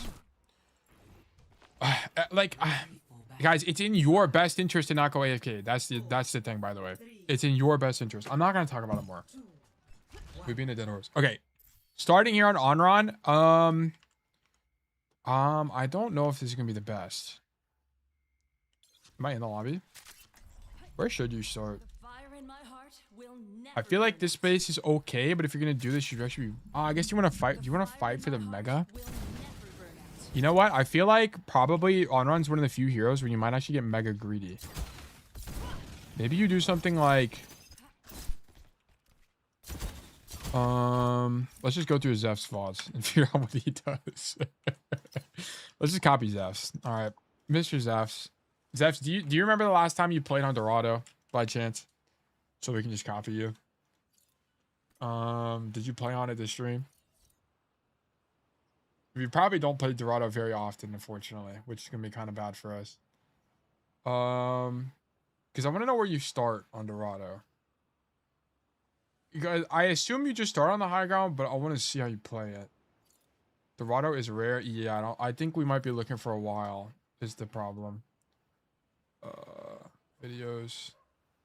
You had a 12-hour stream. Oh, this is your Power World stream, right? By the way, Zeph's is the #1 EU Anran, and we study him regularly.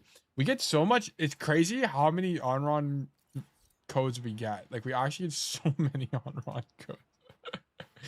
It's actually insane how popular this hero is. I wasn't sure where to start, TBH. I default to the high ground. I think it's okay to default here, but I'm trying to see if there's like a better alternative. Is the thing. Because I think there could be.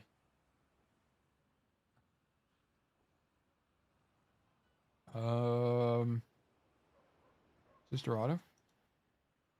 No, that's Widow 1v1. This is Esperanza. Okay, not in this VOD. Don't have any codes right now. No Dorado since mid-season. This is so sad. Kings Row. So these will have no Dorados then. Okay, ideally we would find what Zeph does and just emulate him.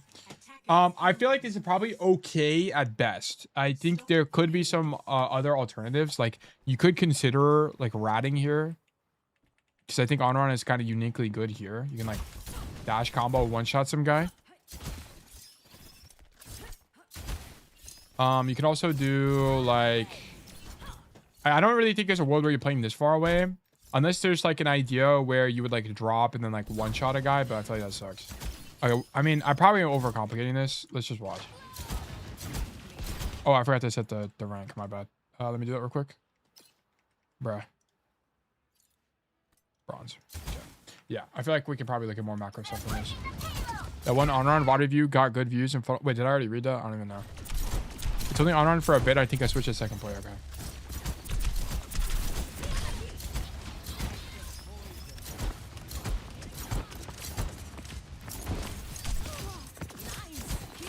Okay.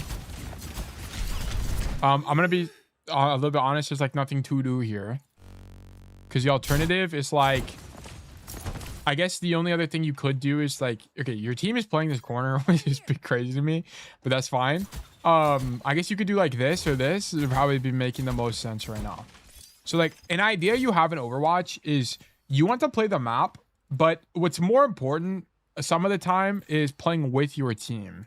So like as long as you're matching intentions with your team, it's fine. Like your team is backing up here. The only other alternative position, I'm not even gonna make this complicated. We're just gonna keep watching. We're gonna keep watching. I'm not gonna make it more complicated than it needs to be. Okay. So this is an ability usage issue. You need to understand that Anran's E or Anran's Dancing Blaze makes her an invincible. So whenever you take this Bastion stick, you have to press E. Okay, you have to use Dancing Blaze. Okay, so you use the wrong movement, you use the wrong cooldown, and it puts you at risk. Okay, and this is also kind of doubly bad because not only do you use the wrong cooldown here. What's up, gang? How's it going? How Wait, are we doing? Zeph's jump scare. Where is this audio? Okay, okay, sorry about that. So it's also kind of doubly bad because not only do you take damage, you also expose yourself to more risk by getting closer to the enemy team. Okay, so you needed to use Dancing Blaze here. So use Dancing Blaze, and then don't go forward is kind of like the problem. Okay, just walk into cover would be the better play. Let me actually illustrate this better. So you need to use Dancing Blaze, DB, and then you need to be, let me move to green, move back this way, and then let me do red. Do not go this way. Okay, because you're exposing yourself to additional risk for not much benefit, and on average, you just die here. Okay. Let's close this. Let's go back to notes, new notes. This is going to be Junkrat. I guess let's do a different. What's your name in Twitch? DTV Demon. Bruh. DTV Demon. Anran / Cassidy Dorado Bronze. Okay. Then we're going to do insert template, student notes template, notes, boom. Okay. Ensure that you are using Dancing Blaze to dodge damage. You react with the wrong cooldown, and it sends you flying into enemy space where you are more likely to die. Okay. Your reaction to damage should be to move to cover, not move anywhere. So you would follow green arrow here. Okay. J2 good to see you. Hope you're well. Oh, we've had a fantastic day so far. Just come up again in a second. Okay.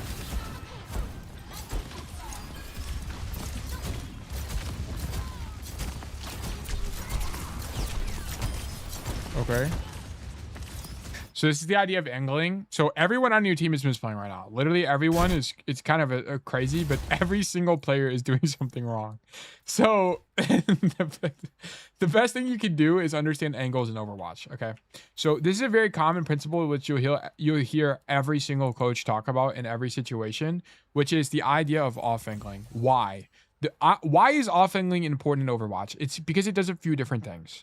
Number one, it establishes an idea called lane control, okay? Which is the idea that in Overwatch, there are multiple lanes of which you can use to take space, right? So in this situation, there's 3 lanes. There's this outside lane, which is kind of irrelevant, but it matters anyway. There's the outside lane, there's this middle lane where the card is, and then there's this side lane, number 3. There's also like other flanks like this that exist, but for the sake of the discussion, we'll just act like there's only 3. So in this situation, uniquely, because your team is holding this corner aggressively, it would actually be of great value for you to make this flank right now. Okay, and the reason that this is the case is because not only would you be flanking their backline, but if the enemy team wanted to flank themselves, you would be fighting them. And you actually demonstrate this very well. So you demonstrate that here. Okay, so did you mean to get here? No, but you are here now. And I want to point out, by coincidence, you are stopping not Geo, not Geo, from flanking your backline, right? Because you are attempting to flank. This is the idea of lane control or marking angles kind of idea. Okay. So by fighting him, it seems like an offensive thing. Like you're like, oh, I'm going to kill this guy. I'm getting offensive. I'm getting aggressive. But actually, this is a defensive idea, right? You're stopping him from flanking. Okay. And then guess what happens? You actually win the duel. What cooldowns you use to kill him doesn't really matter. You win the duel. He leaves. And guess what happens now? You have lane control, which now means that you can flank. Okay. So lane control goes both ways. If you win the duel, you can go flank. If you lose the duel, he can go flank. That's kind of the idea here. So what you should be doing is, given your team is fighting for one lane, you need to establish control over another. Does that make sense? So this is kind of a very common idea that happens in Overwatch, and you'll see this pattern like a million times. It comes up every single time. Even in Champion, I coach this. Like we had the Masters VOD today where I talked about this. It comes up very, very, very frequently, which is the idea of opening up angles and taking lane control. Because not only does it give you a flank, it stops your team from getting flanked, right? Have you ever played a game where there was just like an actual demon tracer player who's always in your backline? Right? Like we've all played those games where it's like, oh man, DPS is not peeling, tank is not peeling for the tracer's always on our back line. Well, what you can do is, if you go back in the VOD and you actually see how the Tracer's playing the game, what often happens is situations like this, where the Tracer just gets the path onto your backline because she isn't marked. She isn't marked. No one is stopping the Tracer from getting onto the backline, and that's the problem, right? You shouldn't have to peel for the Tracer because you should be preventing her from getting onto your backline, okay? And that's how you deal with flankers. The way you deal with flankers is not by peeling them. It's by stopping them from being able to set up and getting on your background in the first place, right? This is why a really good philosophy you should have whenever you play Overwatch is an ounce of prevention, right? This is worth a pound of cure, okay? And if you don't know freedom units, an ounce is less than a pound, okay? So like the cure is the idea of like peeling, right? This is the cure. The prevention is lane control, okay? So we want to be doing lane control concepts so we don't have to peel. This is how you do this. Yes, I played with against the Tracer going 30 and 0 like 6 times. Yeah. And if you went back and VOD reviewed the Tracer, like that guy probably got to get on your backline a billion times. So there's probably some like lane control issues happening. So like, yeah. So that you should actually be flanking here, because of where your team is playing. Here, flanking is uniquely good because of how your team is playing the game and the fact that no one is here. Okay. I want to point out you wouldn't be committing to this, like dashing in. You would just be shooting them to get them to turn around. Okay. I'll explain this in a little bit with a little bit more nuance in a second. I do want to clarify that this is not normally space you hold for on Dorado. Okay. On Dorado, this typically isn't what happens. You're in a little bit of a unique situation because you're in bronze. But what typically ends up happening, like if you watch higher elo players play this map, is they play like high grounds here. They play high grounds like this. They play like here sometimes. They play here and here. And then they put their tank in main space or on this roof. Like it looks something like this whenever they're playing Dorado. And you have to think to yourself, why is that the case? So that's typically the case because notice in all of these positions, not only do they have cover or high ground, but they have rotations away from the positions. Okay. All of these positions have rotations that are generally safe, or if they do get dove, it's expensive to get to them. Right? If the enemy team wants to get to the high ground, it's expensive. They have to use cooldowns. Or if they don't have cooldowns to get up top, they have to make long rotations around the entire map.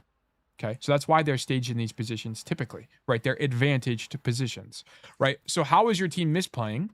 Your team, aka like your Ashe and your Moira and your Mercy, are all playing in you now, are all playing in positions where they can easily get marked by the enemy team, right? You're very susceptible to getting flanked and stuff like this. Right, like for example, this Ashe could very easily die. Hold on, my epic pen broke. Your Ashe could very easily die to this flank. They could die to this flank, stuff like this. Notice if anyone on the enemy team went coast and came to the high ground, your team would have no ability to stop that from happening. No ability, right? Your diva's on the floor. No one on your team is staged up here, so your team is susceptible to getting flanked. And the only reason you're not getting flanked is because no one on the enemy team recognizes this as a play. So you are benefiting from the enemy team not being good at Overwatch. And this is why Smurfs can climb out of bronze really easily, because what will happen is a Smurf will identify this weakness, and they will path coast and come up top and shoot you guys all in the back, right? Because they identify the weakness. Like if I put, I don't know, let's just Zeta. I'll put Zeta and bronze here. Zeta's deadlifting this game. I'll put Zeta here. I put Zephs here. I put literally any high elo player here, and they're winning. They're beating every bronze player. Because is it a little bit weird? They would literally walk out of spawn. It'd be like, WTF is happening, and then they would go flank and win the game. That is exactly what would happen right now. Okay, because they would get discombobulated. If you're at Jambi, thank you for the follow. And Boygon Mon, thank you for the sub. Much appreciated. Every game on Dorado holds here. It's such a different game sometimes. Yeah, but I hope it makes sense to you why it's bad, TV Demon. That's what I'm trying to illustrate. Like, I'm trying to build your understanding of how Overwatch works. Right. Koopa, put me there and I'll get my 3rd ban for cheating. Yeah, exactly. right? Like you put any high elo hero here player, and they're utilizing space better. So yes, okay. So that was a very lengthy explanation on why this works. Tired of getting ads so you get my money, dude. Thank you, much appreciated. Okay, I'm gonna be, if you play main like for most of this, I'm gonna skip a lot of it. Okay, so you shouldn't be dashing in here because your team is disadvantaged, okay?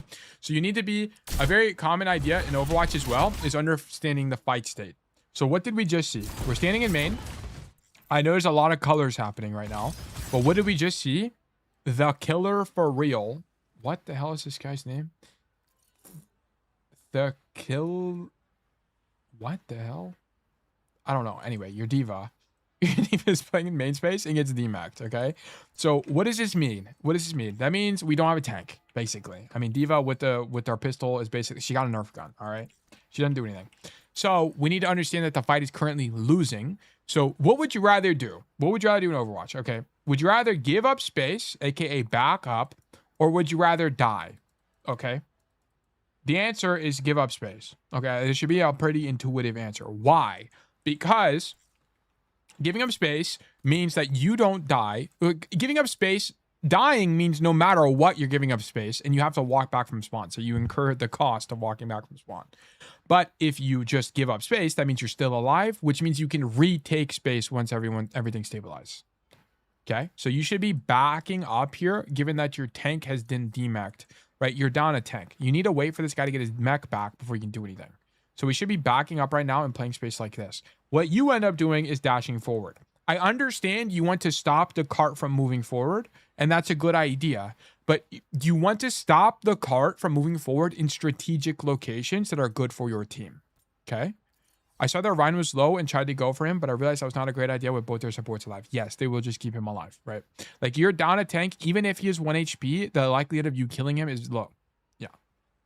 Yeah, and you would have benefited from better macro understanding here. That when you're down a player in any way, shape, or form, giving up space is preferred. Give up. It's not always the situation, it's just preferred, right? Prefer giving up space when your team is disadvantaged, either through being down a player, / resources, / stuff like this.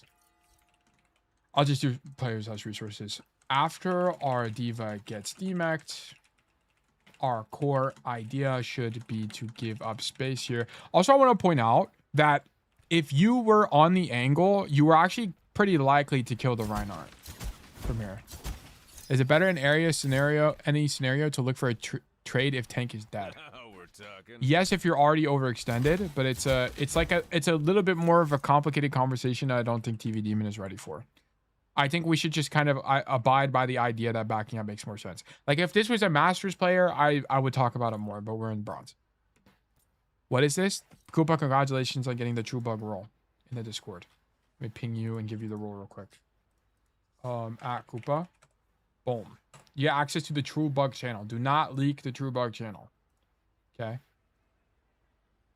True Bug. There you go. Anyways, keep going. Let's keep going. We're going pretty slow, but it's because I want you to understand. Like, the reason I'm going so slow on the macro here is so you understand Overwatch. What does resources include besides players? Okay, good question. Let me elaborate. So players / resources. Okay, so this is going to include things like important cooldowns. Okay, important cooldowns, and I'll explain what that means in a second. Health is another resource that's very important here, and also ultimates, but this is going to be a higher level concept with ults. Okay, so don't worry about ultimates too much. I'll just include it because it's also something to keep in mind. It's essentially the things you can use to increase your likelihood of winning. Okay, so important cooldowns are going to be things that are essential to a hero's kit. So every cooldown is important to some extent in Overwatch. Okay, but there are some, all cooldowns are equal, but there are some cooldowns that are more equal than others. Okay, to say the least. So important cooldowns are going to be things like movement abilities, right? Movement abilities. Because movement abilities are important because they're going to be things that get you out of situations, right? Get you out of situations. So for example, like if you don't have combat roll on Cassidy, you can't play as aggressive as aggressive, because if you get pushed, the likelihood of you dying is higher, right? You can't roll away from damage. You can't dash away from damage. You can't do stuff like that to get away from damage, right? Suzu, yeah. There's other like support cooldowns in particular, like Suzu from Kiriko, or Sleep Dart from Ana, or Immortality Field from Baptiste, right? There's also these like utility cooldowns that do the same, have the same level of idea. It's easier to get punished when you don't have cooldowns that can keep you alive, right? Like, there are going to be different archetypes of cooldowns. I'm not going to go through all of it, but these kind of ideas are going to be very important to understand. Like, what ends up happening if you watch pro players play the game, you know what? Actually, we'll watch a little bit of pro play, or we'll watch not pro play, but like high level play. Let's look up, let's go to YouTube. Let's actually watch Eevee. Eevee's team is going to be a good example of this. And they're kind of the only ones I can think of right now that will let me pull this up. But they're going to calm things like Suzu usage or when to push based on cooldowns alone. Okay? So we're going to watch a little bit of this. Hello, Tail. This is my first time watching you. I love the videos. Well, Lil Shizzle, I'm glad you enjoyed the videos. Lil Shizzy, my apologies. Okay? So Eevee, shout out Eevee, by the way, if you don't know who Eevee is. Great educational content creator. They do mostly gameplay videos. Okay? So if you ever... I know people ask me for gameplay videos all the time. This is someone you should be watching for gameplay. They're champion on all roles. So a great player. And they've been in the tier 2 scene for a long time. Okay, what are they doing? They're calling position. Okay, I'm using this to illustrate the importance of cooldowns, by the way. Call position. Nano Pharah, sure. This is not gonna get me copyrighted, I don't think. So we should be fine. I baited. Nano Barrage, we're calling cooldowns. Okay. I have window. That's form. Okay, notice this. They're tracking Bastion form. Why would this matter? Why would this matter? Okay. That's form. Okay, so what does that mean? So because they just use Bastion form, what happens when Bastion uses form? Okay, he gets a machine gun that does 10 trillion damage and you die, right? I mean, it's pretty intuitive. Everyone, this is what he's known for, right? Just going left shift and shooting people. So if you know he doesn't have this cooldown, that means that you have a 12-second window to get aggressive to do something. Form is Bastion, sure. Yeah, exactly. Yeah. So that means that the enemy team, aka Eevee's team in this situation, can now punish the Bastion because Bastion doesn't have his main cooldown to kill people. Okay? So this is a very common idea. Like, if we watched more, we would find more. I mean, let's watch for a little bit longer. Got it. Damn. look at this actual snipe. Holy moly. I didn't watch this video. Oh! Holy moly. No, miss. Actual ew. I keep like turbo AFK, I think. Wait, ball. Okay, we hit the pin on this guy. I can't see him. No sleep. No sleep. No sleep. Okay. Why would this be important? Wait, ball. Why would this be important? Because I can't see him. look, honestly, also notice this. Eevee, I don't even think Eevee saw this. Maybe Eevee saw the sleep, but Eevee definitely heard the sleep. You can't hear it because it's too quiet. But she definitely heard the sleep, which informs what they can do. Why is this important? Because if you know Ana doesn't have sleep, you can play aggressive into the Ana because you can't get punished. Right? This is why tracking important. This is okay. So this goes back to my original conversation, which is like, if you are Ana, for example, if you're the Ana player and you don't have sleep, what does that mean? Right? If you don't have sleep, that means you are vulnerable for the next 14 seconds, which means that you have to give up map space. You have to give up space. You have to play passive.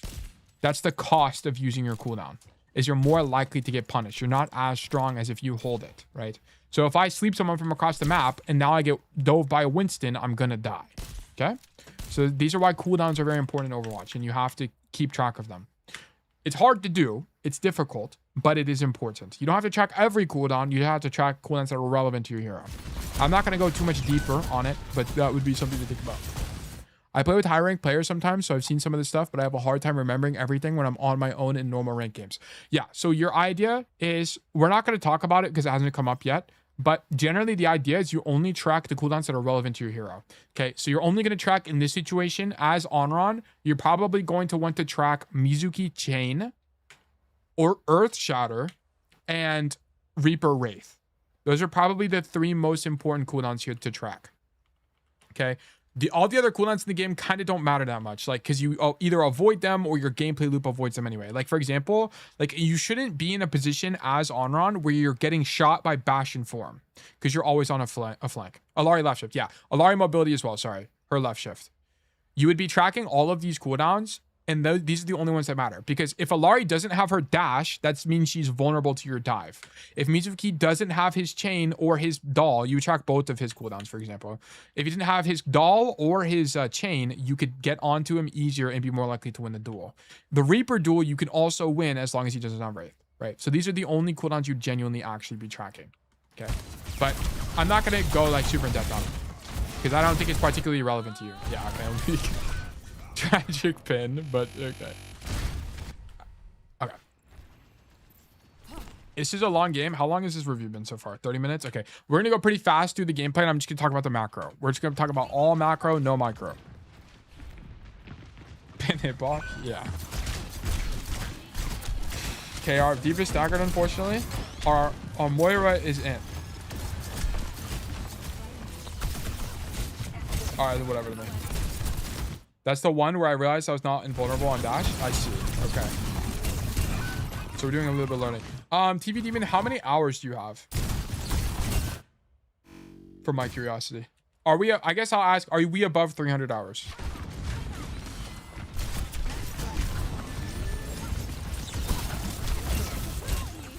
$250 hours? Okay. We're relatively new. Okay. What?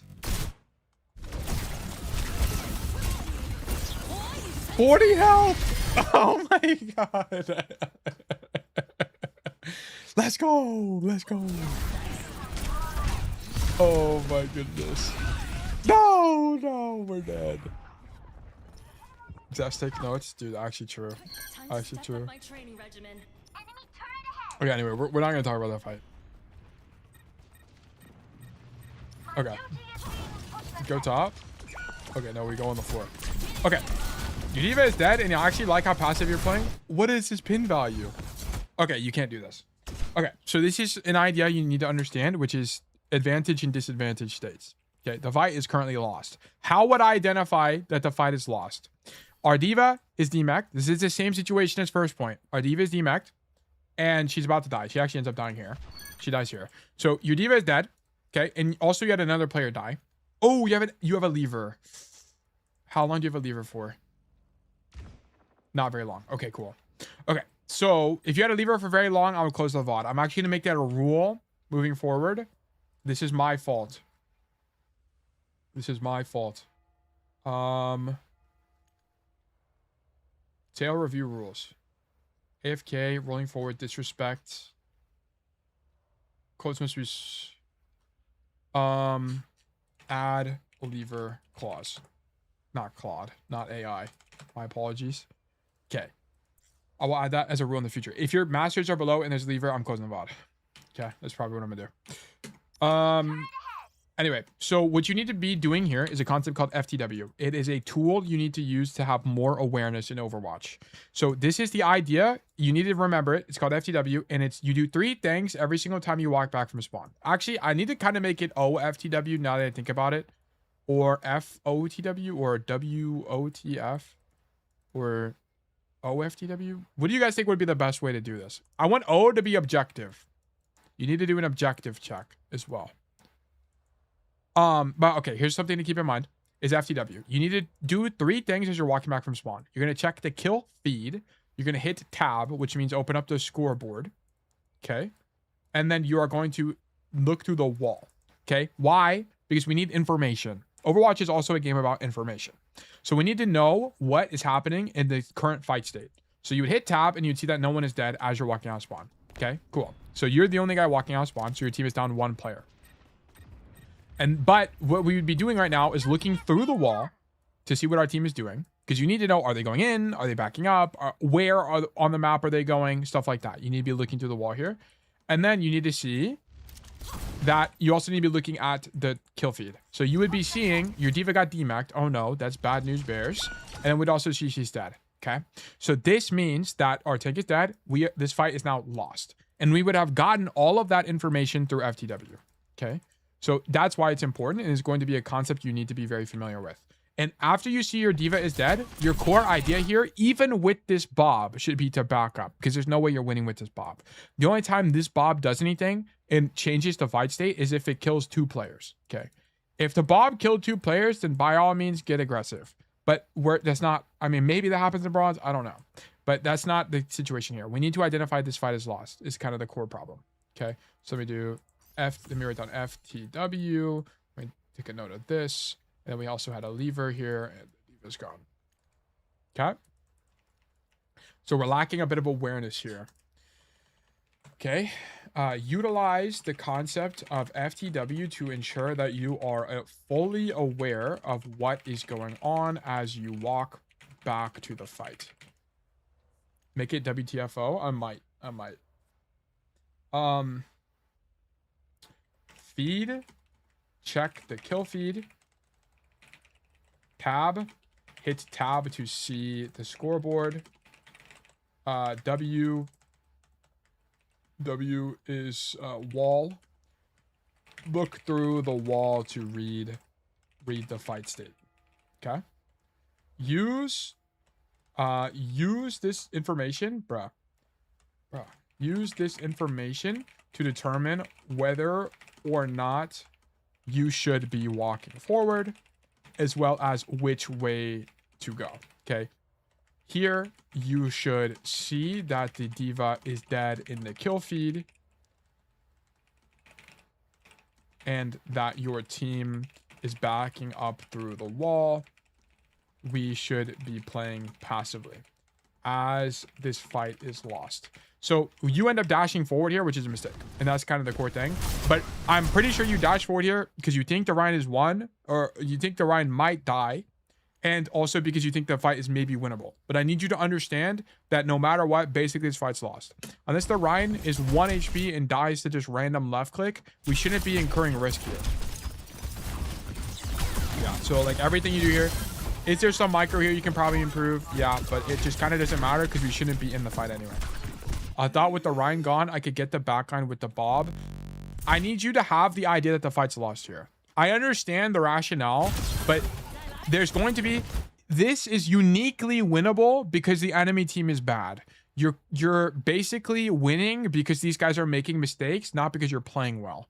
If these guys were any better, this would have been a totally different situation. Because what would end up happening is the enemy team would not all be on cart here. There would be people up top. This Bastion would not have taken his whole health bar to Bob, and then this Alari would be in a better position to shoot you. Like, the enemy team is just kind of misplaying here, and you're capitalizing on that. So this isn't you winning, this is them losing, okay? I need you to understand that as well, right? Whenever it comes to Overwatch, you have to be able, what a coach is good at helping you understand is when you winning versus when you losing, or enemy team losing, if that makes sense. These guys are misplaying, okay? And you're just punishing the misplay, technically, because you get to engage here. And this is why low elo players think heroes like Sombra and Anran and stuff like high mobility heroes are broken, because they're really good at punishing mistakes. Like Anran can get away with just like dashing through people because they have bad aim, or they just don't understand some fundamental of Overwatch. So that's why they're like uniquely good. Like Sierra, for example, is another good hero that does this.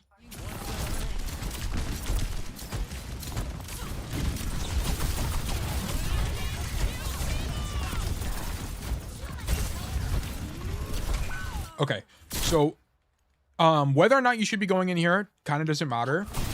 What I want you to think about is if you are going to engage with your cooldown cycle, okay, you use one of your cooldowns to get out of the fight, okay? So you shouldn't engage here, but whatever, it doesn't matter. You engage here, dash in, press your E, then this next left shift, the idea of this should be to get you out of the fight, okay? So this is the kind of like just in and out kind of pattern you have with flankers.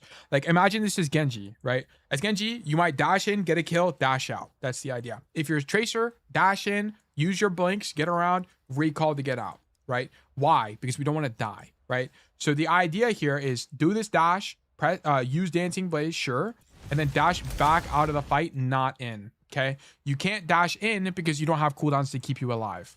So this is just cooldown management here. Your idea needs to be to live by using your last cooldown to get out. So just keep this in mind as like a general idea. I should never see you dash in here because you don't have CDs to live. Okay. Ensure that we are saving cooldowns to get us out of the fight. Okay. You can dash in, use Dancing Blaze, sure, but then leave with your last dash. Like if you watch better players, high rank players, they're going to use one cooldown to leave more often than not. Right? So now you're stuck in the open here and you die. Okay. Like, why did this fight feel overwhelming? It's because you use your last cooldown to get in the middle of the enemy team, and then it's hard to figure out what to do because you have no tools, right? That's why this feels difficult. You shouldn't be going in, but that's regardless of the fact.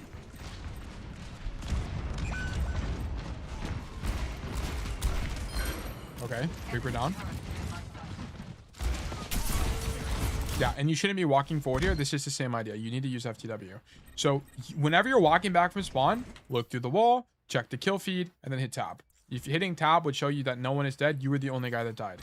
So then you would see Diva is dead. This fight is lost. Okay. So instead of walking forward, we should be leaving. Okay. Same principle. I'm not going to make a note of it again because it's apparent pattern here, but yeah.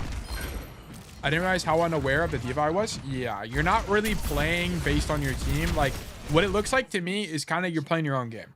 And you do that in Overwatch to some regard, but you play your own game relative to how your team is playing the game, right? Relative to your team's positioning and what they're doing.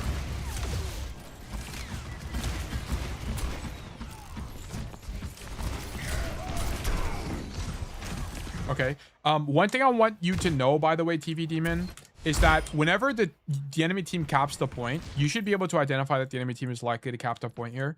Make sure you know that when you're in this spawn room and the spawn room changes to be back here, you can press, you have like a 10-second window to press F to teleport back. I want you to do that basically every single time. Okay. So just keep that in mind. So here, what I would have liked you to do is just stand in spawn and teleport back to reset your spawn. As like an idea. I know about that, but I usually only do it on attack. Do it on defense too. Do it on defense too. I want you to do it on every time it's available, do it.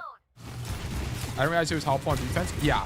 And that, well, yes, exactly. Okay. So that's actually a good thing to talk about. And it's because, this is going to make it too complicated. Okay. Just do it for now. Do it. And then when we're gold plat, we'll talk about it more. It's going to make it a little bit too complicated. Just kind of follow it for now, and then we'll explain the nuance to it.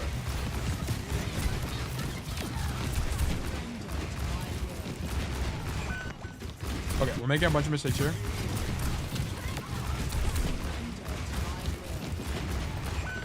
Okay, we're going kind of fast. Let me slow down. So we shouldn't be walking forward here because you need to understand an idea called effective range. And one thing you need to be thinking about in Overwatch is, how can I do things well and also safely? How can I be at the highest threat possible and have safety relative to the enemy team? So here, if you ever stood here in a high elo lobby, you are dying instantly. Okay, you're getting vaporized. Why? Why is that the case? This is because you're playing a low mobility hero in the open. You need to always think to yourself, am I one mobility cooldown away from cover? Okay. So here, for example, you shouldn't be in this position because you are more than one roll distance away from cover.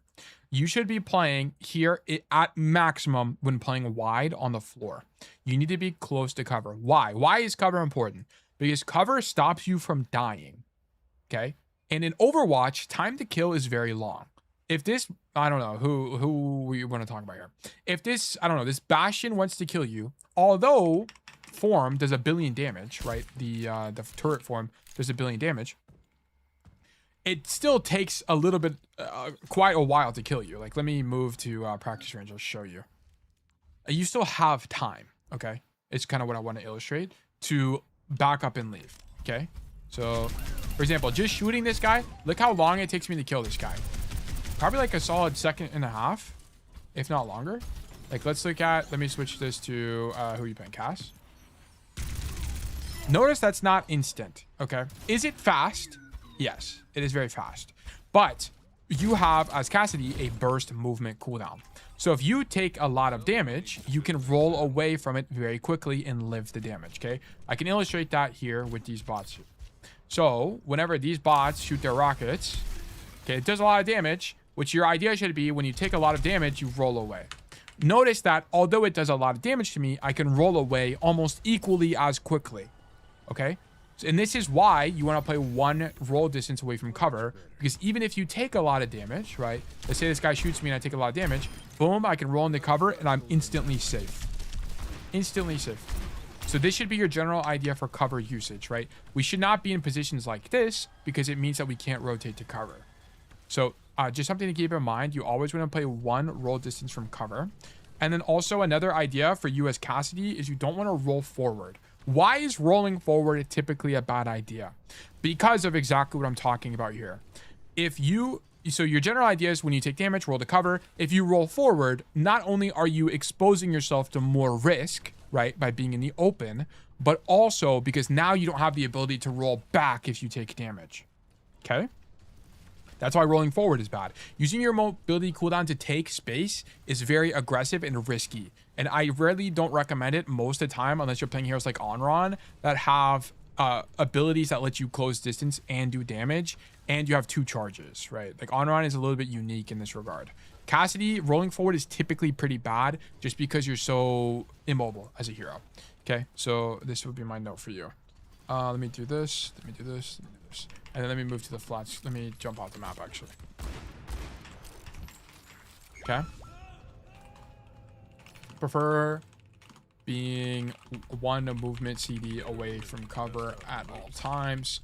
That way, if we do take burst damage of any sort, we can live by just using our movement CD to move back to cover. Okay. All right, let's keep going. But yeah, so you should use that logic to know that standing in this position is bad, right? Like taking any of these positions would be bad as a result because there's no way for you to live if things go wrong. And things go wrong all the time in Overwatch. Yeah. And you can use that logic to derive that this position is bad, right? You don't have a way to roll to cover from here, right? I mean, you're also breaking a few other rules, but you can use the intuition I just told you that there's not really any cover that is safe for you here because they can just walk up and kill you. Okay? All right, we're done. Enemy turret within my...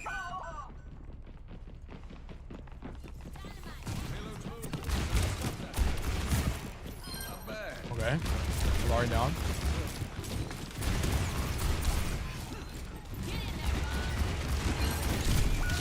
Okay, we're dead. So whenever you die to his Bastion, you need to think to yourself, why am I dead to Bastion? Okay. What line of thinking or what idea could you have had to prevent this from happening? And here we can see that we walk in main, throw our flashbang, and then eat a nade and die. Okay. So there's 2 things to think about here. Number 1 is you can think about given that I'm here right now, how could I have lived or prevented this from happening? Well, the first thing you could have done is potentially rolled away once you saw the Bastion appear on your screen. That could have been an idea. Like that's fine, right? Once you see a threat looking directly at you, you can roll away to prevent dying, right? So here, you would see the Bastion in form. You'd be like, holy moly, Bastion in form is very dangerous. Let me roll away. That could be idea number 1. Idea number 2 is thinking about, is there a better, maybe the position is wrong. Could I have been anywhere else? That's the idea number 2. Here, you could identify that seeing Bastion in form is very dangerous. So rolling away would be appropriate to ensure that you live and live. You would roll here as it gets you away from the angle faster. Walking away would be wrong. Wrong because you're exposed to more risk dying to Bastion for longer.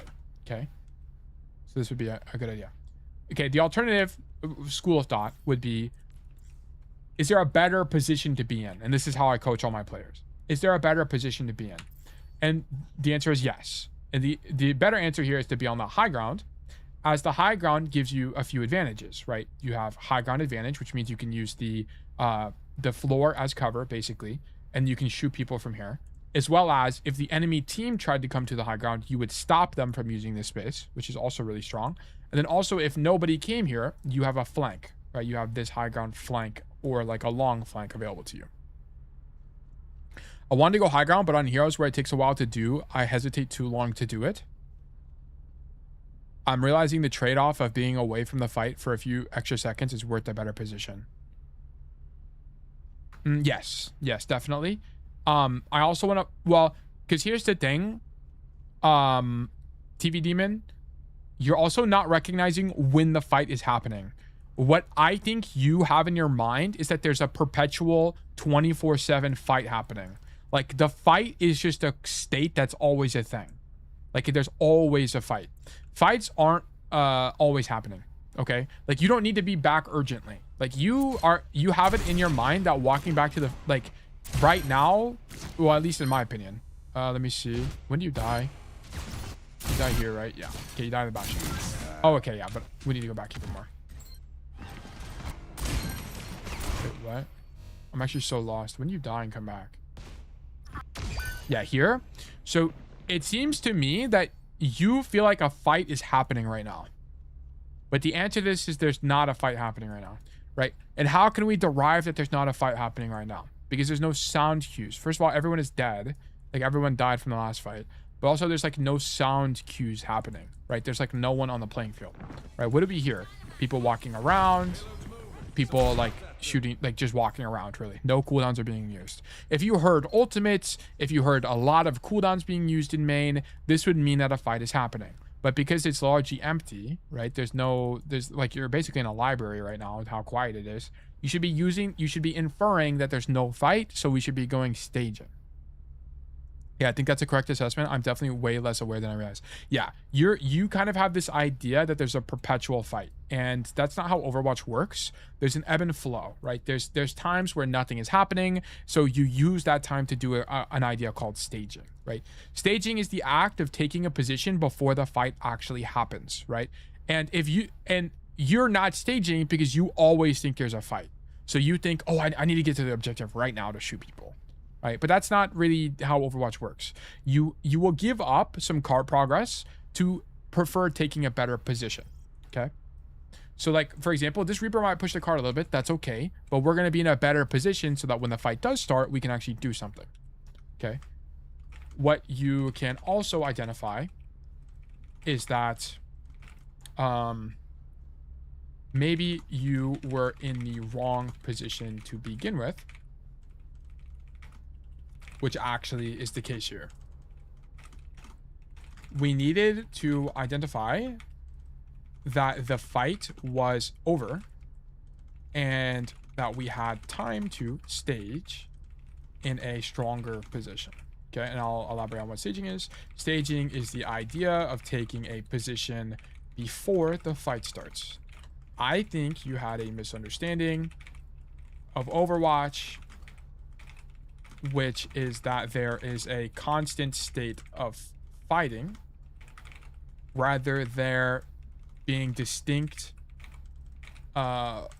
moments where it ends / begins / downtime. Okay, and I'll illustrate that. I'll show you when the fight starts and when it ends. Okay, so here, whenever we die the first time, so this will be the kind of the best time to illustrate this. So here's what's happening. Okay, so both teams are walking forward. The fight is happening right now. How do we know the fight's happening? It's because there's cooldowns being used. There's Reinhardt swinging on our team. Like you can see that there's some chaos happening ensuing here. Ultimates, like namely ultimates, are also a really good indicator of fights happening. Okay, so D.Va has died. Okay, fight is still happening. How do we know? D.Va dying does not mean the fight is over. We still see this happening. Our Moira is still in the fight, like in between everybody. So the fight is happening still. Okay, and then the Moira dies. No, she gets out. Okay, now the fight has ended. How do we know the fight's ended? How do we know the fight's ended? Because, look at this. There's no more of the enemy team pushing into us or anything like that. The enemy team is far away. Look how far away the enemy team is. So now there's been a soft reset of the fight. It looks like this Ryan's about to push in, which means the fight's about to happen again. But there was a clear split between our team and the enemy team. No one is in each other's space. So this is what we would call a neutral, right? When stuff like this happens. But Ryan's about to change that. The Ryan's pinning in. Ryan pins in. Boom. Actually, there is still no fight happening. The fight's still not happening. Notice the Ryan backs up because he gets coach gunned. He forces a cooldown and he backs up again and just shields. No fight's happening again, right? We're still in a neutral, right? This is what a neutral is called when you're shooting your gun at each other. Okay. Team backs up. This is good ebb and flow. No fight is still. Bastion uses form. Does this mean the fight is happening? No, the fight is not happening because there's no engage yet, right? Our diva is nowhere to be seen. She's not engaging in. The Ryan's not pinning in. There's no ultimates. No fight is happening. Still the neutral. Okay? Keep going. People are just throwing cooldowns at each other. And then now, boom, Earth Shatter. Fight has started. Okay? This is when the fight starts. So now the enemy team is going to walk forward. People are going to use a bunch of cooldowns and try to win. Okay? So I hope it's a little bit more obvious to you when the fight starts and doesn't start. Starts and stops. Now the fight is over. Nothing happened here. Your team just gave up space. Okay. So this is like time you would use to stage or do something. It's a little bit risky because the team is already here, but like you could go for this flank. You would go, you know, it's too long, but if you were playing like Genji, for example, you could jump up top and do something like that would be way more appropriate. But I hope it's a little bit more clear to you. Like, of course, there's a lot more nuance, and maybe I was wrong in some of these instances of like being exactly specific. But you get a little bit of intuition for this. This has made it clear, yeah. Games feel like one long fight, but I see the breaks down that you point them out. Yeah, there's ebbs and flows. Like particularly when teams die to ultimates and stuff like that. Like here, for example, like the killer for real gets a triple kill, which means that most of the enemy team is dead, which means that you can now use, like, look at this. There's no fight happening, right? Like, people are just kind of shooting each other, right? They're kind of just hanging around, pushing cart.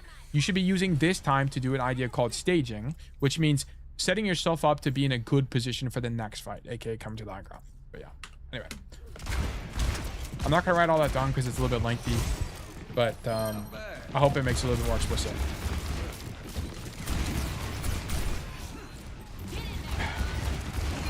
Bob is still in there, and we're dead. Okay, cool. Holy moly, we get resurrected. Deadeye? Yeah, whatever. I'm not going to talk about the Deadeye. Is the Deadeye bad? Probably, but it doesn't really matter that much. We have bigger fish to fry. Mizuki down. Reaper down. Okay. This is a moment to stage, right? It's very obvious. It's obvious now, right? Because literally no one on the enemy team is alive. So now you use it to take a position, right? This is good. You're just not identifying it when there are people alive. That's the only thing. This is where it becomes obvious. Yeah. Okay. I see. Okay. W position. I'm going to be honest. You probably just win this fight because you're here. Doesn't Casper for high ground? Yes, but we're not understanding why we need to take high ground, which is the bigger problem. Yeah, I mean, I want to point out, like, in bronze, you're going to win games by just standing on high ground because it means you're not making mistakes. Okay, keep in mind, like I was talking about this earlier, there's a few things you have to understand about winning in Overwatch. Okay, so there's the idea that you win by making plays, and then there's the idea that you win by making less mistakes. Okay, so here's the problem. In bronze, a lot of the time you will win just because the enemy team makes too many mistakes. They lose, okay? So that's just something you have to keep in mind. Whenever you're on high grounds, the chance of you making mistakes is lower, okay? So you will just like inadvertently win more by being on high grounds. So yeah. So by being up top here, you're actually not making the mistake of being on the floor, which means that you're more likely to win. So now it's just, can you make plays from the high ground? TBH, the only mistake you can make is dropping? Yeah, exactly. If you drop or like don't roll away from cover or something, like, or don't roll away from damage, like there's some more micro concepts, but they don't really matter that much. Tail knows we love to fall off high ground. Yeah, security, good to see you, by the way. But yeah, like falling off high ground is one of the worst things you can do in Overwatch. Like you will just lose games by dropping off high grounds. How about that? I'm so bad about falling. Okay, I mean, if I had to guess, you just don't use high grounds that often. So whenever you do, you're not used to staying up top. So it seems like a repetitions thing to me.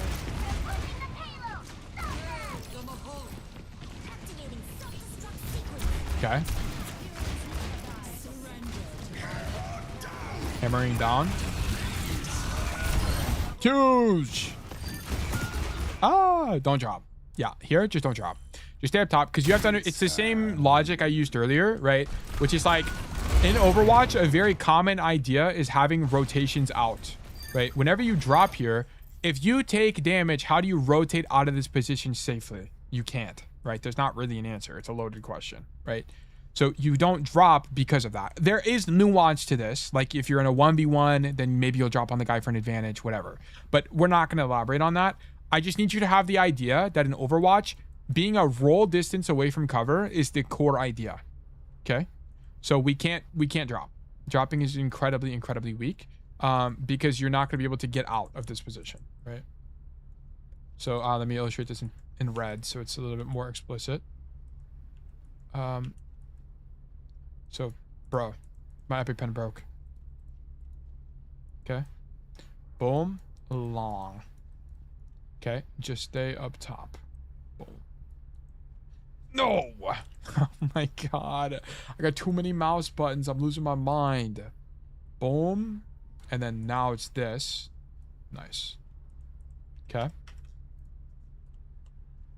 Okay. Dropping here means that you won't have a safe rotation out once you are on the floor. Must stay on the high ground. There is nuance to this, but let's not focus on that for now. Okay. We'll talk about when you're in gold. We're not there yet. I need you to just stay up there. Are you doing any more VODs after this one? Yes, there'll be likely one more. Okay, we're dead. All right.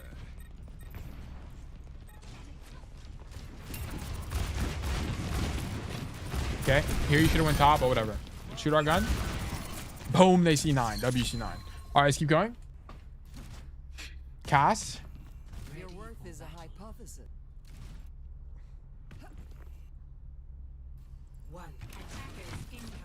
Okay, I assume you just stand here and shoot your gun. Okay, so I'm gonna give you a cheat code on Dorado. I'm not gonna explain too much about it, but I'll give you a cheat code. Play Cassidy, and I guarantee you will win every single first point attack if you just walk this way, walk up this staircase, and come up top until you're about gold. Okay, you will just win every single time. I promise you this will work. I promise. I'll show you in game as well. But I want to explain the reasoning, okay, as to why this is the case. I kind of talked about it when you were on the defense. The problem with everybody being on the floor here is that you now no longer stop the enemy team from flanking them, right? This is the lane control principle I was talking about, right? On this attack, there are about 3 lanes. There's actually technically 4 if you count this. But let's just act like there's only 3 lanes. If your entire team is stacked on one angle like this, this means that your team is no longer able to prevent flanking from happening. So you can leverage this fact as the attacker because all the defenders are in main space, and you can go flank and shoot everybody in the back. Okay, imagine yourself as Calpol 210, the Mizuki player. If there's a Cassidy that miraculously shows up behind you on the high ground right now, what are you going to do? What are you going to do? The answer is die. Okay, there is no answer. You are screwed. You are a 1 billion% cooked. And it's because you were set up for failure to begin with. You had bad staging. Okay, this is why positioning is a very important overall general concept. Notice that as I've been explaining all these concepts to you, I'm not telling you to fix your positioning. I'm telling you the tools. I'm giving you the tools that inform positioning. Positioning is not one skill, okay? Positioning is not one skill. Positioning is a culmination of many things, which is why whenever I teach people to play the game, I don't teach them you need a better position because it's not specific enough. I give them the information and the tools they need to figure out how to position themselves. This is the rotation I'm talking about, by the way. You come this way, you walk up this staircase, and then you come up top. But imagine you as Cassidy were right here, right now, as the Mizuki and the Reinhardt are all looking at your team. What are they going to do? What are they going to do? They're not going to be able to do anything. They're just going to die. Why is this Mizuki going to die? What is the Mizuki's mistake? He's in a position where there's no cover as you rotate away. No cover. So they're going to die.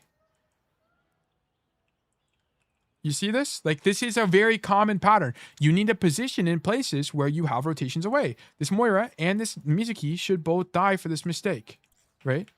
And this is the thing. That's why you play in positions like this typically on defense. That way, if you take damage, you can leave.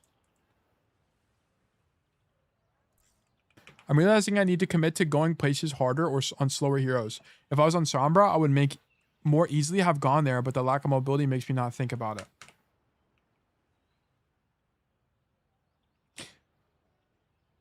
Maybe, but to me, if you did, let's say you played Sombra and let's say you did translocate to this high ground, I'm not sure you understand why that's good. And that's my critique. You can't just walk into good plays. You need to know why they're good plays. Right? And you need to know that the reason this high ground is good right now is because you'd be flanking the enemy team. And if there were people up here, you'd be contesting them. So I hope that makes sense to you. Bomb players just kicking on the floor. It's because, like, typically the idea of Overwatch when you're a bronze player is that it's a literal team game. Like, as in you literally play with your team. But that's not how Overwatch works. It does make sense? Okay, I see. That's kind of like the problem in these, like, really low ranks is their like paradigm of which they view Overwatch is just flawed. It's just entirely flawed. And it's not their fault, by the way. It's Overwatch's fault because it doesn't teach you map control. Like, map control is not something that's taught to you in the tutorial. And I mean, to be fair, how would you even teach that? Like, how would you even have a tutorial that does that?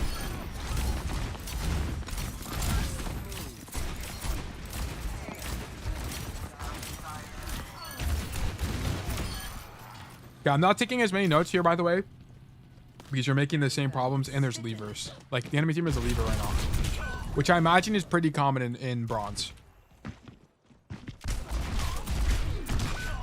Okay, this is whatever to me. I kind of just don't care about this death. So this is actually a winning fight for you, but a bunch of things go wrong and you lose. So this is whatever. What is the lever rule going to be? I don't know. I have to think about it. You do play as a team, but it's more so playing off your teammates' intentions. Yes, exactly. Yeah, that's what I was talking about. Some mystery. It's like, in bronze, people think you literally have to stack on each other, which is why people flame people for flanking. Which is why, like, you go, like, this is why people complain about flanking so much in like Reddit and stuff like that, or like the forums. It's because they just don't get the game. If there's a lever for like one fight, it's a code still okay. It's gonna depend on your rank. Alright, we're dead. I'll make the note of it and I'll let you guys know when I update the rules. You're welcome.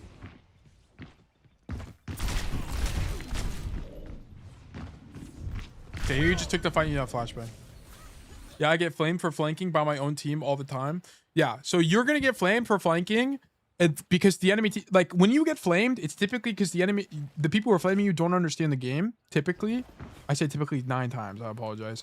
They don't understand the game, and also you probably are flanking incorrectly too. So there's some truth to it, but it's like you probably don't know. Like your timing is bad. You're not looking through the wall. You're not aware. Stuff like that.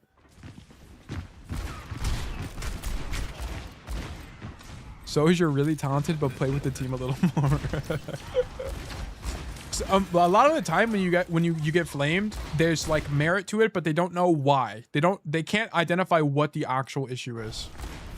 They don't know what is going wrong. They just know something is going wrong.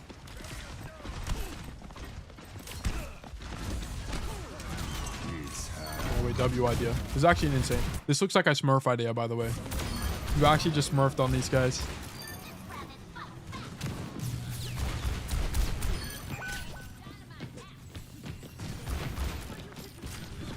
Yeah, like we're a little bit too obsessed over riding the cart, but sure.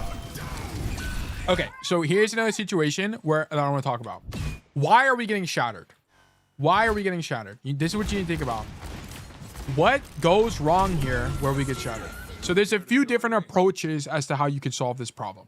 Approach number one, you can blame your teammates. Why are we not shooting the Reinhardt? The Reinhardt should be dying right now so I don't get shattered and I don't die. Okay, that's approach number one. Okay, is that the right idea? No, but it's, you know, you could cope that way if you want. There's two other lines of thinking. Number one, you could also think about you need to track Earth Shatter. This is a very common misconception, which is where people think they need to track every ultimate in the game. Is it helpful to track cooldowns like Earth Shatter? Yes. Do you need to do it? No. Why? Because there's a more enlightened concept, in my opinion, which is good positioning gets lucky. Okay? So, what you should be thinking to yourself here is, where else on the map could I be right now? Where could I be? And why might it be good and why might it be bad? You need to consider both good and bad positions and think about it critically. So here's what you would think about. Okay? Zoom out. Boom. Why did I get shattered? Well, I got shattered because I am in main space. Okay? Relatively main space. Okay? So what you should be thinking to yourself, okay, Reinhardts want to shatter main space. How could I have not been in main space, and what were the alternatives? Well, the alternatives could have been maybe this whole fight, I started on this high ground position, and I'm here right now. Maybe this whole fight, instead of standing over here where my ash is, I rotate to the right side and I stand on a new angle to create more space for my team. The cost of this is that if the enemy team flanks me, I'm more likely to die. But I should have a little bit of confidence here because I'm Cassidy, and Cassidy is really good at dueling people. So being on this side of the map actually isn't even that bad for me. So you would think about that. You could also think about, maybe I should be on the high ground on this side, but that would be really difficult to set up for, because how do you even get there as Cassidy? Well, you'd have to walk up the staircase and do this, which would just kind of take too long. Or I would have needed to known somehow as a prophet that walking this way was the best play to begin with, which is kind of unreasonable. So you have are left with now your options. You needed to start up here because you were on this high ground at one point. You even popped Deadeye up here. You need to be up here, or you need to be on this side of the map, or you just needed to dodge shatter. Okay, what perspective you want to take is up to you. I think the staging perspective is the healthiest. I think if you always think, oh, I just need to dodge shatter, LOL, you will put yourself in an unhealthy mindset for Overwatch, which makes you think that dodging things and hitting shots are the only ways to improve. Okay, so I needed something like this. Like some kind of idea like this, probably. Okay. Okay. When you get hit by ultimates, okay, think to yourself, is there an alternative position that I could have been in as my hero that would have let me dodge this inadvertently? Okay. So, well, I'll put coincidentally. Okay, coincidentally. The answer in this situation is yes. Okay. You could have also viewed this from the lens of, I just needed to dodge it. But I think this perspective is largely unhealthy for growth in Overwatch, as it operates with the belief that you are already doing the correct line possible, or the best line possible. Line meaning the best set of decisions to get to where you are now. Okay, staging up top, top left green dot was the optimal play here. Okay. How long will you be streaming for? Another 2 hours probably. Would it be good if he saved his roll for something like that instead of rolling to the left of the car and maybe rolled back? Yes, but we're getting into the weeds. We're getting into the weeds. It doesn't, the micro of how we use roll here doesn't matter because we shouldn't be here. Okay? We should be here or here right now. Either one is better. It doesn't really, like, this is like objectively better in my opinion, but either idea would have been good enough. I don't want you guys to obsess about, oh, should I have used roll this way or roll that way? Especially when we're in bronze. Like, keep in mind, this is bronze. Like, it doesn't really matter that much. Like, what we need to understand better is the game of Overwatch. How could we have been in these positions? Then, once we're in these positions, we won't even be in bronze anymore. We'll be gold, if not higher. Okay. Don't forget left root. Yeah, I mean, there's more stuff you can do. Like, there's this really long rotation, but we're in bronze, guys. Like, we don't need that. We don't need to make this more complicated.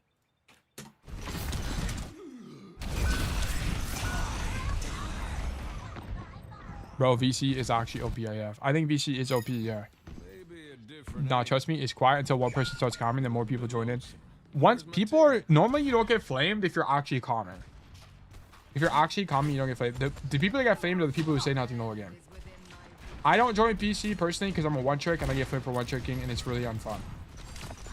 And is that the cost of one-tricking? Yes, okay. But am I a little baby for that? Probably. So that I just don't join VC. I'll admit to it. Yeah, I'll admit to it. I'll own up to it. But yeah, that's me.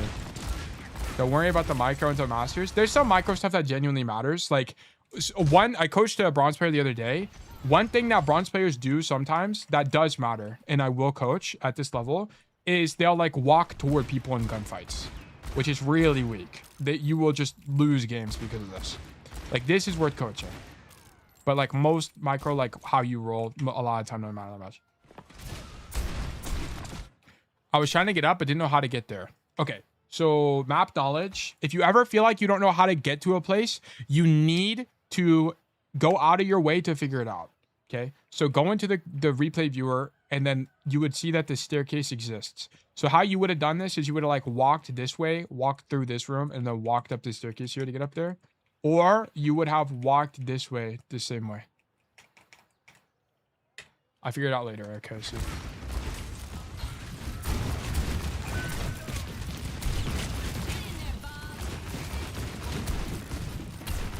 MGHM, do exclamation mark coaching in Twitch chat for more information about coaching.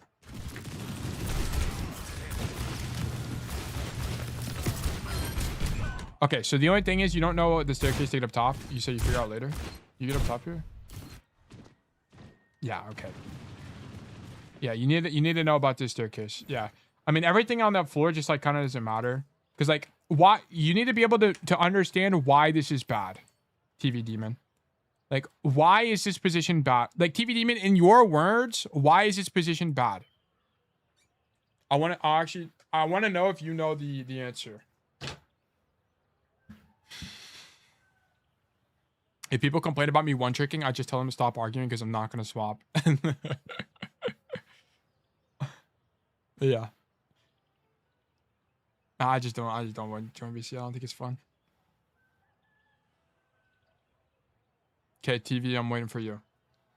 There isn't much place to go for cover, and there is what I know is perfect. Exactly, TV Demon. Now we're starting to understand Overwatch. Okay, walking through this space when you're threatened by the enemy team is bad because there's no cover. There's no cover. Okay, so that's why the high ground is really good, is because you have the high ground as cover the whole time. Okay, so now we're starting to get the game. We're getting it. This is fantastic. Okay, W rotation, Smurf, Deadeye. It's pretty good. It's not the best, but it's good. Reinhardt down. Oh shit. Protect us, God. Okay. Reaper down. Oh. Nah. Wait, what just happened?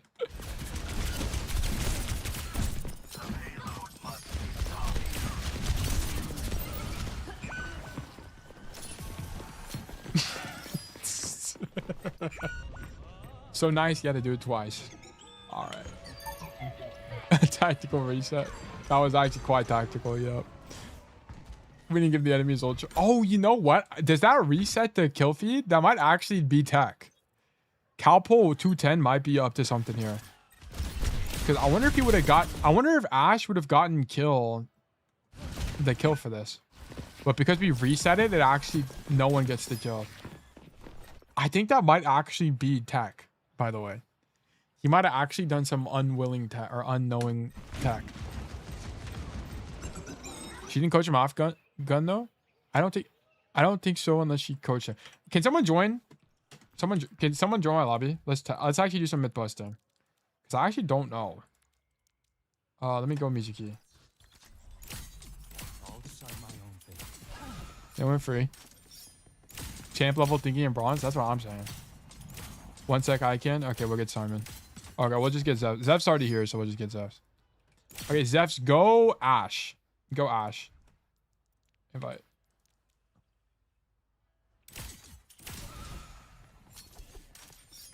Bro always asks if someone can join. Dude, we got a myth bust. How are we ever gonna learn if we don't know? I'm actually genuinely interested in this. Because I think you get... Okay, we're gonna test 2 things. I think if you just shoot me and I jump out the map, you get kill. You get the kill. I think. Hold on, let me walk over there. Can you melee this? I don't have melee bound. Okay, nice. Can you shoot me? Shoot me and don't kill me. Just like shoot me a bunch of times. Give me a low. Okay. Now let me jump on the map. Oh, you don't even get kill credit. What? I thought that's how it works, but I guess not. I don't think so. It's only if you get booped. Okay, wait. Let's try with coach now. Wait, hold on. Let me walk all the way over there. Fuck. It's gonna take 10 years. Okay, hold on. Let me get back over there. So if he coach guns me and then I recall, does it reset it? I think it will.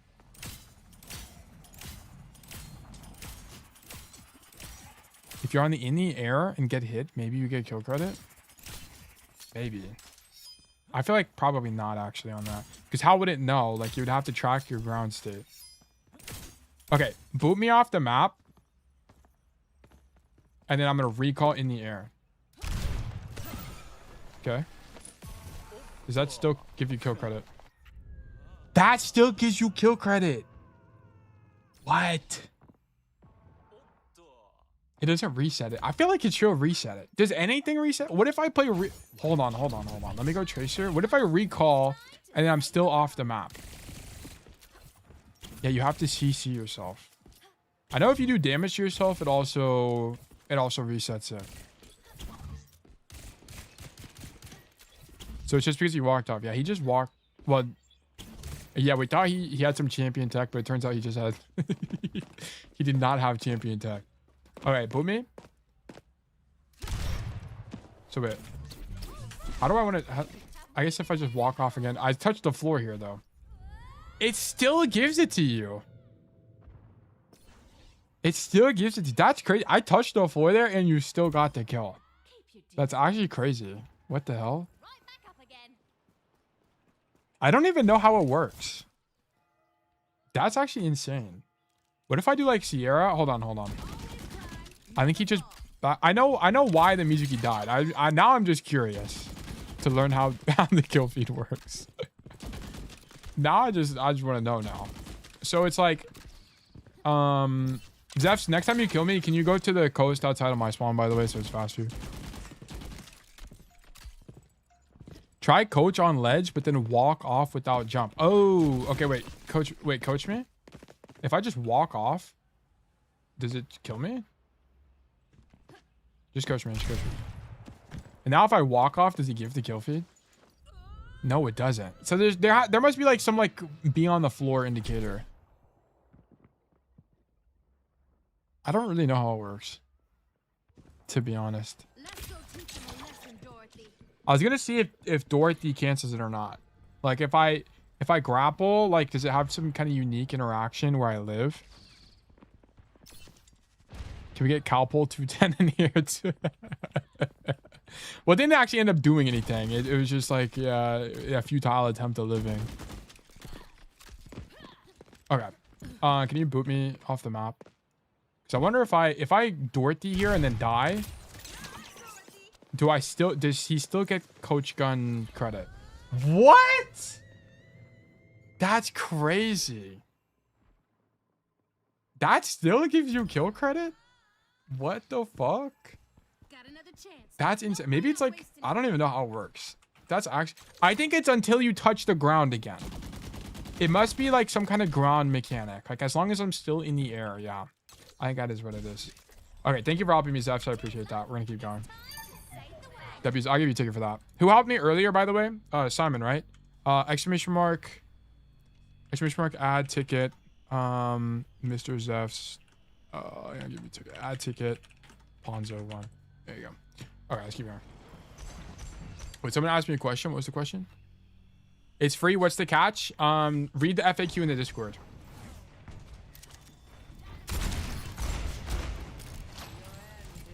Okay.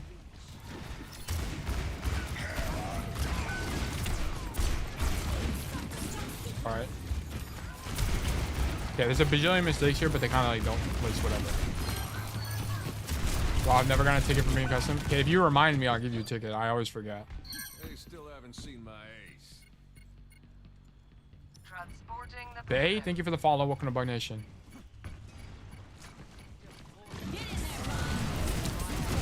Okay.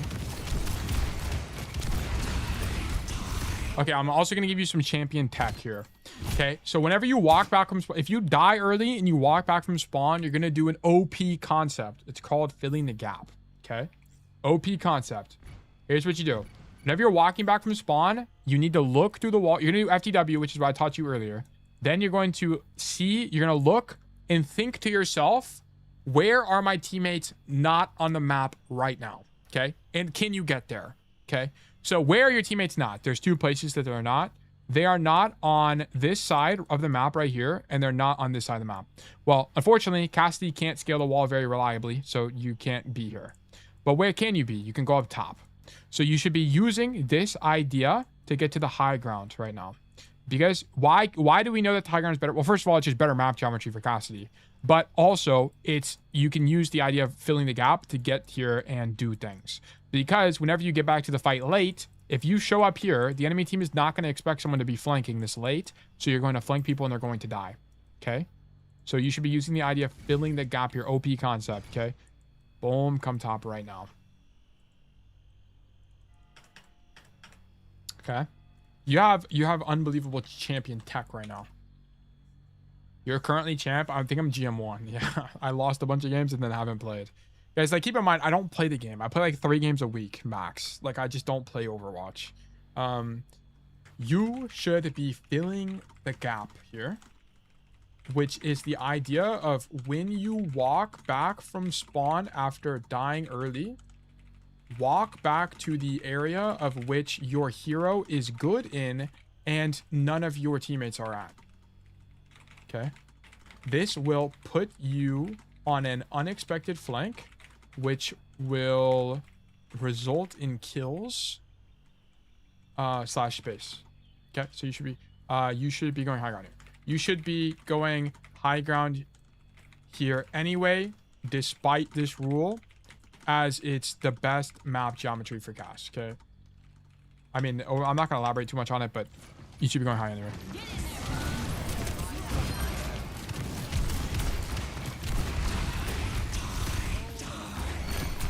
High tickets just mean I'm not getting coached and you are, so lower count is the mod. That kind of is the mod.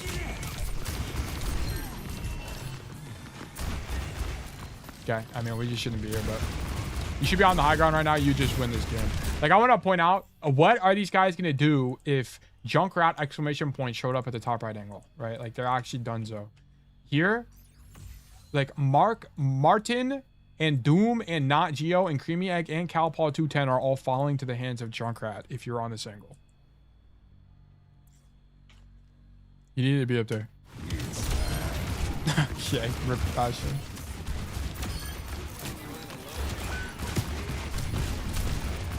In this case, what's better, staying main or going high ground? Going high ground is 1,000,000,000% better. It's not even close. Because you can't do anything from here. Like Cassidy, especially, there's a few reasons why this is bad. From an advanced perspective. Okay, from an advanced perspective, you can't shoot, you can't do anything from here because they're playing Reinhardt, so it's a matchup issue. So you're just gonna be shooting tank. It's also a bad angle because you're doubled up with the Ashe, who's gonna do more. She's better here in this space because Ashe can't really hold this high ground very well, and it's also kind of too short LOS for her. So it's uniquely better for her to play on the floor here as Ashe. Also, it's better for you to go top because it opens up this potential flank route for you, which is strong with Deadeye. Also, if you're up top, you have flash. You're in flashbang range here, so it's also good in this situation. So there's a lot of like advanced principles that will also tell you that going top is high, but you should be able to use easy rules like fill the gap to just coincidentally know the right answer. So like that's why I teach you guys these like really simple concepts, because like I could explain literally everything that makes a position better, but it's not gonna be helpful. It's gonna be too much information.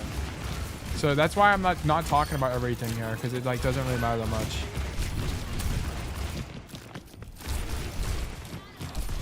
But since the fight's already started, should you stay in main? No, you should just go top. Just go top. Just go top. It's better. Like that's why, like filling the gap is for stuff like this. Like the fight's already happening, and the rotation is not that expensive. Like just go top. Also, we're in bronze. Okay, we don't need all the nuance. Like I think just going up top here would have just deadlifted. We would have won the game. Yeah, we would have won the game. Yeah. Okay. Okay. All right. So that's verdict losing for sure. Okay. You have mega easy homework. This is slam dunk homework. Okay. Primary issue number 1. I need you to. How do I want to phrase this? There's a few things. Number 1. This is on secondary. Don't use your cooldowns in. Okay. Prefer, or if you're a hero with multiple mobility cooldowns, save one cooldown to get out. Okay. As Cassidy, don't roll in. As Anran, dash in 1x, dash out 1x. Okay, we need to keep that in mind. Primary issue. We are not understanding that there is not always a fight happening. Okay. Overwatch is a game where there are fight states and there is an ebb and flow. Occasionally, even I spelled it wrong. I'll spell check it here. Occasionally, even when there are enemy players alive, there is downtime of which you can use to rotate. Okay. We must have a better understanding of this so that we are allowed time to make rotations that would set us up better for mid fights. Okay. Or for fights. Okay. Use tools like FTW, okay, which is what I explained to you earlier, as well as filling the gap, boom, to better understand where you can and should play. This will take time to figure out where to play and why. Okay. Also, I'm biased, but binge my videos to better understand Overwatch macro. Boom. Okay. I need that from you. I also need you to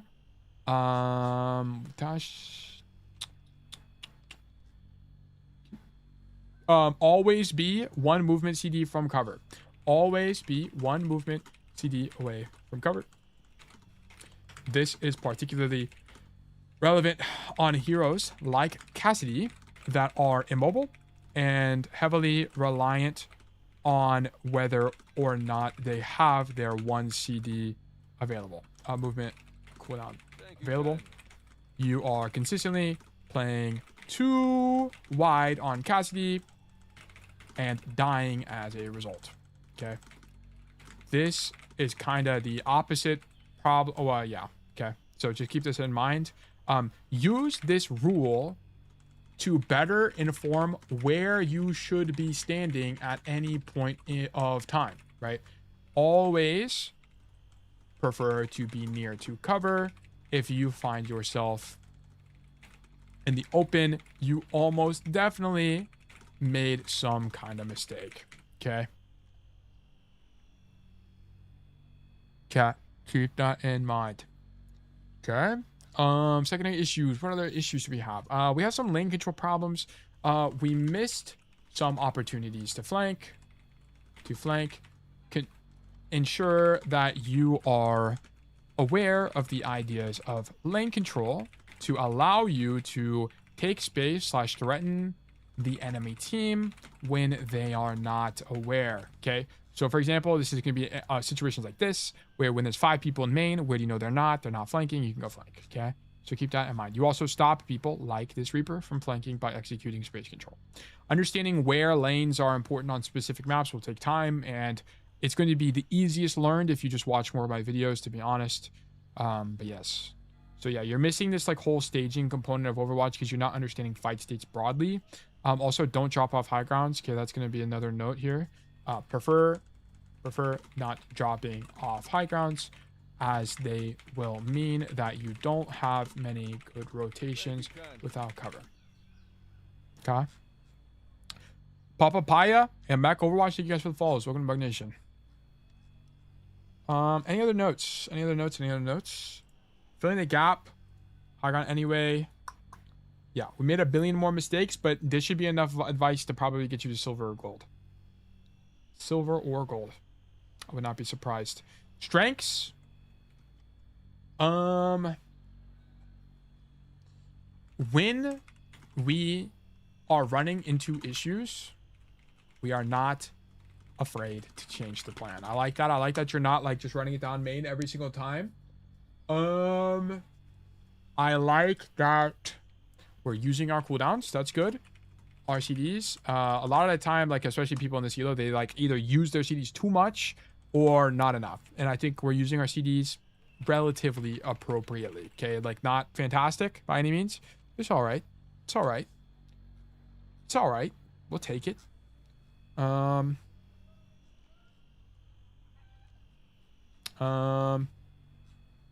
Yeah, that's gonna be it. Okay. The TV Demon, do you have any more questions that I can answer for you or no? What do you think? Was this a good review? Anything you need? I am more than happy to help. Anran, also Cassidy. Okay. Rank, hashtag bronze. Format, hashtag 5 billion versus 5 trillion. Okay. All right. Let me scroll up. Exit out of this. No close conditions here. Should be enough to get you out of bronze. And also, once again, these VODs are on YouTube. So if you're ever unsure, if you want to go back and watch it, it's available. So don't be afraid to go back. 5 billion versus 5 trillion, kind of an unfair fight. Bring it to Blizzard. Bring it to Blizzard. I've been trying to convince them. It keeps trying to push this Discord stuff. I don't know why. All right, exclamation mark resolve. Bang. Exclamation mark new raffle 300. Okay, new raffle, guys. If you want to get coaching from me, please do exclamation mark enter. You can enter the raffle by doing exclamation mark enter. Please make sure before you enter the raffle that you have a coaching submission submitted in the Discord. Okay, if you're not sure how to do it, you go into the Discord. You're gonna go to tail coaching advice or tail coaching request, and you're gonna input it. You're gonna create a forum post. Okay, make sure you're following the formatting like Luna has here, aka Junkrat, aka TV. So make sure you're doing that. Also, make sure you're following the rules. If you're not read the rules, make sure you're following the rules. I do have these rules, and I do respect these rules. I do not really give exceptions. Okay, don't make me be mean. Is my rule of don't make me be mean. I'm not a mean person. I'm a very nice guy. I would love to help you guys. Okay, so please be aware. Are you okay with? Wait, what was the question? Are you okay with me using a VOD where I went AFK for like the first 6-ish? No, nope, no. Do not send me those. Do not send me those codes. Okay, do not send me those codes. Do not send me those codes. Also, let me remove this ban thing. I will ban you from coaching for 1 month if you send me a code that breaks this rule. This is at my discretion. Okay. Bro, I can't spell right. Discretion. I'm not spelling good. I might be mean. I might be nice. I don't know. Okay. Bob is currently doing something. What the hell? Where even are you? Hold that. All right. I forgot I had blink on right click. But yeah, don't yeah, at least he asked. Yeah, I'm not trying to be mean. Like, I'm not trying to be mean. Like, I'm not trying to be mean. The reason, I'll briefly talk about it again. But the reason that this is the case, I measured from the moment the doors opened and I started moving, and it was about 2.7 to 2. Okay. All right, bro. Grom, I know you're not trying to be mean. Like, okay, I'll read this off stream. But like, okay, bro. Oh shit, I can send you an AFK code and gamble. Say less. All right. Done. Let me run 3 minutes of ads real quick. Whoops, that's not what I wanted. I run ads to try to like eliminate pre-rolls as much as I can. So I'm gonna run 3 minutes of ads while this raffle is going. Also, let me refresh this. Twitch alerts. Wait, what? Where is the thing at? Oh, it's because I'm on the wrong thing. There we go. Let me let me do. Guys, don't shit talk Grom. Don't just be. Look, I understand what Grom's perspective. Just let him do his thing. It's fine. Don't shit talk Grom. He's just trying to stand up for himself. It's okay. Like, it's fine. I don't want this to be an environment where you guys can't critique me. That's fine. I have no problem with you guys critiquing me. Okay, that's fine. Like, just he's frustrated. I get it. I would be frustrated too. It's okay. Okay, it's all right. I'm not an immortal like God here. Okay. It's okay. It's no big deal. Let me do this. By the way, did I publish this? I did, right?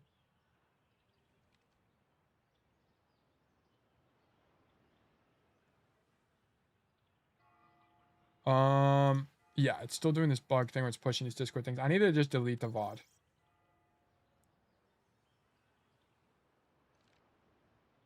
Oh yeah, let me just do exclamation. This is gonna be a faster way to do this. By the way, guys, if you want to get the notes, you can do exclamation notes in Twitch chat, and it pulls up the Obsidian, and you can get the link to each of these reviews. I'll also put it in chat in just a second. Student notes this week. I need the TV demon. Tail, check out the updated. There's the notes, by the way. And then let me put it in the Discord. Tail coaching request. Where is it? What was it again? It was Junkertown? Yes. Boom. Tail, check it out.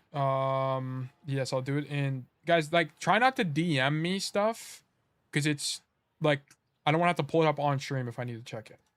Like, I have to go black screen. Or watching trouble. Yeah, this is nice. Thank you for doing this, Seda. Let me actually just copy this image and post it in the thing. Coach resources, boom.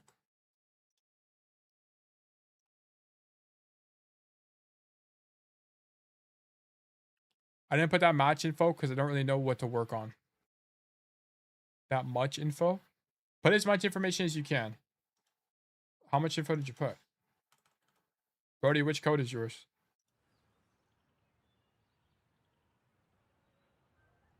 B? This one? Yeah, this is not fly. This is not fly. I need you guys, okay. You guys have to understand that I'm going to spend an hour and a half on your guys' coaching VODs. You have to spend more effort than this in an attempt to improve. Okay? So I need you guys to write, like, I know I'm not trying to flame you. I'm just trying to explain to you why this is the case. Why I require a lot of time. Because if you're just writing down maybe I need to focus on who to aim. Like, this is a very lazy way to apply yourself. Like, go into the VOD and think about how could I have positioned differently? Was there a matchup I didn't understand? Was there something that I missed? Is there something about Emre or Ash's dynamics I don't understand? Like, Zeta is a good example of someone who does good notes, right? Like, look up Zeta here, and then you'll see Zeta is very intentional about stuff, right? Like, you can very clearly tell that Zeta was very intentional about going through the VOD and figuring out what he got wrong and right. And then I will talk about it as well. And it shows me that Zeta is actually genuinely putting in the effort to try to improve.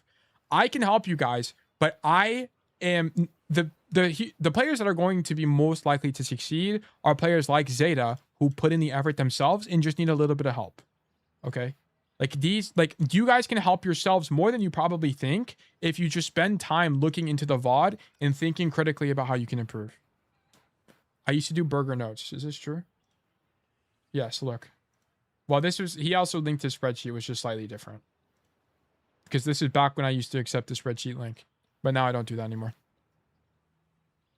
When do you do these? Would love to have mine looked at. Just don't have the info on me. I do Mondays, Tuesdays, Thursdays, and Fridays. I have the stream schedule available in the Discord here. Let me Mute this or mark as red. I know what am I gonna. Okay, I made pinged here. But yes, so that's my stream schedule. You can find it here to know when I stream. All right, Zeph, congratulations. You've been selected for coaching. Let's do great. Thanks. I do need to run to the bathroom. I do apologize. I will be right back. Let me do, what do you guys want to watch? We watched the World Tech video. Have I made any other videos or no? What would I recommend? What else is on here?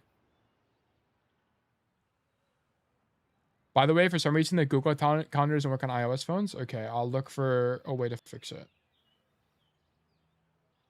Wasn't there an Overwatch funny moments here? Yeah, okay. Blizzard guides. Okay, you guys want to watch this? As usual, we've got great clips to bring you today. I'll be right from back. Fails and funny moments to huge plays and all the rest. Here are the most viewed Overwatch Twitch clips of the week. My name is Nate, and welcome to Blizzard Guides. When it comes to Overwatch, team comps and settings matter, but connection stability can make or break your ranked experience. If you're dealing with unstable ping, unregistered shots, or delayed abilities, Exit Lag can fix it. Exit Lag is a gaming-specific connection software that uses AI route optimization to lock onto the fastest path to the server. It also features multi-path technology, which sends data across multiple routes simultaneously as a failsafe to lower ping and prevent spikes. It's completely plug and play and no tech expertise is needed, supporting over 4,000 PC and mobile games. Setup just takes 2 minutes and includes a full diagnostic center to show your improvements. In Overwatch, where 20 millisecond spikes can completely throw off your game, stable ping isn't optional. There's a risk-free trial available, but if you use our link in the description below, new subscribers get a special offer, 50% off an annual plan, plus 3 free 30-day keys to share with your friends so your whole squad can play lag-free. Thank you to Exit Lag for sponsoring this video. Like a paper slip. Yeah, you can write a note. Yeah, exactly. Yep. What's up, dude? What's up? You're upset. Why? I don't know. You got up there. Hitting it. Why am I up there? Like, dude.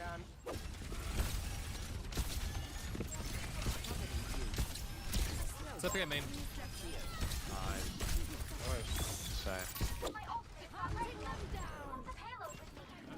Behind you, Colin. He's one. No. Got him. I swear I missed that shot on purpose.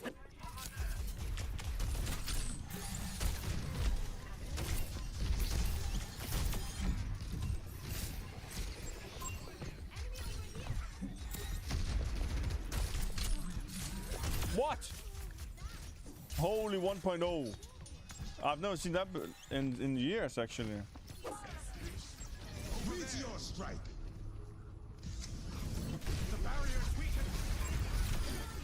Oh, rolled.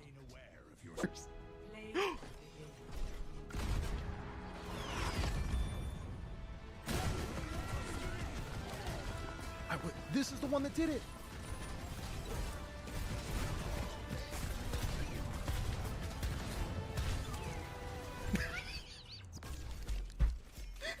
Yes! So good, dude. Should I just one clip their far out of spawn? Okay, wait, I'm going in. I'm coming bridge. Yeah, I chose ball. I'm really good at ball. Don't worry, guys. Let them up. Hostile mark.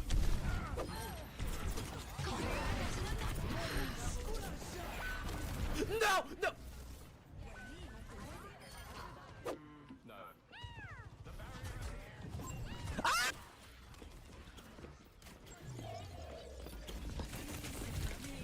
I don't know why I don't get the.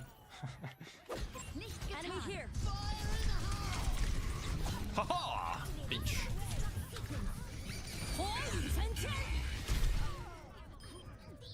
You go into it. As go I. A challenger. You must be joking.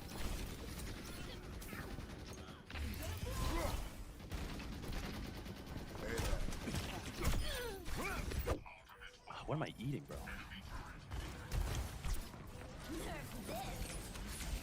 What is wrong with you, bro? You weird creep. What are you doing? All right, I'm back. Sorry to make you guys wait. All right. I want to grab some chocolate. Guys, have you ever had Lindor pistachio chocolate? It's low-key good. It's actually low-key good. All right, we're going to be watching Champ Anran. Who's ready? Who's ready? Let's check it out. Let's get the show on the road. All right.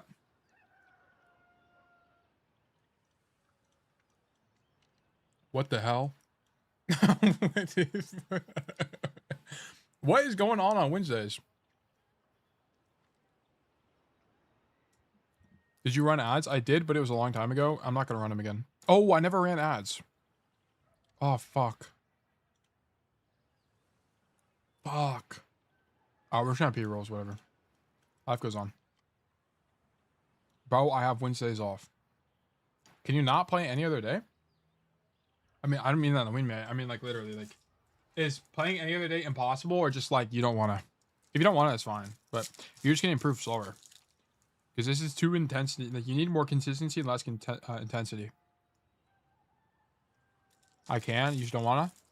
Are you playing on alt or something?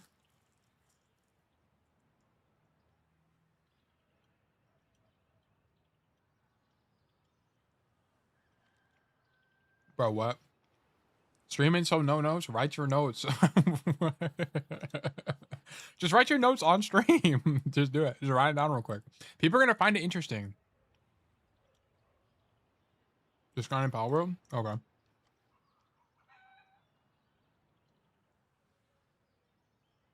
Delta 6 on Anran. Yeah, I probably should. Yeah, you should write it. Okay, well, I need to record. I forgot to do this. All right, today's VOD review will be in Champion 4 as Anran on King's Row. Okay, you need to be writing down notes. So you're at a point where you're going to be having a lot of matchup issues. So I need you to be thinking about, whenever you're writing your notes, by the way, Zeus, I need you to be thinking about like matchup problems on specific points and stuff like that on maps. Like, it's going to come down to like, how should I play against Cassidy on King's Row first? So like, it's going to come down to stuff like that, a lot more specific than other players will have, just because we're starting to reach the higher echelons where more specific and matchup related problems are happening. Okay. So I would just keep that in mind, because I think, yeah, so just keep that in mind. Also, this needs to be fixed. I know you're playing Power World or whatever, but it's like, if you're playing Power World, then you have to understand growth is on pause, right? And that's okay, because growth doesn't happen with intensity. Growth happens with consistency. Like, we need this 6-7 lineup here. Like, we need this kind of idea in terms of gameplay. Okay. All right, but W spreadsheet though. Okay. Notes. This game is very difficult, and I just felt like there was nothing I could do. I kept trying things, but did not manage to really do anything, and just ended up dead. Also, didn't manage to occupy the enemy for very long either, so the entire first round just looked like full-on throwing. This map is also one I struggle on a lot. King's Row. Yeah, I feel like King's Row pretty bad on... I actually don't know. It's going to depend on matchup, because they're playing like something like a Cassidy. It's going to be kind of hard to play. Okay. The enemy Mizuki either just ran me down or baited me to engage on the Xion just to catch me and get a free kill. Overall, felt like the entire lobby was better than me, so I even had some problems winning my 1v1s. No, this is you're getting into your head. This is when this stuff happens, by the way, like, you need to stop thinking that people are better than you. This is like not the right way to think about these kind of situations. You need to think to yourself that you are equally as good, if not better, than the enemy team, but you just made some kind of mistake. Like, you made a mistake. Stop thinking that they're better than you. Like, you're not winning your 1v1s because they're better. You're losing your 1v1s because you suck. Okay, and I don't mean that in a bad way. I mean that in an empowering way. Like, you need to think about it from, you need to do something better. Okay, like, you get a better movement, you get a better cooldown usage, whatever. Like, that's going to be the more productive way to think about this. Champ 4 entire lobby was better than me. Piccolo, you would be surprised the demons that are in some of these ranks. There's some of these players that are inhuman, actually. It's crazy. Okay. I don't know if I just played in bad positions or if I engaged at bad timings, and I hope to understand what the biggest issue is. Okay, sure. And what I can do to improve. Also made the greatest card touch of all time that probably won the game. All right, bad. Let's investigate. Let's investigate. Okay, keep in mind, I'm not a champion Anran player, but I understand the game. So I'll be able to help, but it's like some stuff I'm not gonna be able to help you with. You'll have to figure it out on your own. So it's gonna be like micro stuff that I can point out as probably being an issue, but I'm not gonna genuinely know. You'll have to learn a test. Let's do King's Road Knight. Let's restart. And let me do this. Boom, bang, history, replays, import. It's again against Mint Thief Kirksu. Wait, shout out Mint Thief. That's the GOAT. We study that guy hella. Mint Thief is the #1 hazard player in the world, by the way. If you guys don't know. And Kirksu is one of the best in-game players as well, and also a content creator who we also study. So there's a lot of people we study in this game. Okay, so you start in hotel. I think hotel is probably your best idea. The only problem I have with hotel is it's more of a denial idea than it is a proactivity idea. Because what's going to end up happening is the enemy team's going to walk forward here and you're going to get zoned in this position. Like, you're not able to walk out. Like, the only time you're going to be able to walk out is if everybody makes this rotation or, like, they go coast side. So, I think it is your best geometry. Like, 90% of the time. I would stand here. Who's the best Cassidy player? It depends on what your idea on, like, Cassidy player means. Because technically, it'd probably be a pro. Not one of the one tricks.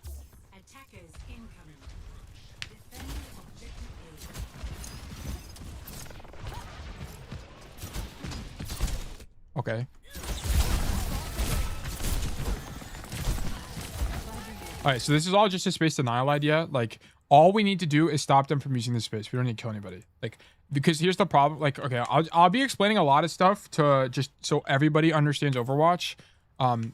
So the reason that this is good is because we don't kill anybody. That's fine. The idea is not to kill people. We forced the hazard to use wall. He tried to use it in an offensive way and he actually messed up. And now we stopped him from using this hotel angle.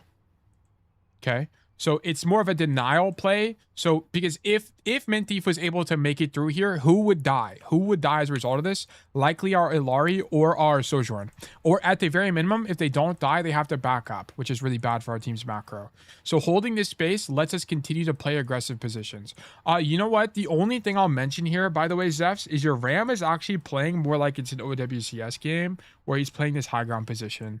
So if you ever watch like OWCS where they stage for this, they basically put everybody on the high ground. So this might actually be a misplay.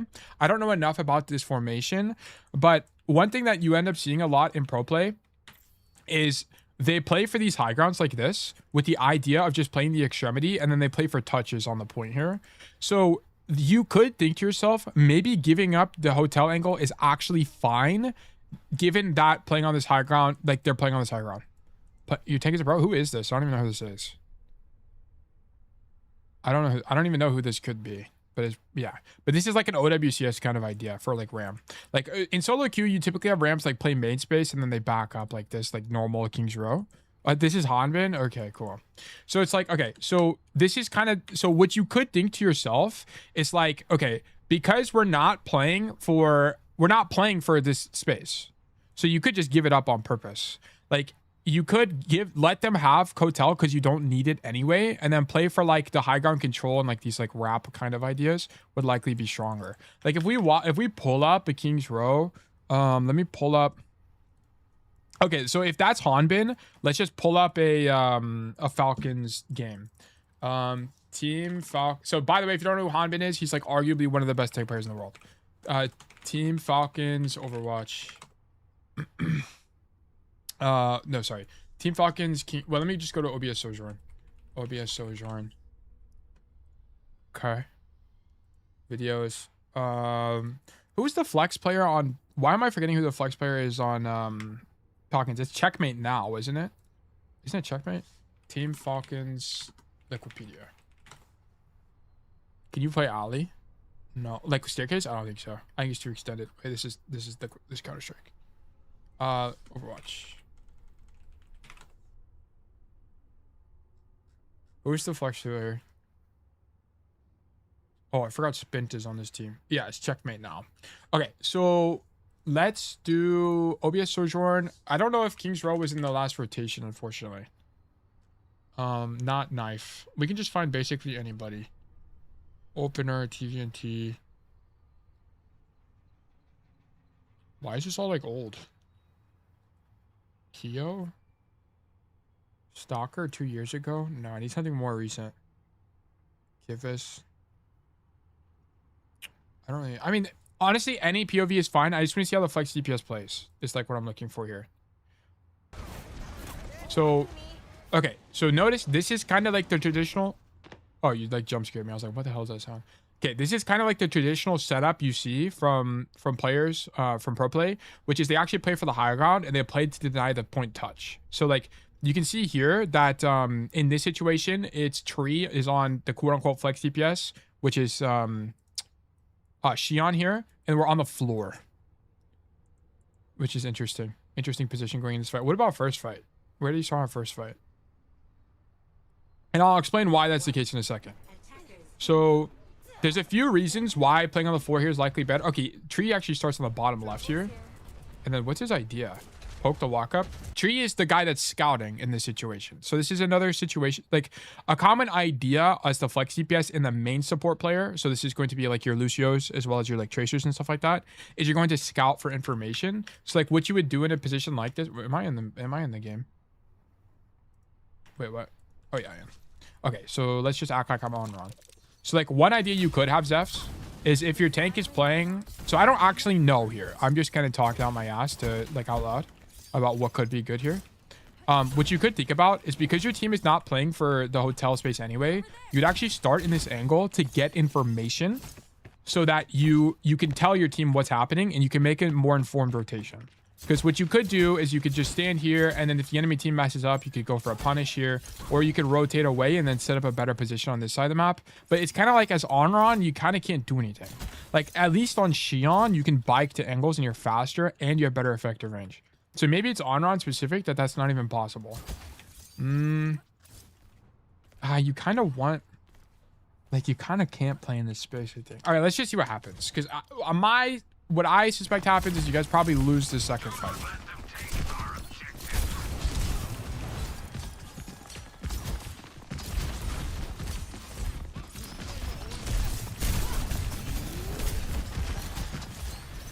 Why does he not wall you? Does he not have wall?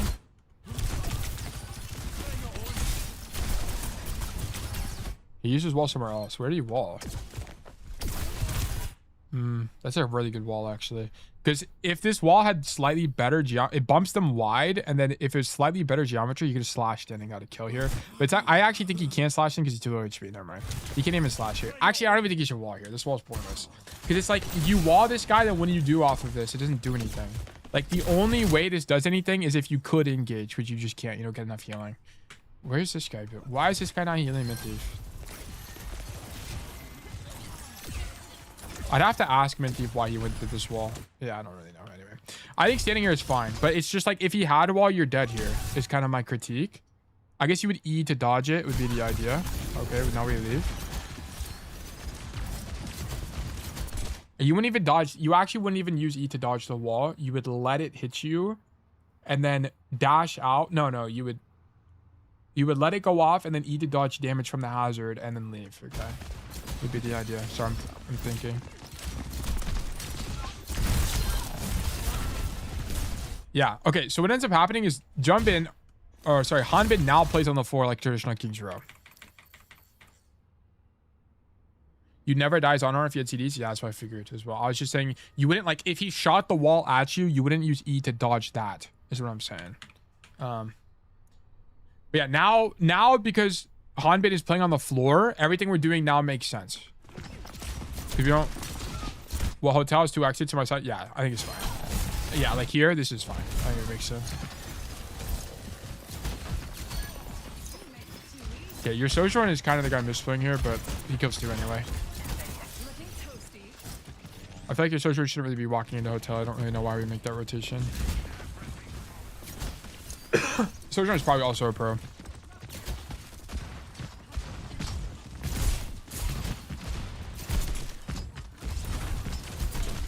Oh, you know what? Everybody's in EMEA for EWC, which is why you're playing against Hanbin right now. We're playing with Hanbin. Okay, whenever you get chains like this, you need to think to yourself, why am I getting chained? Like, what made this chain easy? Okay, so he walks in. First of all, he uses left shift, the OP ability. then he hits you in the air. Like, you're in a situation where, dude, I think you had to dash out early to avoid this chain. He hits you in the air as you're jumping, which I think is an easy track for this guy. I wonder if I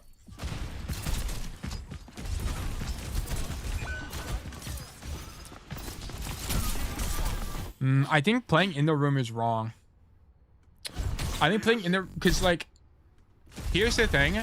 Even if this guy walks in the room, in what circumstance are you actually dashing through him? It's the thing. Like, what would have to happen? He would have to miss the hook for dashing through him to make any sense. So it's kind of like, I don't even think you should be in the room because you can't get hooked. Why is the soldier on the floor? Oh, okay, I'll talk about that in a little bit. But I don't even think you should be here. Because I think that, first of all, maybe you shouldn't have even been in hotel to begin with. This is going to be a really slow code, by the way. Because this is pushing my knowledge of map understanding. So I think maybe being in the room to begin with is just bad into the matchup in general.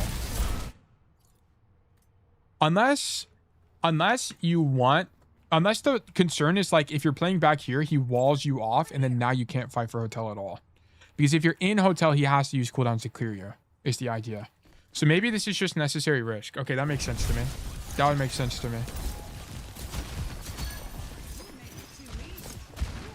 The soldier one's on the floor because it's easier to hit your primary fire. Like, I'll show you from his POV. Okay.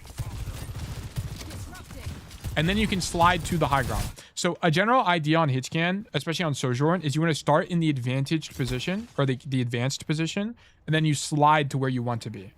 Okay, so you would like start here, and then you would, I mean, imagine I'm Sojourn. I would start here, boom, boom, boom, and then I'd slide to this position. Because the reason you want to do that is because starting in this position gives you the most options.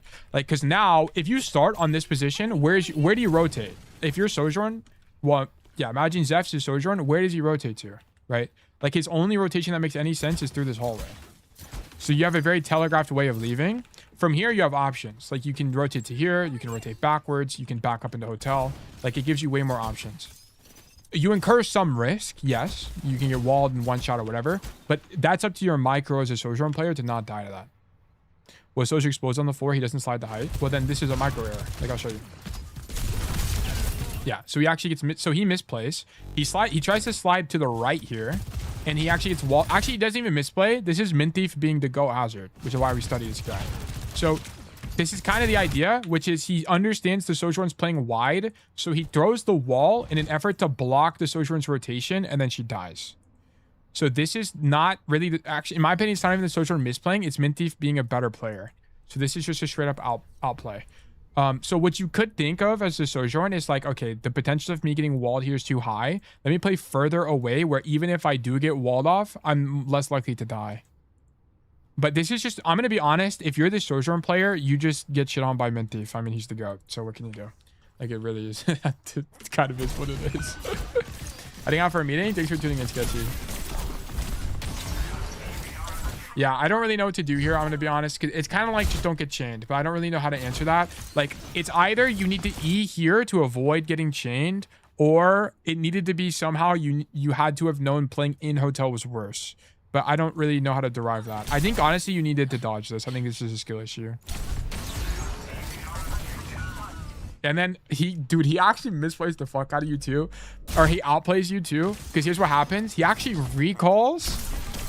This is actually tough from this guy. He actually recalls, so your E doesn't even heal you. And then you die. That's actually crazy. Because I think Mizuki Primary Fire does exactly 60 damage. This guy actually deleted you from the game. Holy moly. How much does it do? Yeah, it does exactly 60 damage. Wow. That's insane. That's actually insane. Good stream today, Tail. Off to play D&D. Thanks for doing it, Sneaky. Much appreciated. Have fun. Wow, you actually have a shot. I'm gonna be honest, I think you just got... I think I got you. It was just him. Yeah. Okay. You know, I'm not gonna obsess over it anymore. I was gonna say, like, maybe you could have seen some tank tempo change that would could have informed you to back up, but whatever. I'm not gonna look at it. I think it's honestly fine. Okay, come left. Waiting for out of combat healing.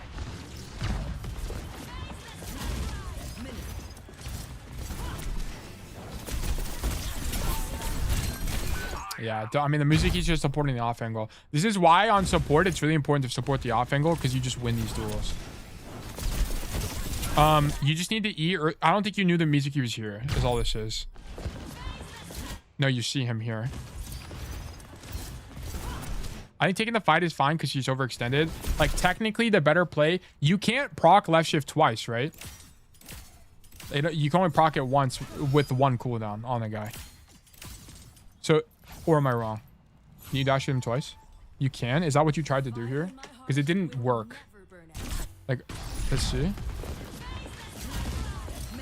Does he get hit twice? He only got hit. Oh, he got knocked in the air. So you like missed the second one.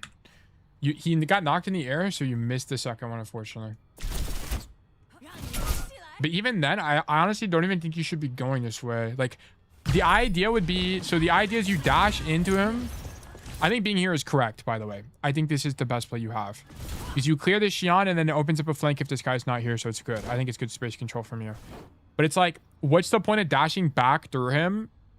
I guess you want to kill him. Like, you want to win the 1v1. You must just not know the Mizuki's here. Like, it has to be you don't know the Mizuki's here. You must have missed this visual cue. That's the only thing. And because you missed the Mizuki, you don't know that dashing back in is worse. Yeah, I didn't know. Yeah, that's what I figured. Like, you needed to see that cue. You couldn't have missed it. This is just a simple thing you missed. Not really anything crazy. But this is like, I think the first mistake of the game, really. Like, you just missed, you don't see him. That's it. That's all this is. Let's do this, boom, bang. And because what should have happened here is once you realize the guy is on the angle with the Xion, you have to dash to the Xion and actually go toward point side. Would have been stronger. Mr. Zeph's. Oh, it's gonna be Anran. It's gonna be King's Row. It's gonna be champion. Okay, let's do not this. Let's do insert templates. Student notes. Brother, what? Okay, let's just do notes here.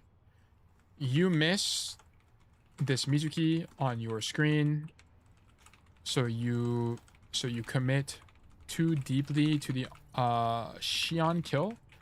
Your idea should have been to dash through to point side to LOS yourself from the Mizuki if you wanted to commit to the kill. Okay, that's if you think the fight is better. You could also think the fight is worse. Can you make the dash up top? Can you make that as Anran? Can you make this? Because it could be that this play is just better here. You have to be on the stairs? Yes, you can. Okay. It might actually be that this play is better because your idea would be something like this. So it would be like, come here, and then you would fight this Ashe. It would be a different line. You would have fought Kirksu here. And maybe you can intuit this. So there's costs and benefits to this.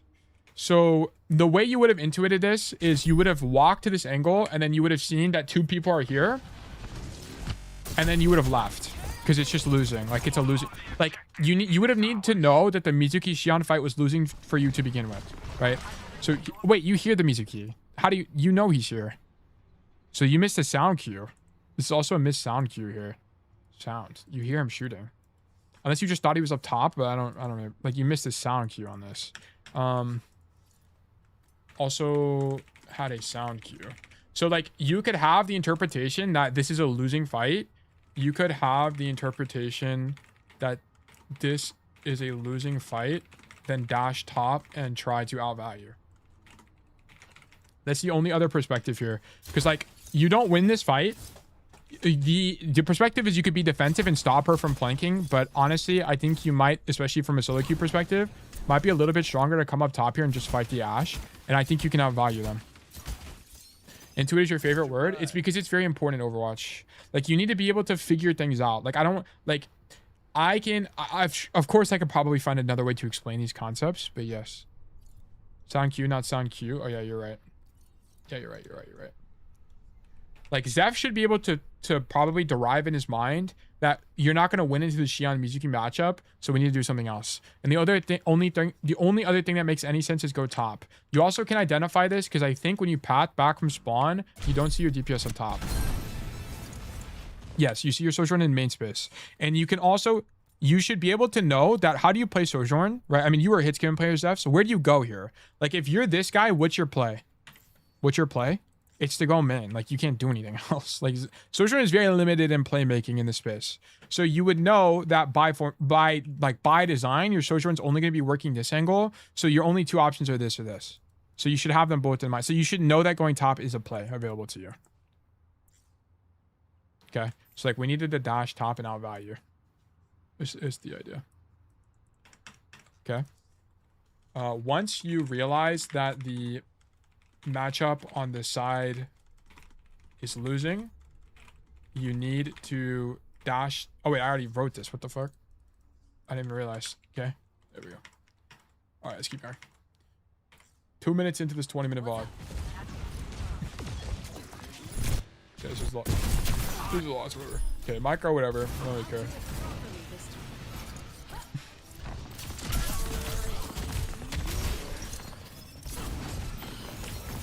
I guess the idea of pathing left is that...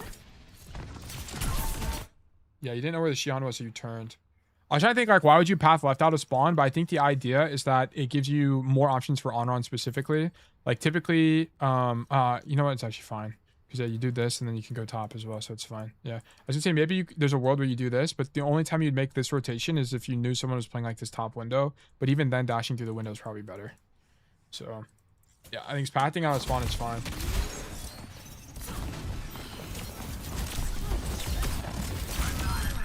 Okay. Okay. You shouldn't be fighting this guy because you know he's gonna leave anyway. If you're the Xion, you have to leave because you're not gonna be able to do anything. Xion doesn't win the duel. Okay, so she has to back up. So unless you're dashing on this guy, just shoot him one time and leave. Because even if he flanks you, you want him to flank you anyway because you win those. Like let's say you leave right now. Oh my gosh, give me the. Why is my EpiPen not working? Even if you leave right now and he flanks you, great. I mean, that just makes your life easier because then you'll just turn around and dash into him and he dies. So you shouldn't spend this much time looking at him. You need to go help your team right now. I would just leave. Hey, we can't have this downtime. It is just pointless. You're gonna get him. You get him down what, 20 health, and then he shows up on the angle and we're late now. I mean, the fight's won anyway, but yeah, you need to just rotate. Dash top. Oh yeah, I hear you do it. Yeah, you could have been here earlier to deny this rotation. Why not win the duel? Anran has no E and half of a shift. Because it's too scary. It's too difficult on Xion. You have to hit the bike. And if you don't hit the bike on Xion, you don't win the Anran duel pretty much ever. It's because Anran is just too hard to hit and you don't do enough burst damage. And whenever she does get the E back, the healing is just too much. It's kind of hard to explain the matchup. It's for sure losing for Xion.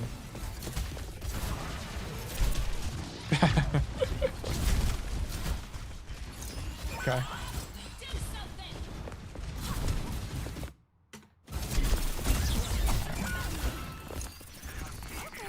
Yeah, like you relate to this fight when coming back. I think you need to have some other timeline where you zoned the Xion. Like what needed to happen is instead of letting the Xion make it. How much time do you spend on this? By the way, let me just see.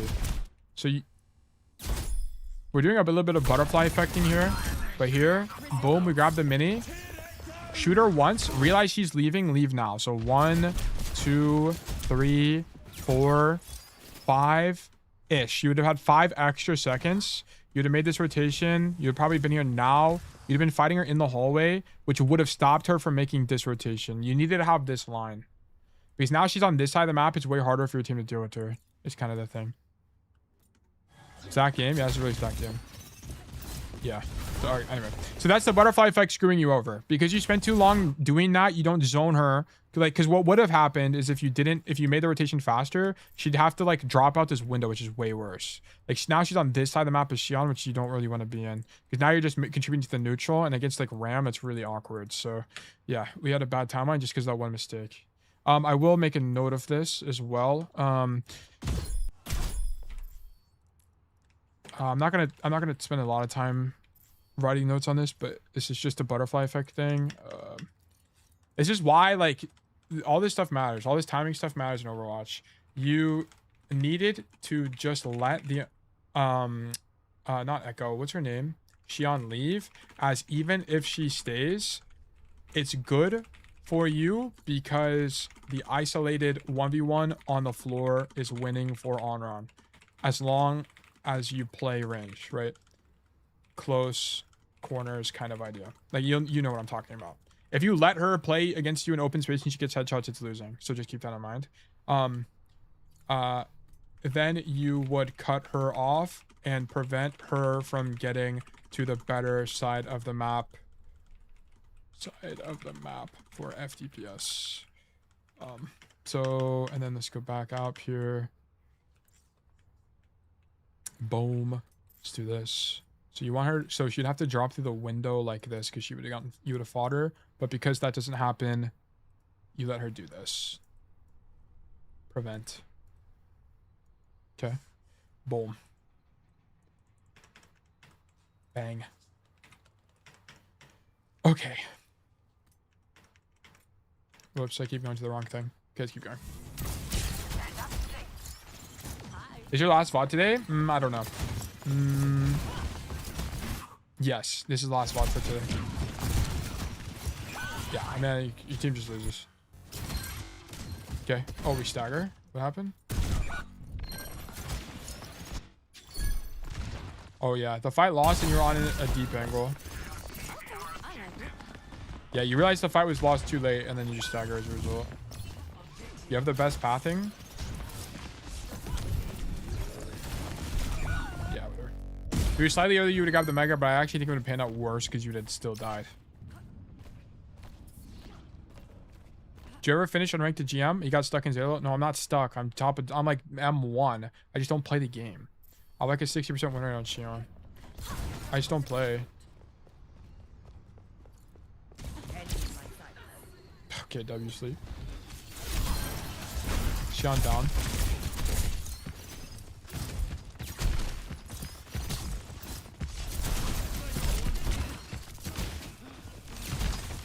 Okay, I think this is the best side of the map for Xion or Anran. The alternative is alley and you just don't do anything there. And you're gonna get zoned out and your rotation is bad. And here you can't rotate. Like, in some lobbies, if the cart wasn't as far, you can maybe think about going high ground and then like dashing through people. But here you can't because the cart's too far. So you have to stay here.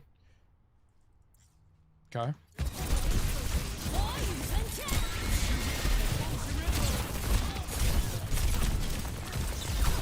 Yeah, I think you should know that this is going to get kited and you can't commit. So I think I actually don't mind the idea. I think it's okay because the only thing you could think about here is that it's actually too aggressive. It's actually not good. It's actually not good. You can't ulti here, and here's why. Look at where your team is positioned. This Ana and this Sojourn are all the way at the back of the map. So what would end up happening is when you use your ultimate, they can't follow up with you. Do they walk forward? Yeah, and also you're ulting when there's a hazard wall out. You can't ulti here. Yeah, this can't be good ult. This can't be any good. Because you're going to ulti. You're going to force them to back up. You're probably dead because you also engage with the ulti. But more importantly, no one on your team can follow up with the space because you're behind a corner. This is more of like a tank principle, which I think is interesting. Where it's like you don't want to do things out of support LOS where no one can actually help you with this ultimate. Okay. So that's kind of the core problem. Like we're not considering relative to where our backline is, how aggressive we can be. The only two people that can do anything with this is your Alari and your Ram. But you know what this Ana is thinking? She's thinking, what the hell is my Anran doing right now? Like that's what he's thinking. He just can't do anything. Like you kind of need, especially with Anas, you need to let them in and then punish the engage. Like what should be happening right now is you kind of want them to get around the corner to be in your Ana LOS, and then you punish the engage, right? Like you need to go. This is a situation where you actually need to go second, Zefs. You need to go second here. This is too aggressive. Okay, so I'll indicate this. Boom, boom, and then I'll do a green square, or I'll do a blue square, I guess. Let me cancel that. And then do this. Boom, boom, boom. And then you do this around the corner, which is too weak. No follow. Okay. Pref second. Okay. I hope this should be pretty intuitive. Or okay, yeah, maybe I'm using intuitive too much. I'm abusing the terminology. But it's like, no one can follow up with this ult because they are across the map. Okay. Across the map. And then there's another stage of this, which is you actually end up getting value from the ulti, which is fine. I don't really have a problem with that. So here you actually get value because you force tree. Boom. But now you need to leave, right? Now you need to leave. Because what happened? What happens whenever there's two reasons why you should leave. Number one, this guy's grip. Okay. Because he hasn't used it yet. So he's gonna have grip. So even if you get this Ashe on fire, which you did, he's just gonna grip this guy and you can't kill him anyway. So this guy is grip, so there's no way you're killing this Ashe. And then also you're too extended, so you can't commit. So you're just gonna die. So this is too, like, you needed to leave afterwards. Leave. Okay, just back up. Boom. Yeah, I should have backed after tree. Yeah, I think baiting tree is actually fine. Getting Anran ult for tree is kind of value, I won't lie. Just leave after tree. This is already more value than you could have hoped for. You can't kill the Ashe because she is just gonna get gripped, and this is too deep relative to your team, so you're very likely to die even if you got a big heat shield. Okay. I keep seeing this and like losing my mind. I need to change it to a different tab. Let me keep going. Yeah, battle. Is it bad? You really, this is like almost, it's not game losingly bad because you got the tree out, but if you insta died here, this would have been game losingly bad. Like, you just kind of can't make this play. It's just like, imagine you were Genji. Imagine you had an ally Genji just like sent it down with blade here. That's like how you should envision it. Like, it just wouldn't really make any sense.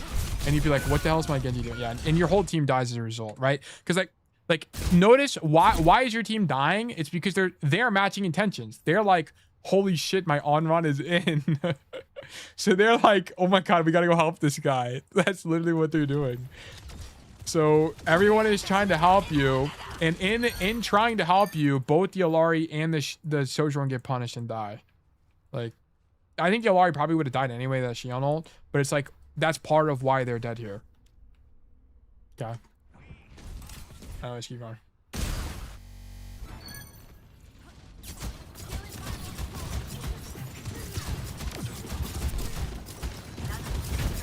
Okay. Got it down.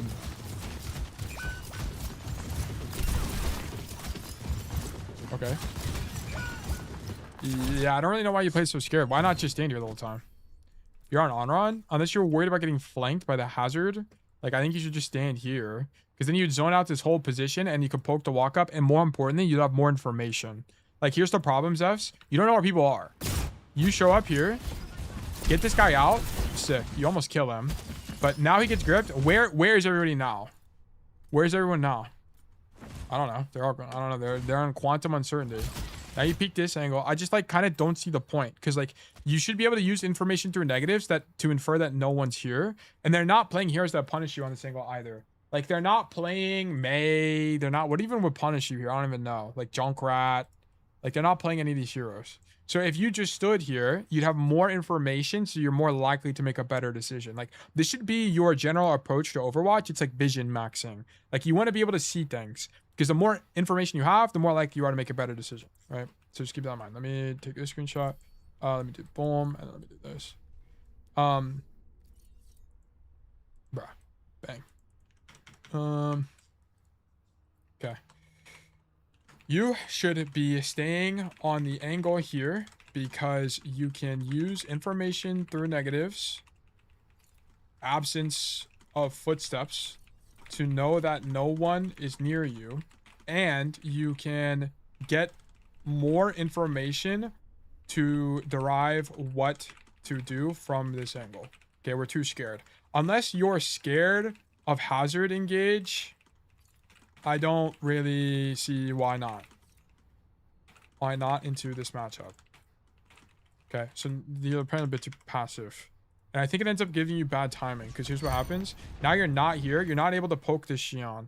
Like, you should be able to poke this Xion to prevent your ramp from taking 2 million damage. Why does your ramp take so much damage? What happens?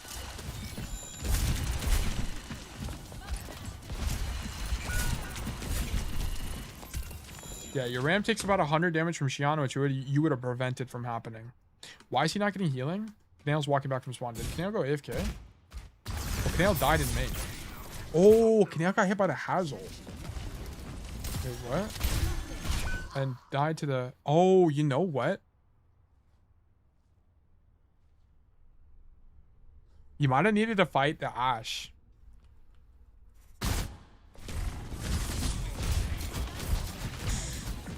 Yeah, I think you got this play wrong entirely, actually. I think you got everything about this wrong. I think you need to come to... I think your idea should be on this first fight to fight for the window.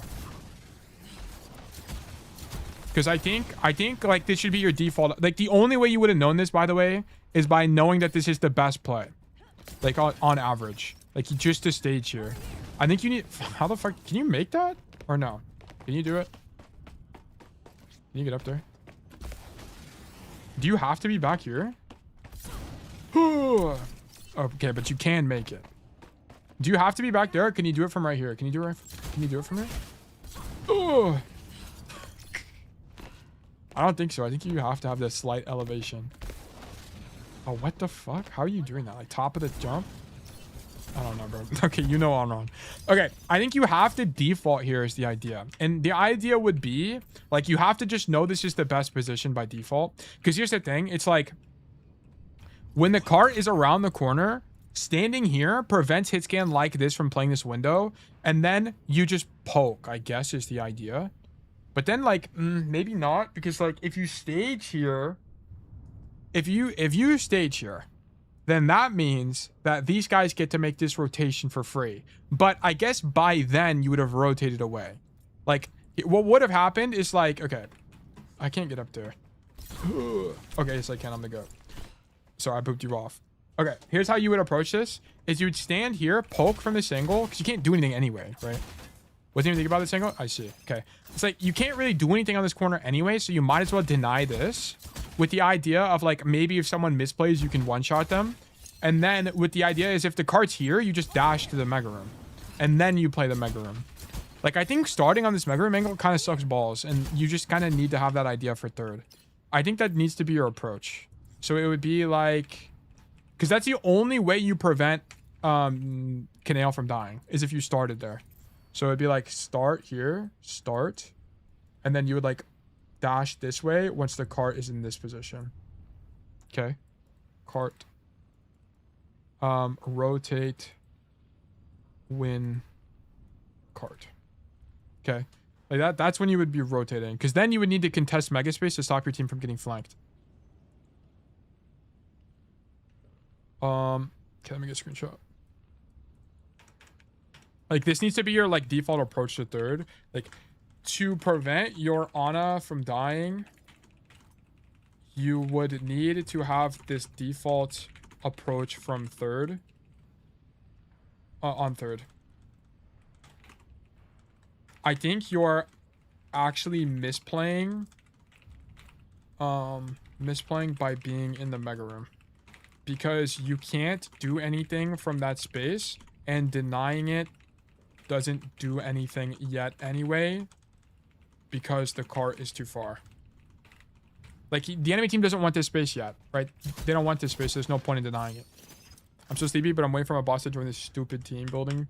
Dude, L boss. Get your boss in the meeting. Holy moly.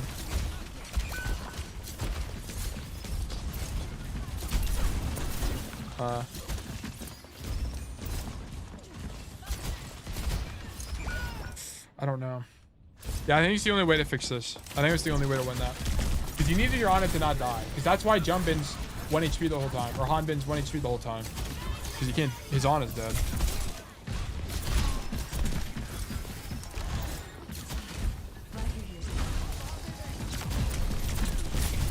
Yeah, you can't really push this guy. Damn, you kind of get eviscerated. You can't really push into the room without your tank. And your tank's playing main space. Yeah, you just peeked wide. Like, you can't... Like, this is the only problem. You actually just straight up get punished for a micro error here, which sucks. Like, you just peek too wide as Anran.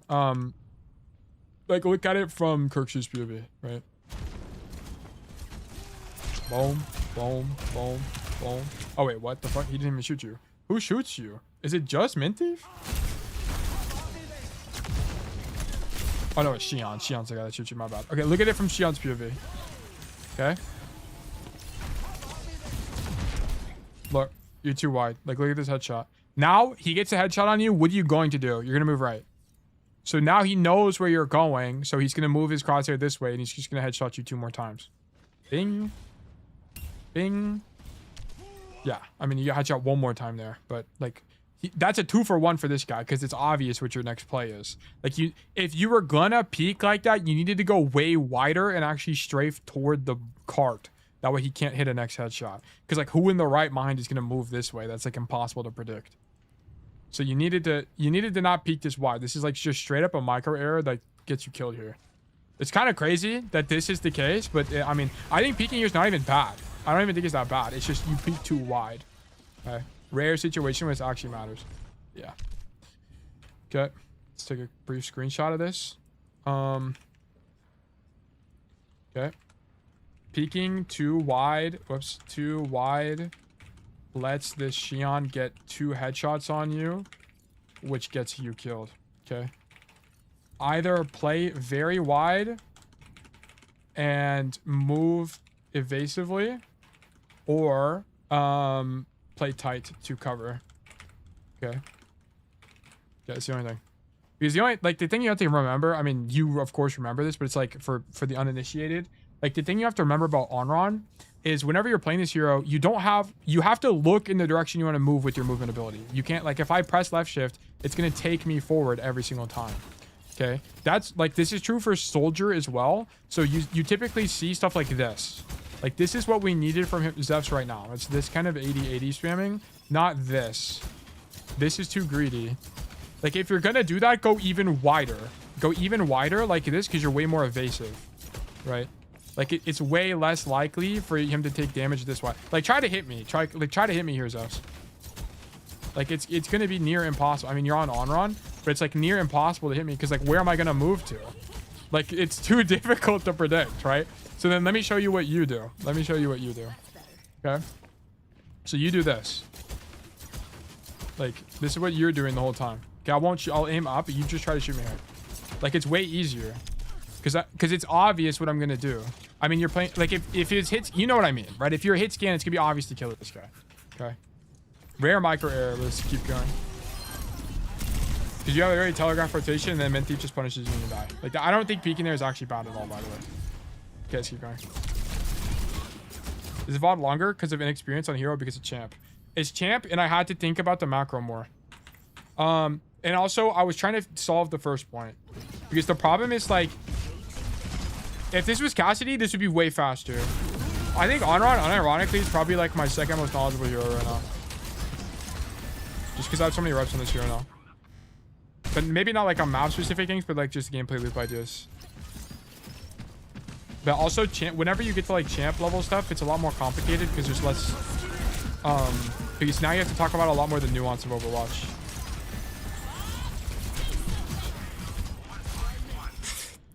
Zephs, is there a timeline where you do this? You see Hazard Slash. Is there a timeline where you dash up top and then you go in their spawn? Have you ever done this? I feel like this might be an idea. Because and the reason, I think you kind of have to do it. Because here's the problem. You kind of suck in this point. This has to be one of Anran's worst points. I mean, this mega room is actually pretty good for you, but this has to be pretty bad geometry normally. So I think whenever you're playing, like, one-tricking, you have to think about high variance stuff when your hero is bad. So, like, doing stuff like this needs to be, like, part of your idea. Like here, what are these guys gonna do? They're gonna try to walk with the Mizual. And so you just lost your window. But if you had opened up with this left shift across, there might have been a window for you to walk this way, and now you'd be behind them. Like, so, like, let's just imagine we're behind them right now. What would this do? Like, we might get cleared by 5 people, but we might also pull people and force the win because we're going, like, 2-for-1, 3-for-1 on the flank. And if you're able to get on the Weaver, you just win. So I think that needs to be, like, an idea. I think you need to try it. I'm going to be honest. Because you just kind of lose. I think you lose otherwise. So, boom. Boom. And then, like, hard flank like this kind of idea.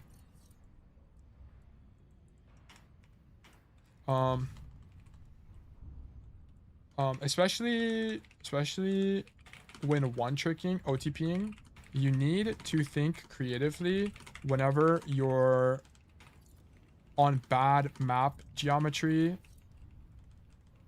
slash matchup.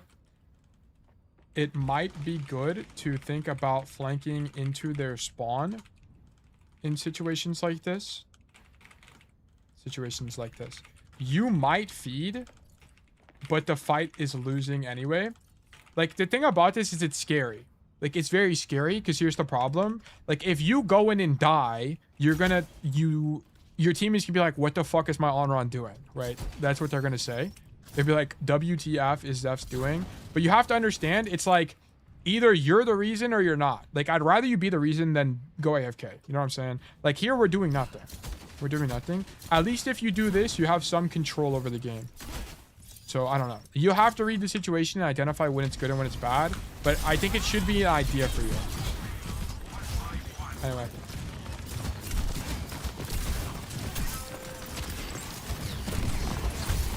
Oh, okay. Okay. So, we take the flank.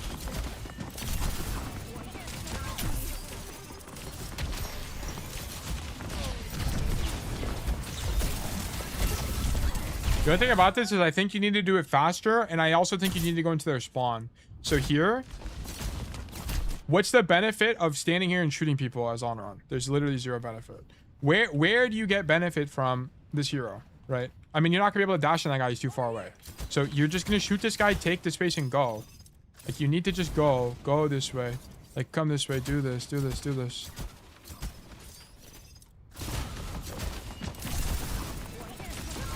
Where's your team at? Back of the map. Back of the map. Damn, all these... Wait, you're actually just desync. Never mind. You shouldn't even be doing this play. I didn't even realize. Did you team check it all here?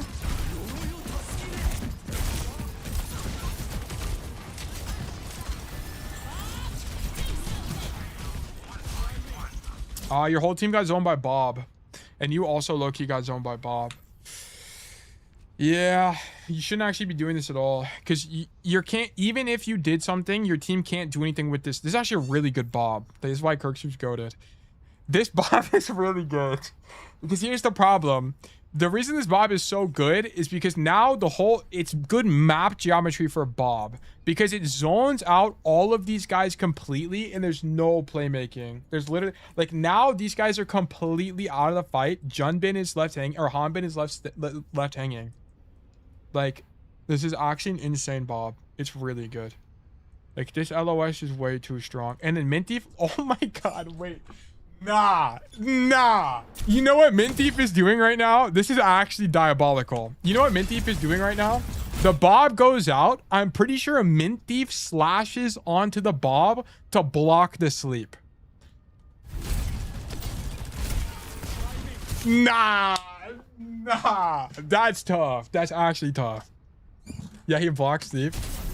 No way. That's actually way too tough. And he's just gonna get gripped. He just gets gripped, right?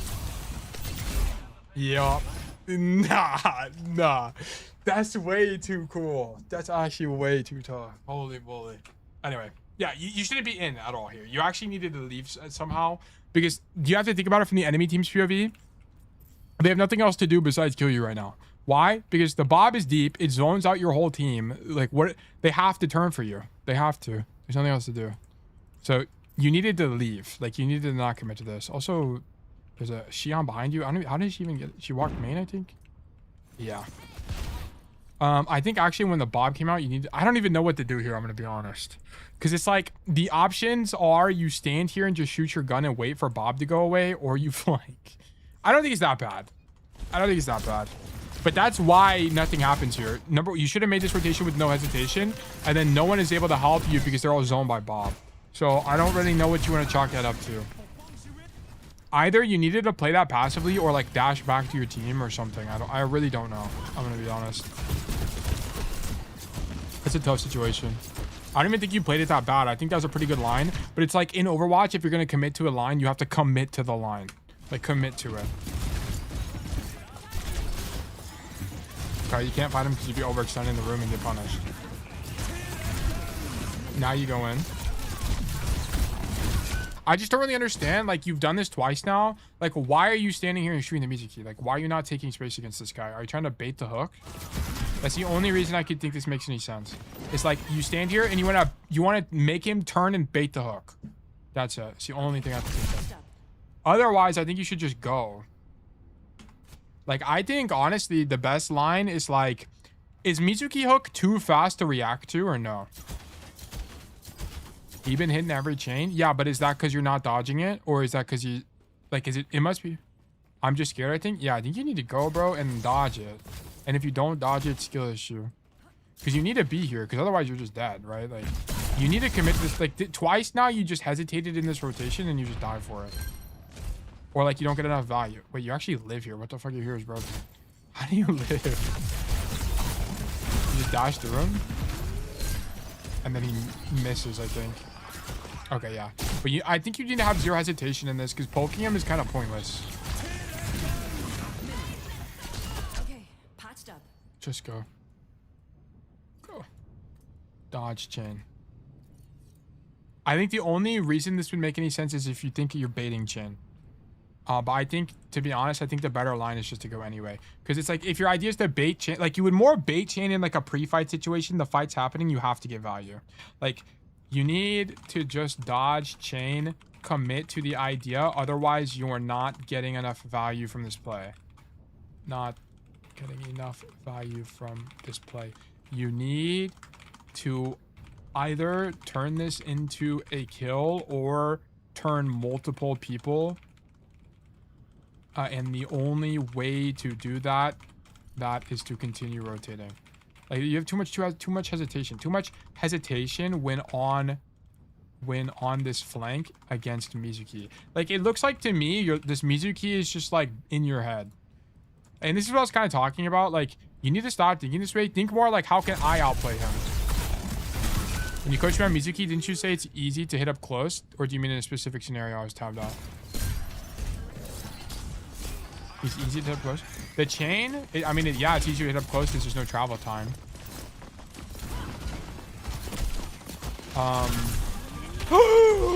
Holy shit.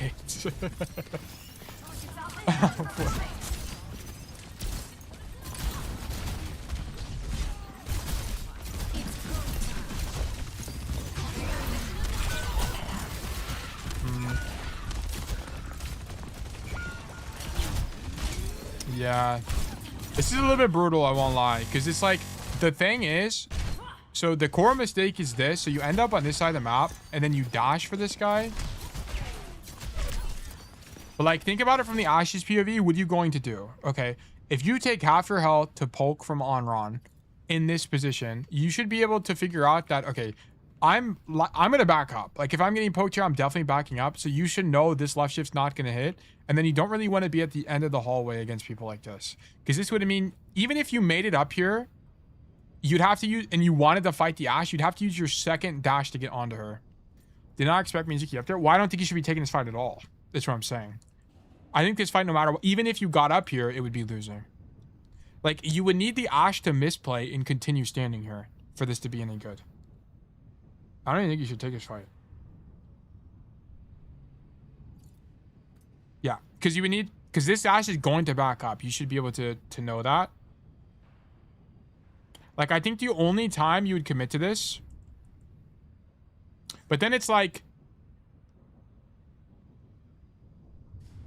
and maybe you're starting to read too much into it. It's kind of like my critique. Like, maybe I am, but I don't think you should take the fight. I don't think you should take it because you know he's going to back up, and then you know he's going to back up, and you know he has Coach Gun because he doesn't use Coach Gun to leave the angle, which is very smart from Kirkshu. Why does Kirkshu not use Coach Gun to leave the angle? Because he knows he might need to use it if you dash on him. Okay, so that's like the idea. So even if you made it up there, you're just going to get coached. So I don't even think you should be going up here. Like, it's not a good matchup for you anyway. Like, if that was a what hero would I have to be for it to make any sense? If that was an Emre, it would make more sense. If that was a not Junkrat, not even Farah. I actually don't even think you should really be making this play that much. Unless you know you're gonna get the flank jump on people. Like, if you know there's a guy here, then maybe. But I actually don't even really think this is that good of space against heroes that have CDs that can bump you off the high ground. I just don't think you should be taking this. You know she has coach. She's just going to coach you away. You end up getting chained here. But even if you didn't get chained, you get coached. And then coach ruins you is like the idea. Like you'd have to use both dashes to get on top of them anyway. And that's not ideal. Like ideally, you're using one dash to get on top of them, one dash to get out. It's like the idea. Like here, I don't think we should dash onto this Ashe as it's actually losing. Because a good Ashe is just going to back up and coach you off the high ground. You end up getting chained. But the same idea is true. Like it would have just been, it would have looked slightly different. I don't think there's ever a world where you kill this guy unless you like totally misplaced, but that's not gonna happen in champ. But the same idea is true. Also, even if you get up there, you have to commit your second dash for the engage. It's doable, but it's not ideal, right? Doable, but not ideal. Okay, so that's the only thing I mentioned. And here's why I think this is a big problem, by the way. Because you do this play, now you're not staging on the other side of the map. You're not staging over here, right? So right now what would be happening is you'd be fighting this hazard. You'd be able to fight the hazard, and then you'd be set up on an angle here to begin with, right? It's like the idea. Yeah, so you're like, now you're late to the angle. Like maybe there was a timeline where you made this rotation and then you did something here or something like that. Can you make, can you go from here to here? Is this an idea? Is this possible? Let me see. Bro, you got to know this. What? This isn't, do you need to do this? What?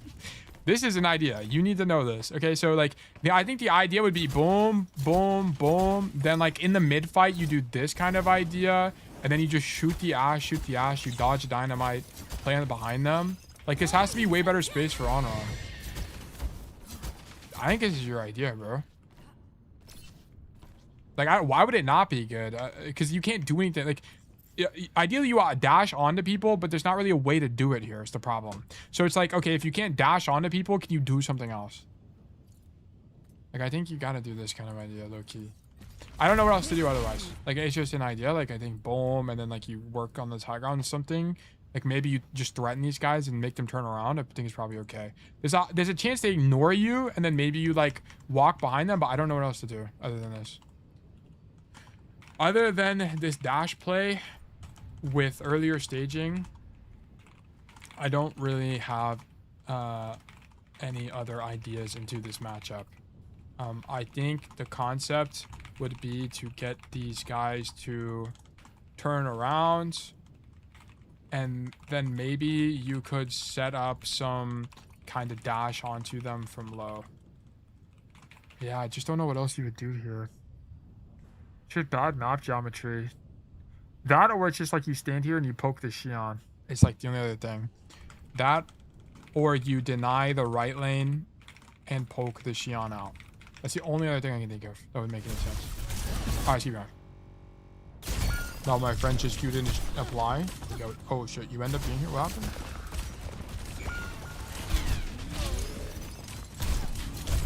Yeah, okay. You're just too late to that angle. You had to be there earlier. Oh, whatever. Oh, okay. You touch with your ulti. Is this what you're talking about?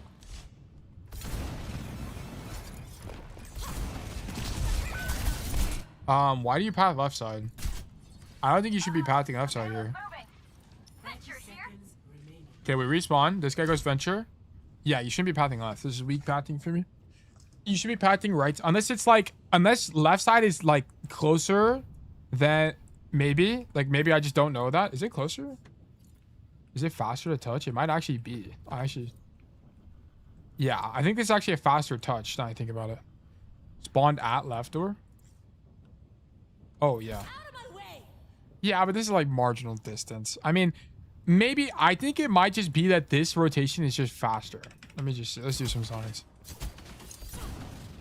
Whoops, I'm going the wrong way. Let me see. I feel like it is faster. Oh shit. Let me switch teams. Okay. Wait, I just moved you teams. Fuck. Okay, wait, hold on. Let me just turn on no limits. How do I do this again? Heroes, general. Where is it? Hero roster? What's up? Spawn with ultimate ready. Primary fire. Where is modes maybe? Control? No, control's hybrid.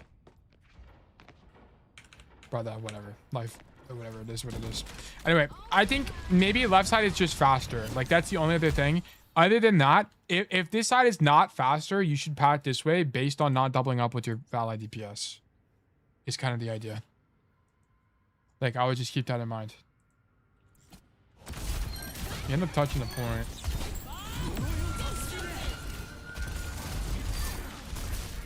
Okay, we're dead. You ulti. Does this touch in the animation, by the way, or no? I don't know that mechanic. I feel like it does. Like you press it and then you start touching immediately. It does. Damn, that's kind of OP. It's definitely not OP because you have to use your ulti for it, but... You get this OT? Oh my gosh. You're actually unkillable. Okay, whatever. Like trying to see crazy touch? Okay. Sure. I guess it's fine. Let's keep going. Okay, we're going really slow, guys. I apologize. But we're doing a lot of learning. A lot of thinking. Critical thinking is happening. Okay.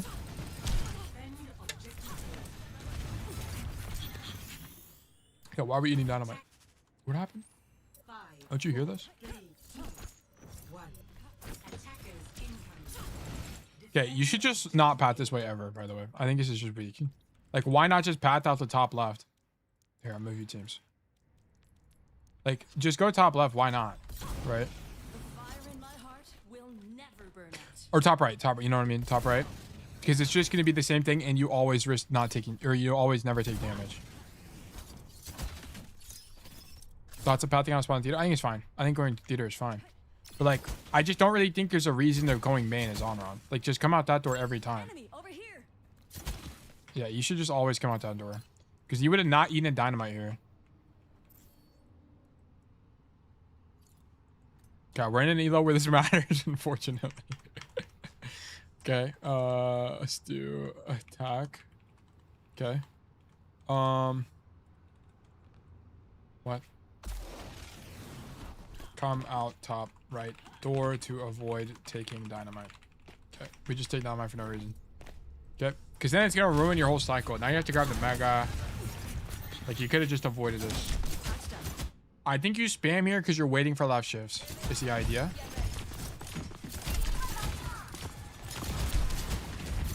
No. Wait, I think you trolled here. Why are we here? Oh, you're waiting for left shifts and then you're going hotel. Is the idea. I keep forgetting that going hotel is better on Anran. I keep thinking going top right is better. But I'm gonna be honest. Oh wait, you go top right anyway. Nah, I think you fumbled the bag here. I think shooting the Xian is kind of pointless.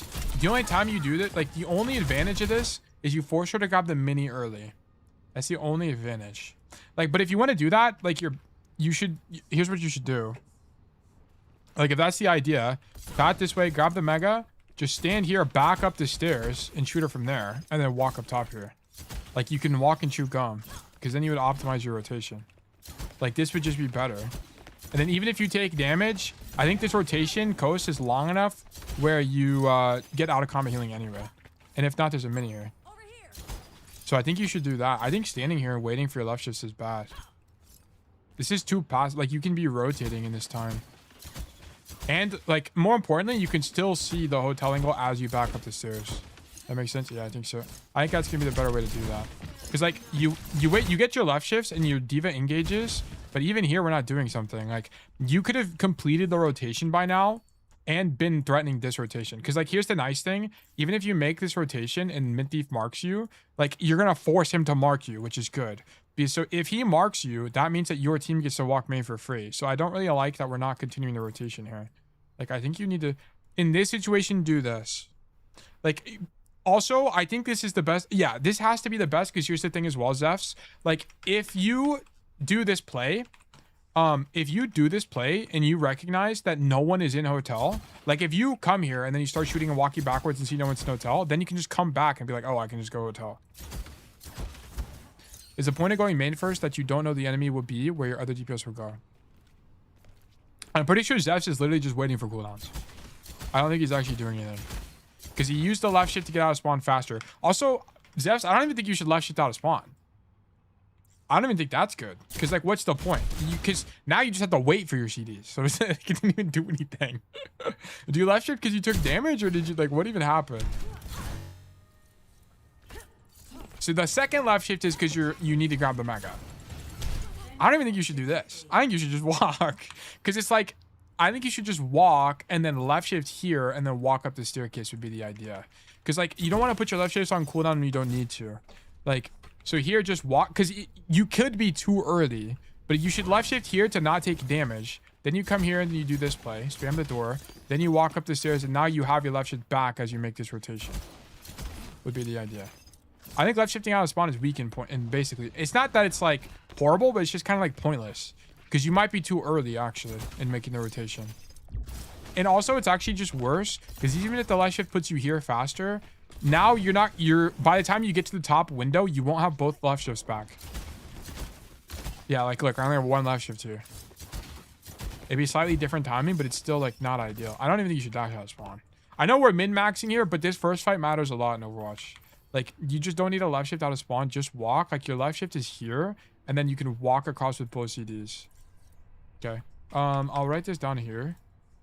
I think this is your optimal starting rotation as it gives you the most options. And even if people are in alley, it's a good... you know, if they're at the top of alley, it's not. But if they're in, like, the staircase, it's a good fight. It's a good fight as long as they aren't standing on the mini itself. Okay.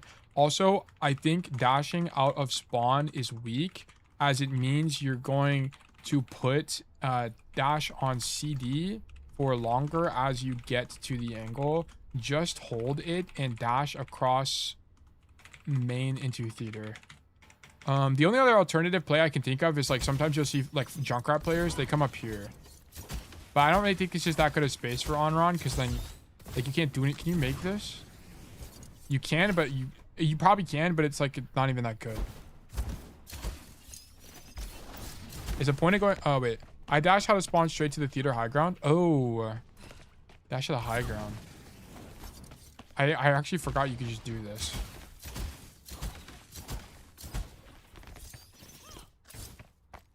Would you want to dash to the high ground? What would be the disadvantage? So the disadvantage of doing this is, like, you would walk out of spawn, dash to the high ground. The cooldown starts when you use it, though. So you could low-key do this. And then even if you get that engaged on, you can just dash back. Yeah, okay, never mind. This is just better. I think you just dash up top. You walk out this door, dash up top, because you have cover the whole time anyway, so you're, like, basically unkillable in that rotation. And then you stage for this door. Then from here, you have information. Like, if you know hotel's empty, then you can drop back into main and play hotel area. Or you can go... Yeah, this is definitely better. This is good comms. Good. Actually, I'm going to give you a turn for that. Add ticket. Pocket sand. DCPO1. This is definitely better. Yeah, this is a really good idea, actually. Let me delete this. Just delete all of this. Damn. Okay. Let me zoom out. So the idea is this. You walk this way. Then you're going to dash up. Whoops. You're going to dash up top. Boom. And then you're going to walk this way. And then you have options. So you can go. Whoops. I need blue. Whoops. Where's blue? Here it is. Boom. Or boom. Okay. This is the idea. Spawn pathing idea. Green is walking. Red is dash. Blue is options. Okay.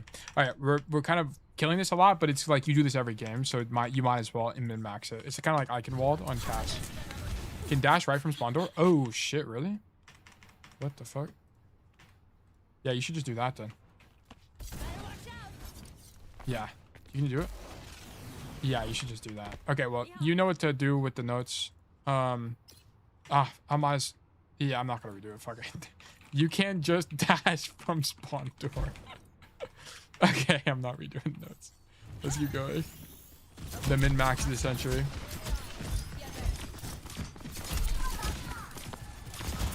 But it's like we don't do anything from here. You don't do anything from here. You can't even go on the Xion because then you're gonna get engaged on by the hazard and you're dead. So you can't even fight her in hotel. If they were playing a different tank, it'd be possible, but not in the hazard. Yeah, so you end up making this rotation because you've done it earlier, and now your guy is dead. So everything went wrong. W evasion. What does that even look like from his POV, by the way? I'm actually curious.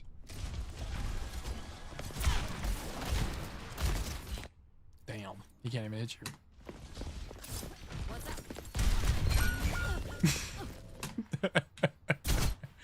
I mean, this whole fight was kind of screwed anyway because your guy died early, so it didn't really matter that much, but whatever.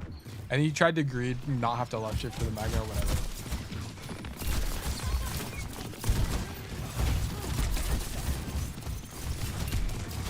I'm be honest, once you clear hotel, you should stop playing for this base. I don't think it's really that strong. Because, like, once you're here, you can't even dash on them anyway. They're too far. They're too far. I think you have to leave. Or you need to play tight to the corner, but then you risk getting chained. So I don't even think it's that good. Like, even if you are here, because you already have hotel control, right? Like, I think the only thing you could do is, like, walk here, but then you're going to get chained and die. So I don't even think it's that good.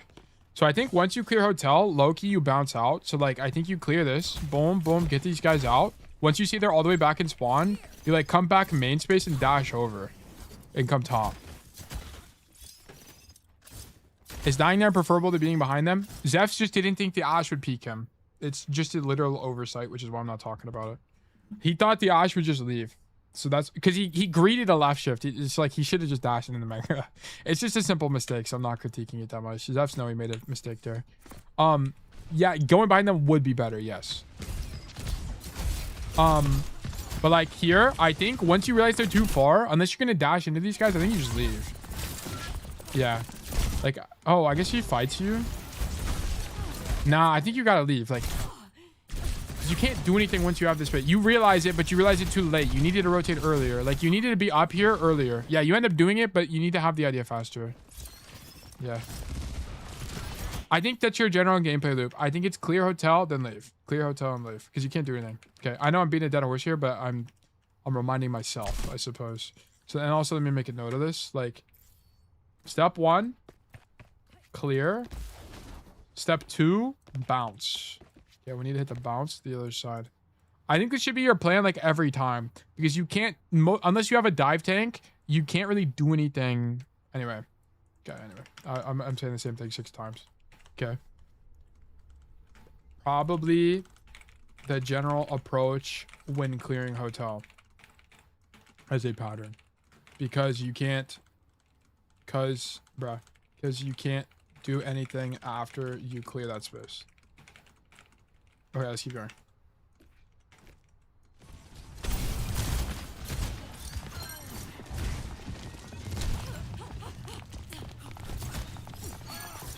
The guy behind you. Oh, you're the guy on cart. Okay. No, you're the guy on cart. I don't even think you should clear him. I think you should be capping. Yeah, you shouldn't even clear him, by the way, because you want him to peek you. Okay, like, this is the same problem as earlier. I don't really think you're... Like, what is the worst case scenario for this Xion? For you? Like, I don't even know. Like, what can this guy even do from here? Like, come up top? Okay, then you dash onto him. Okay, come to this door? Okay, then you dash onto him. Like, you kind of kill him no matter what. Like, I think going into the room is actually the worst thing you can do. Throw a massive bike. Like, but you're... Like, Zephs would be able to hear the Xion as the Xion peaks and then dash on them. Like, I think Zephs is thinking he always has to go first. Like, I feel like Zephs always feels like I have to go do something right now. But it's more like you kind of want them to peek you so you can punish them on the extension. Like, you want the guy to peek you and then you dash. It's like the idea. I think going to chase the Xion is actually weak.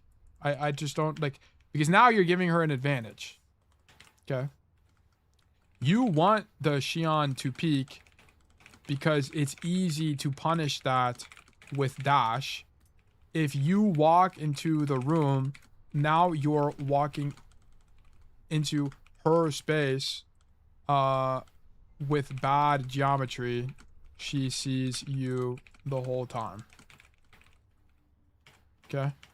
Like, I just don't think it's stronger. I think the better idea is you let the Xion peek. Okay? You let the Xion peek, and then wherever she peeks from, you just dash on her and you win these.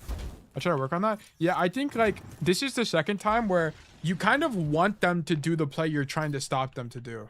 Like, you want this Xion to peek you.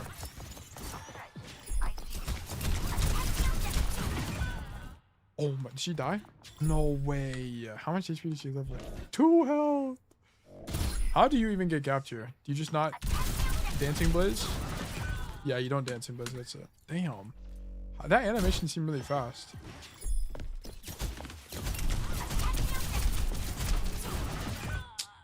Yeah, you try to dash toward him. Yeah, whatever. I don't really care that much. I just don't think you should fight him. I think it's less important to fight him here.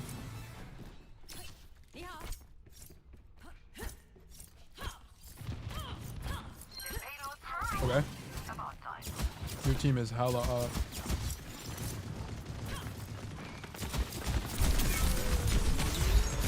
Okay, why are we getting chained?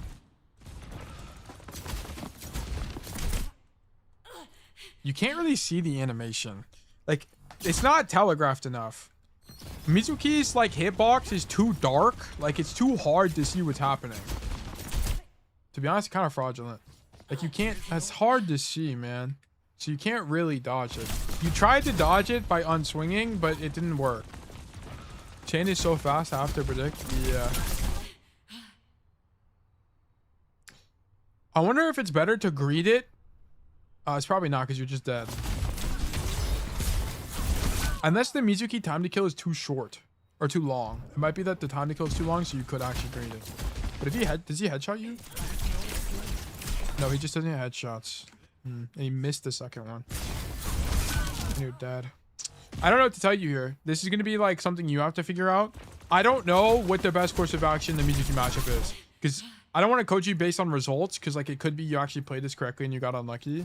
But it's like, I don't know if you should greed your E or if you should just do it and leave. Like, I don't know. Like, I kind of don't know. That's going to be like... That's where Overwatch gets really complicated. Is it's like, how do you... In these specific matchups where you could get CC'd, how do you read them? I don't think being there is incorrect. I think it's probably fine. It could be Zephs that you have to E here because the cost of getting, if you do get hit, the chance of you dying is too high. I think is probably what it is. Like, it's less about whether or not he does it or mind games you or whatever. It's more of like, if you get chained here, you're in a hallway, you're more likely to die. If you get chained here, you're less likely to die because at least you have more movement available to you and you're open to your team. Like, you want to get chained in positions like this, not in positions like this. So that's like the only thing I could think of here. Would it be relevant that he uses his shift to do that, play safe, do other stuff in a few seconds? I mean, yeah, but like good Mizukis will also just like not throw chain. But I also think like maybe from the Mizuki's POV, like what you're worried about really is that Mizuki waits to use the chain later in the fight. But I guess like Mizuki's idea is always to use it early. I don't really know. I don't really know enough about his gameplay loop. It could be that this is just always a chain moment, you never hold it kind of idea. I'm not sure, to be honest. Anyway, let's keep going. I think being there is fine. I don't really think it's a better position.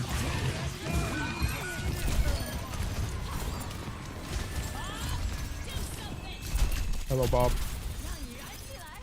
Let's look at the path to kind of spawn. You come right side.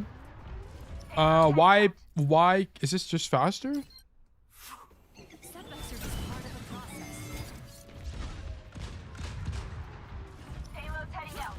I guess if you go main, the chance that there's a hit scan main or something is kind of high. So coming this way has the most cover. What's the alternative? Is you would have pathed left.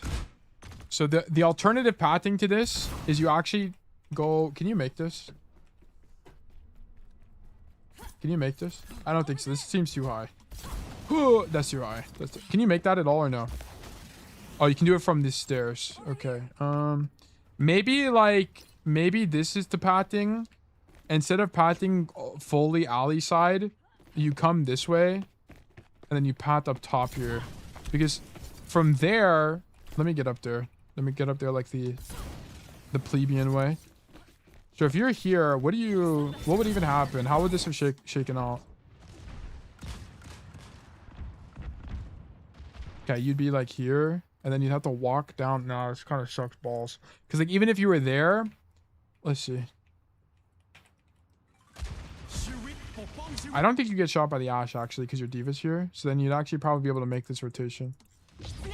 I think even if the Ashe is here, I don't think you die. I think Anran uniquely doesn't die here to the Ashe. Because you dash in and then you like wiggle and then you go here and you're fine. But then it's like, would you have wanted to be here this way? Yes, definitely yes. You've been in this space. It's kind of hard to do anything. You would have dodged. I mean, you dodged the, like, you know what's cool? Your pathing is good enough where you dodge this ulti, which is really nice. Like, so you have good pathing, but it's like, could we have had better pathing? That's what I'm saying. So I wonder, like, maybe there's merit to that. I don't know. Do you ever do this rotation? I feel like it could be good. Don't press tab, by the way.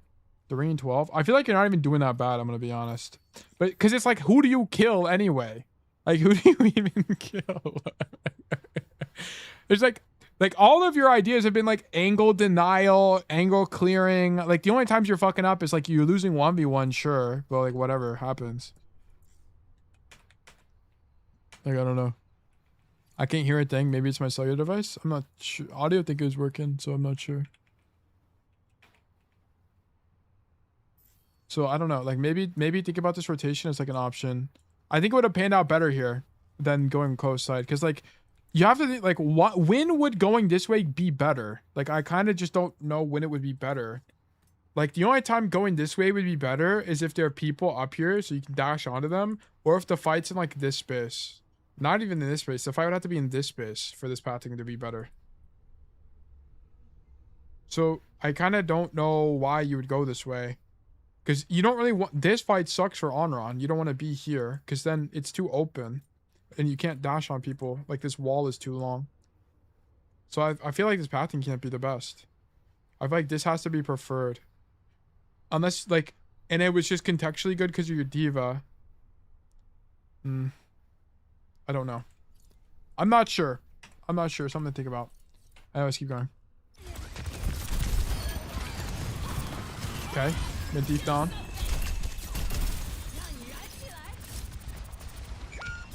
Continue rotating. Shoot Weaver.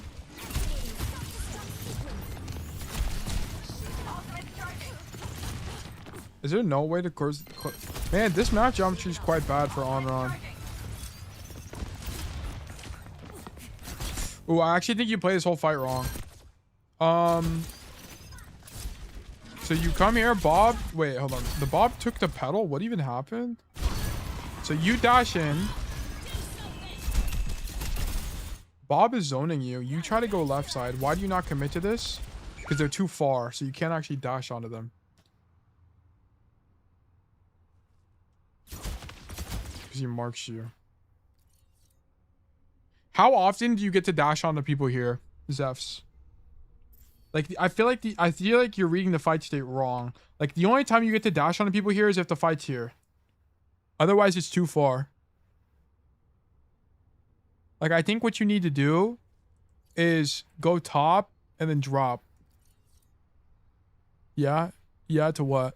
You experienced this, right? When you were against Vulture on Iconwell's Cass? Yeah, on that was a really bad game for me. Yeah, me and Vulture both played really bad that game. It's a little bit different because it's a really bad map for Cass. It was a bad matchup. I think the thing is, like, I think here you needed to somehow derive that coming top here was better because it would have let you get on the Weaver. But it's like, how do you derive that is my question. I don't really know. Like, you would have had to know that they're too close to you. I could just dash top when I was behind. Yeah, I think you needed to go top here. Oh, you know what? You needed to dash top now, actually. Once you saw the Weaver was too far, you can just dash top now, no? And then you have cover, and then you can just walk into high ground anyway. Yeah. Yeah, you need to dash top here. Yeah, you need... Oh, fuck. You get up here. Bang.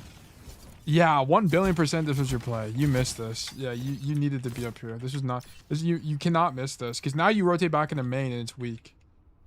Yeah, because now you just waste time in the neutral. Like, you need to do this kind of play. Like, dash top, and then walk this, and get on this guy. Boom. Okay. Whoa, whoa, whoa, whoa, whoa, whoa. Okay. Must dash top to close distance to Weaver. Okay. Anyway, other than that, I think the idea here is fine because you kind of can't do anything anyway with the tree up or the bob, most importantly. Bonus, you can go there from over the roof. Oh shit, really? What do you mean? Oh, like this roof? Nah, is there some tech like this? Maybe you like walk up this thing? What? Bro, I feel like it's not really that good because you go in blind. That's the only problem. Like, you don't know where people are as you pop out here. So it would only really make sense if you had your ulti. Do you have your ult? You do have your ult. So maybe it does make sense here. Like, maybe because... Oh, no, you're 97 ult. You don't even have it yet. Like, he could have farmed the ulti, maybe. The other roof above the mega. Oh, this roof. But you would have had to been here, though. But he was... I don't think he ever... Oh, he was here at one point. Oh, you know what? Why do you even cross the space? I didn't even realize. Why do you even cross? Like, why not just... Oh, wait. This was your... Why do you do this? This is actually... This just doesn't really make any sense. So you walk into the main neutral when you're staged for a flank. What the hell? Why does this guy use ult? That guy ulti's nothing. I think you had to continue rotating here. Because you kind of just like don't do anything anyway. Don't have perk either. Yeah.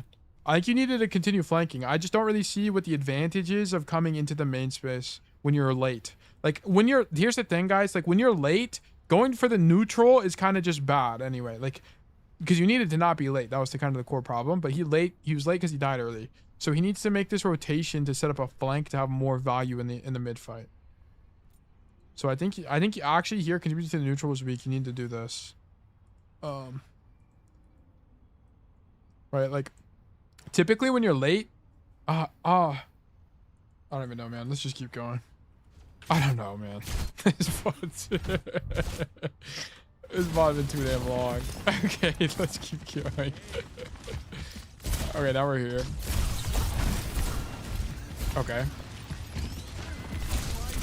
Wow, you just baited his ass. Alright, rip mint thief. Rip, bro. Okay.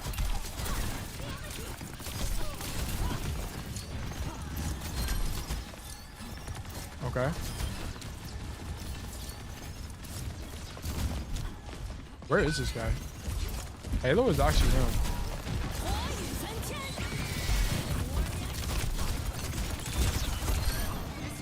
Okay, going for the kill is kind of greedy, but sure. Yeah, I mean, this is just kind of risky because you're out of the fight for a long time, and there's a chance you actually die too. So here we set this guy on fire. Loki out is left, but I kind of understand why. Because he could... Weaver is a hero that can still contribute pretty safely. Also, I think I kind of would have approached his fight differently. So the Mizuki's behind you, and you look to go clear him.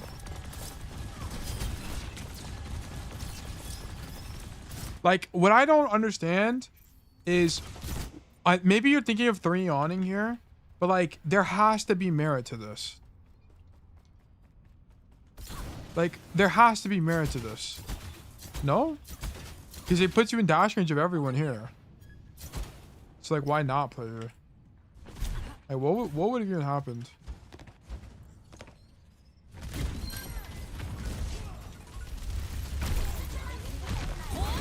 Like, even if you get cleared by Hazard, you don't die here. Unless he walls behind you. But then even then, you dash past him and it's still good for you. So, I think it could be good. Like, the only alternative is you play main space. And it's like, I can't imagine that being much better. Like, unless you think that spamming tank and just doing 1 billion damage to tank is fine. Which is okay, like, sure. I don't play Anran, so I don't know what your numbers look like. I don't know if this is actually any good. I'm just not sure if I need to go on Mizu or the main fight. I would leave. I would not fight the Mizuki. He's too far away. Like here, you need to use information through negatives, okay? Like here, you don't hear him, and that's your cue, okay? you see the ping, so you know he's behind you, and he's probably getting calmed too. But you walk this way, you don't hear him. You don't even need to check it because you don't hear him. There's no footsteps. So you know he's not close to you at all. So you shouldn't even be checking it here. You needed to commit to a rotation. Like, this is information through negatives. Okay, the only time he would be here is if he was standing still, but honestly, if he was standing still here, he deserved to kill you, in my opinion. Because that'd be like a ginormous, huge brain play. Game lasted too long, shutting down. What do you mean?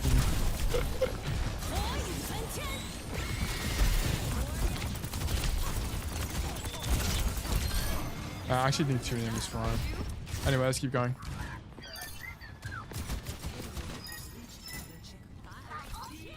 Okay.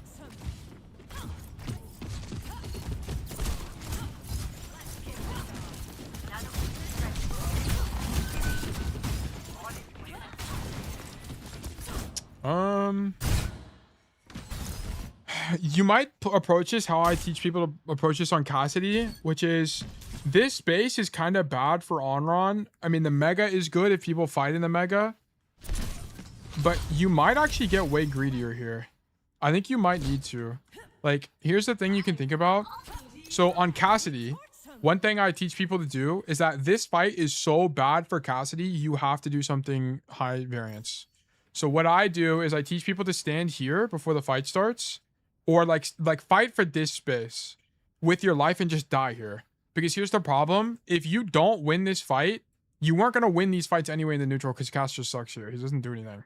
So you could have a similar idea of like getting to this position, because even if you're there and you get fought, you can just try to dash out and live. Let me open back up King's Row, which could be your idea. Because it's like I just don't know what else you would do on this space other than fight for the high ground, which is what you're doing right now. Because I think everything else is just kind of too bad. Because if it wasn't Hazard, it might be slightly more playable. But into Hazard, like, playing here is really weird. Because if you dash in and then he walls you, you're fucked. So it's kind of like not that safe of an idea. Ashless, I just want to drop in and say you're the GOAT. Dude, thank you for tuning in, man. Much appreciated. Glad I could help. Like, dude, I think you should stand here and then do this. I think this has to be good. I think it has to be good. I think it might suck into like Cassidy and like specific matchups, but like just stand here, take worthy space control. If they don't clear you, great. Like that's what you want. You don't want them to clear you. If they do clear you, fine. Whatever. You just dash out. You just make the jump to here, like from this space. And I don't think you die. I think it's just too hard to track on average, and you just live. Like I think average players won't. I mean, maybe if the guys merit, you'll die, but if they're not, then I think you're fine. Because like what would have happened here? You'd be staged here right now. You'd be shooting Hazard. You'd be shooting Hazard. I'm going to be honest. I don't think you get cleared. Yeah, I don't think he can clear you. And I also don't think he'd be able to do this wall climb stuff. So your team would just get all of this space. Yeah, dude, I think it was too good. I think you would have won. I think you would have held this point. Like you're too squished. Like you're too slippery. Honestly, you could even fight for it. I think you could probably fight for it. Because here's the thing. If you fight for this space, okay, you fight for this with your life, you're probably going to die. But you're going to hold this space for so long enough where your team can walk forward, which is kind of what you want. Like, what makes this point hard on King's Row? It's when you, like, try to turn the corner and you have to fight in this space. This space sucks balls. I hate fighting here. It's so bad on attack. So if you can, like, skip that step, that's the ideal situation. Like, you want to skip it. Like, I think you gotta, yeah, you gotta be here. You gotta be here, and then your backup plan is this, and then, like, low-key fight for life, I think is good. Okay. It's a little bit of a unique idea, but I'm a huge proponent of Overwatch, of, like, sacrificing your life on purpose. Like, dying on purpose here would low-key be good as you hold the space long enough for your team to walk forward. And even if you wanted to bail, even if you wanted to leave, you can dash to top window and live. Yeah, I think it has to be good.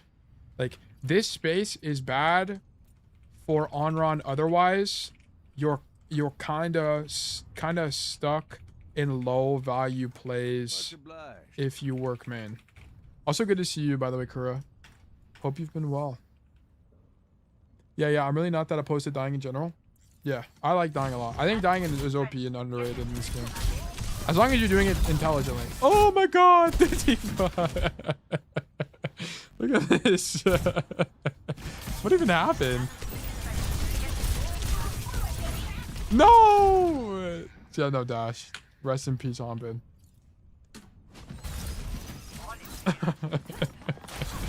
That's funny. This is why I meant Thief to go. I've been said this. Okay. Oh no, Widowmaker. Wait, Widowmaker low-key good for you. I feel like. I'm on a short Overwatch break right now, cause tilt and all, but I'll be back in a week. Wait, we love that. We love the break. Then the slingshot is low. The slingshot is currently loading. Yeah, I mean, look, you can very clearly feel that all this is horror, like really bad. Like you kind of can't do anything. Yeah, I mean, what do you do here?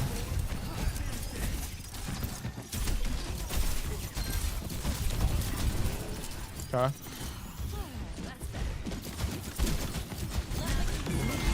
What the hell?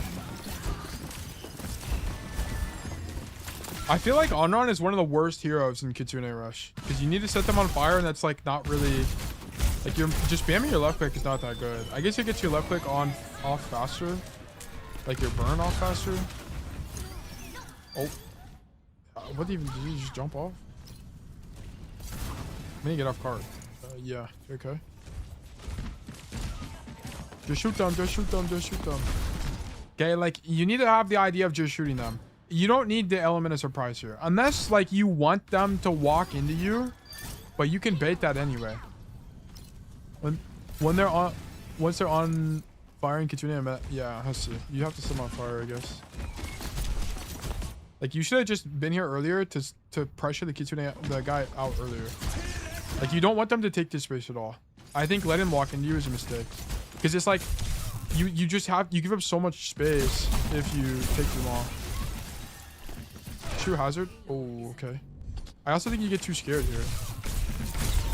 178 HP, 150. Yeah, you just need to not drop into man because you die as well. You needed to stay on the lane. You have to control. You have to not let them use this space because like your job here is to be a bodyguard. You need to think of yourself as like a brig, basically. Like your idea here should be to not like. It's less about you killing people. It's more about you don't give them a win condition. Like think about it as whenever you're the defender. How do you break out of this hold? Like what are the key angles that break you out of this hold? Well, it's either you like send 10 ultis down main and you just beat them to death, or it's you use this side angle to dislodge the defense or the attack. It's one of the two. So your idea right now should not be to fight for this aggressively. You just need to live here. You just need to live. So like that dashing in the main space should not be your idea because your idea should be to stop this hazard from walking. So you kind of have the wrong idea here. Like I think your idea was maybe you wanted to fight the. I don't really know what your idea was, to be honest. But either way, the metagame for this is just stand here and deny it. And then once your team is walking down main space, then you walk on the backline. Is the idea. Or like if their backline isn't paying attention, then you can walk or whatever. But like you just needed to live on the angle. Okay. Boom. Fuck. Bang. Bop. Okay. This is a denial idea. You need to stop the enemy team from getting their win condition angle on the third defense, which is this space. You standing here prevents everyone from coming here, which protects your backline and makes it more likely to win. Think of yourself like a brig. Do not need to get active. Okay? And because this is the case, we should not be dashing back into main, as we should believe that controlling this space is too important to winning. Okay? That's what I'm critiquing. Like, dashing into main seems like a small error, but to me, it seems like you're thinking about the angle incorrectly. Seems like a lot of the time I'm just not denying things, rather trying to make up. Yeah, I think a little bit too much. I wouldn't. it's a bit difficult to say if it's a pattern issue, because to me it seems like you're doing that in bad map geometry. Oh yeah, Minty, Minty, if you had some like actually goated plays this game, it was crazy. You hit this like actually nasty wall on the enemy Sojourn and actually blew him up. It was insane. It was actually also you slashed his diva off the map, which is actually diabolical. You're playing really well this game. You're playing really well this game. But yeah, like when Minty slashes on you here, you can't leave. Like this is exactly what I'm talking about. You need to dash out, but you can't go back main. Not only because you die, but also because you're no longer denying the space. So it's just like not that good. The diva is Hanbin. Yeah, that's what we were talking about earlier. You slashed Hanbin off the map because you're Thanos. It was actually tough. But yeah. So that's kind of your core. I just don't really see the point. And then it's like you can't be here. Like I don't really know why we passed to this space. You need to dash left again. Because here's the problem. Hangen gets walled and he's okay. I mean, he dies instantly, which is a different issue. He kind of just gets outplayed because this guy just he'll do anything for elo and swaps to Mei. But it's like you needed to. Your idea here should not be to fight main anyway. You need to dash across and just try to win. Unless you thought your diva was just gonna die, then maybe, because then you're just preventing staggering. Do we stagger Hanbin? No, he does. Do anything for elo? Dude, the Mei swap is insane. Like, let my boy play the game. Yeah, now Hanbin has to swap. He swaps to Ryan. I feel like Ryan can't even be that good. I was talking to Ra, and Ra said Ryan is one of the best Mei matchups. So I don't really know why we swapped to Ryan. Maybe that's just his hero pool. I don't know. Like, dude, okay, you see what Minty is doing, but on tank, you should just do this as Anran. It has to be good. Because even if you get cleared, that's fine. Like, you bait resources. Like, I mean, it's a little bit different because Minty has 700 HP and you don't. But it's like, you're Anran, you can just use E to live and then dash out. And I think it's okay. Like, because, like, if you were able at any point to bait, like, has wall here, it's really good for you. Like, it's W idea. Like, look, and you don't even expect it. You hear him up there, and you don't even expect him to be up there. So he just does half your health.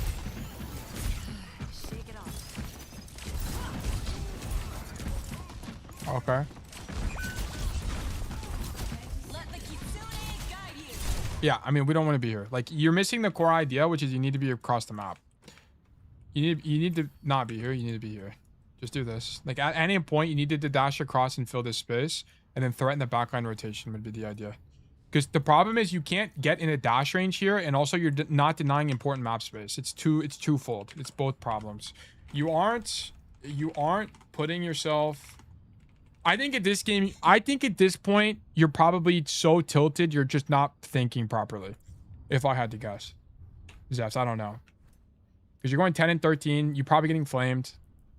At this point, you have 7k damage. Like I don't even, to be honest, I don't really think you're playing that bad. But if I had to guess, that's probably what's happening, but I don't know. You aren't putting yourself in a position where you are potentially working to get into dash range, and you're also not controlling important map space. This space just doesn't do much for Anran given cart location. Being here is more important when cart is not as far up, as it opens up a potential flank on backline. Like, I think this play is more appropriate whenever the cart is here. Like, when the cart is here, this makes more sense to me because now you can actually dash in the backline. Conclusion, can't beat mid thief. I'm out. Thanks for tuning in, Minty. Have a great rest of your day, man. But yeah. Enters chat, glazes himself, refuses to elaborate. Yeah, you shouldn't, like, this is the wrong idea. This shows me you just don't play the angle correctly.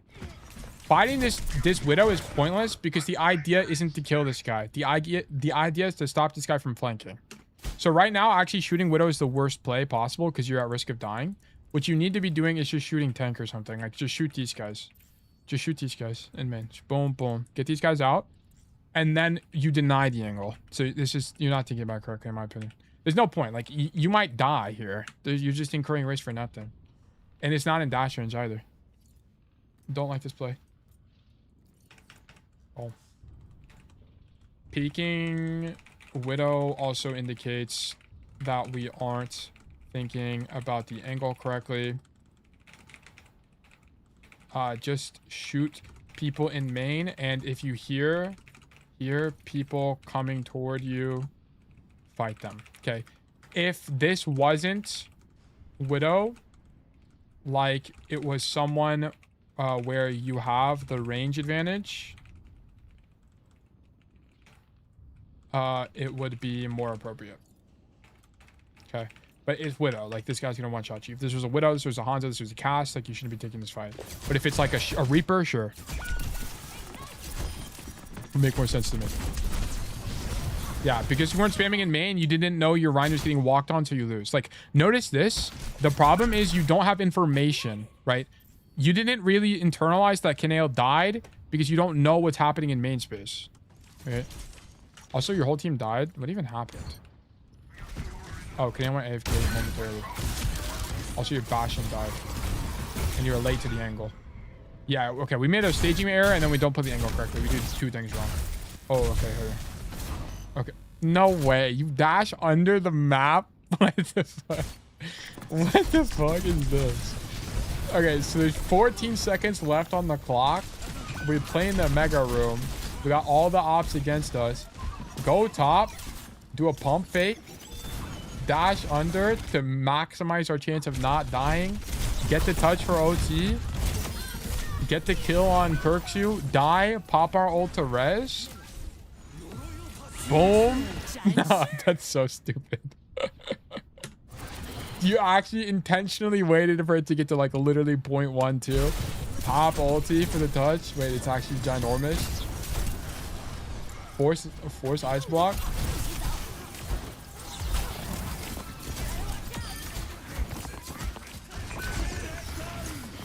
Okay. God, this is the correct play. Going for this guy is better than shooting the Mizuki. Nice, because now you're in a good position for this, which is very convenient. I like the dash too. I like that you didn't dash early or E early there because you were waiting to take more damage. This is good for... I actually liked that whole last fight sequence from you. That was awesome. Like, I had no notes. Like, that was perfect. But it's like, okay, I'm not going to do more of this because it's just going too long. But I hope... We're seeing some problems, particularly on third point.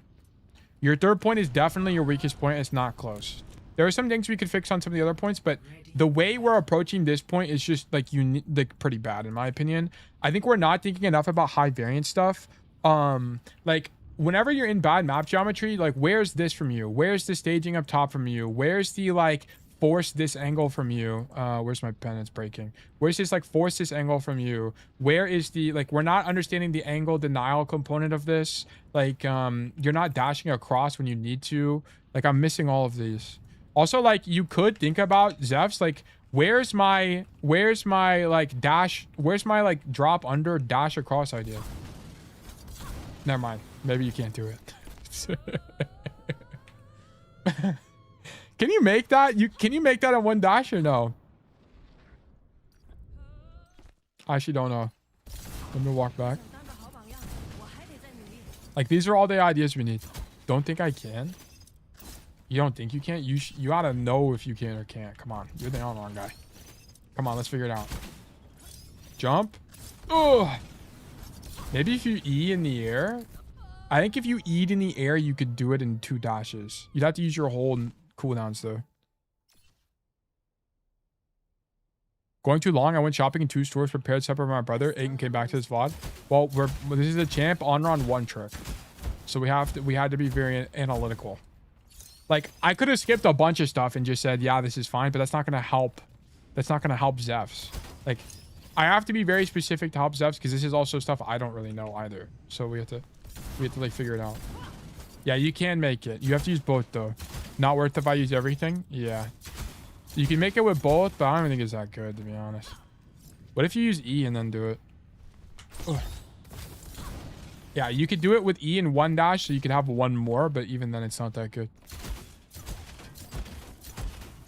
Yeah, it's not worth it if you have to use everything. Yeah. Okay. But Zephs, at the very minimum, you have a way different idea and understanding of third point. Hopefully. I think your second point was probably fine, and then your first point was okay. We could have had some pathing problems, but let me write this down. Let me write this down.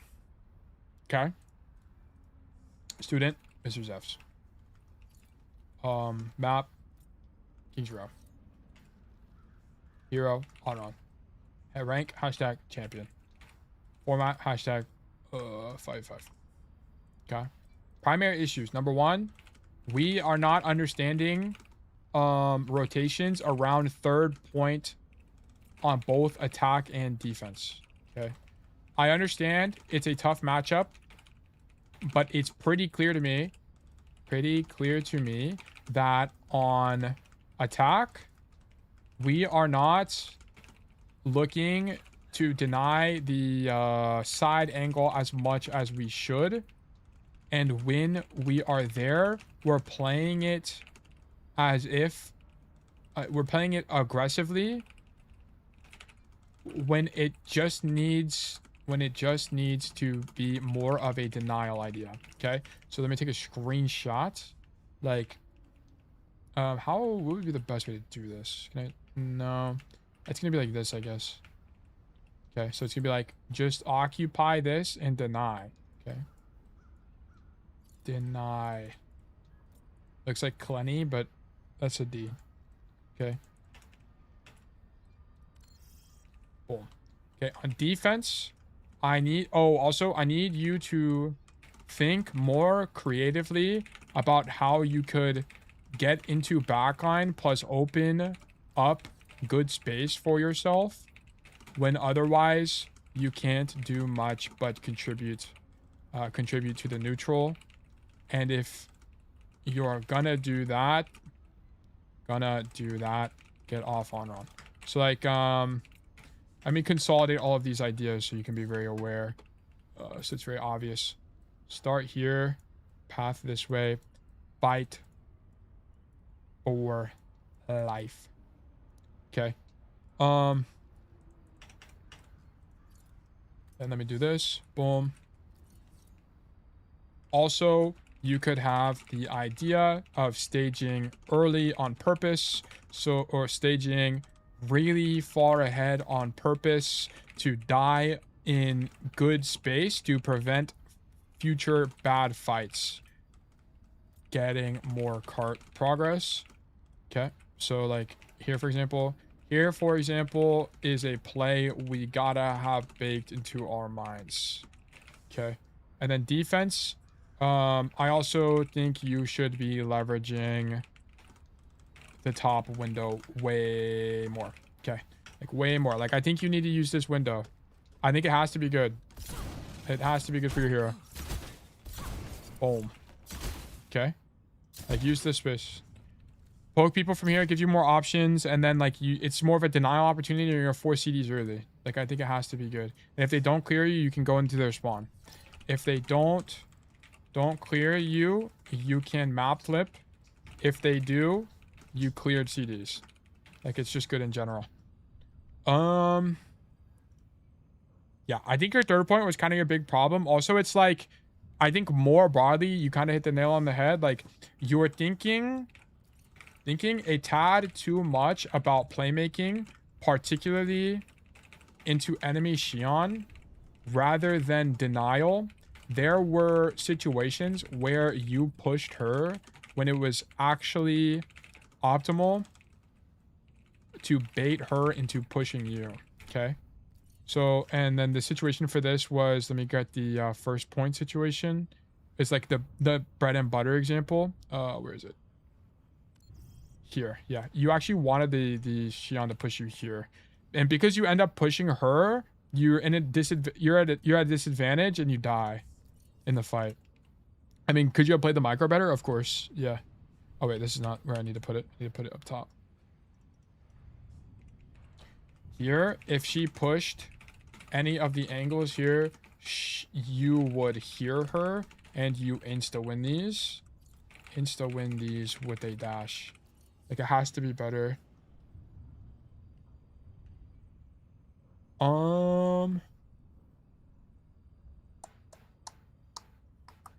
Anything else we're missing? took a bad fight. There was some pathing ideas you could have fixed. I think you should do this pathing on a first attack, by the way. Like, the attack pathing is probably way better. Like, this one. This one is probably way stronger than what you do, because you just, like, eat cooldowns for nothing. Yeah, clearing hotel is, like, an idea. Like, I think a minor idea would be, even though clearing space like hotel can be strong, keep in mind that if it doesn't give you a viable continued rotation into the enemy comp, bouncing to other parts of the map quickly will be stronger. For example, clear hotel, then look to instantly dash to high once you evaluate that there is no way to get onto backline. Last VOD for today? Yeah, it's definitely last VOD. We're not doing it anymore.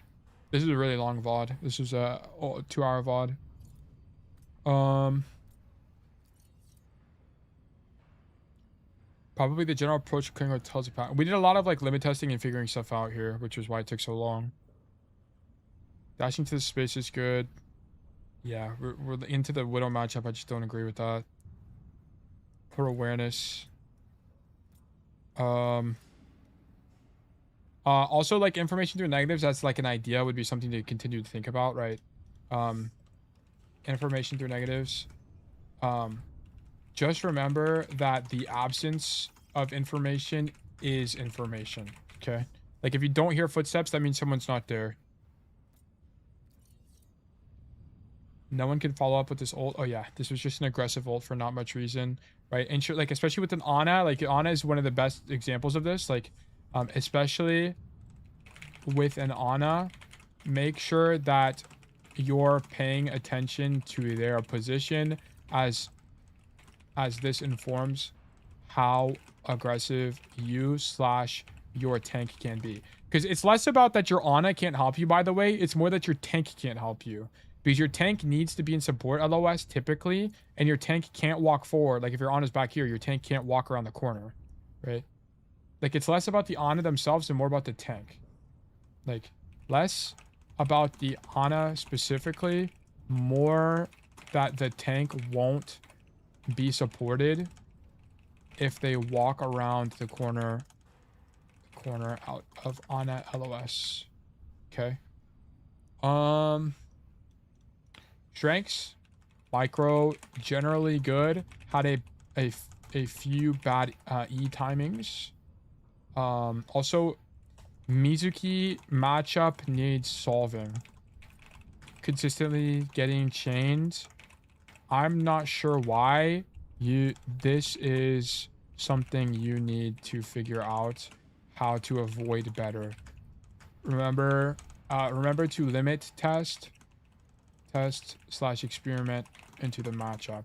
Okay, we got chained a bunch of times. We need to figure out why. I don't know why, so you have to look into it. Micro generally good. Had a bad few E timings, but otherwise great. Strengths. Did I have notes for you last time, by the way? No, I did not.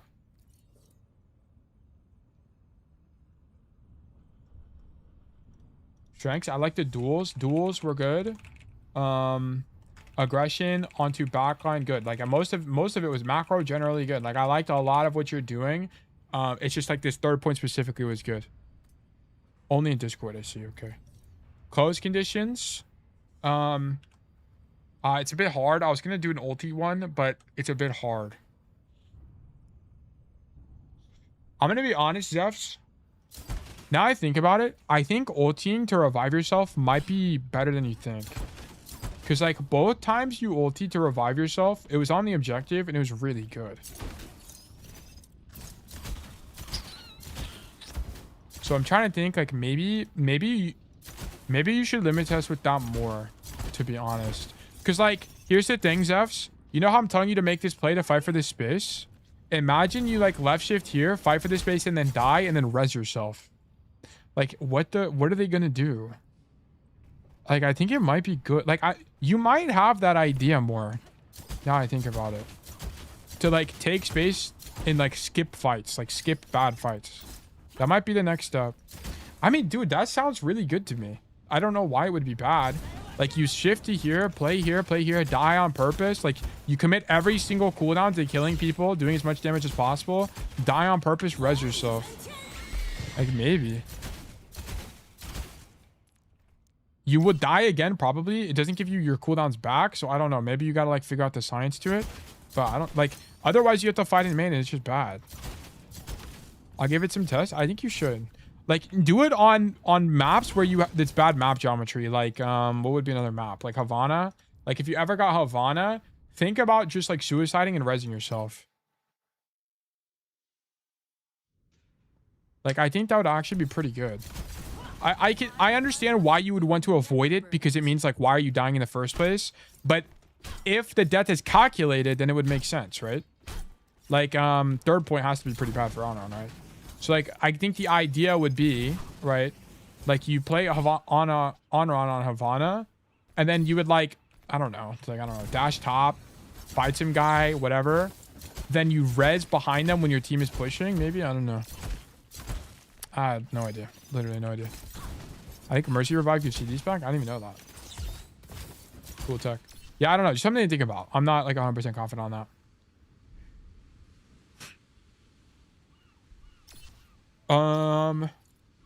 Yeah, I think these are going to be my core problems with this.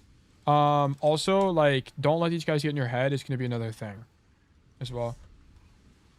Don't let people get into your head.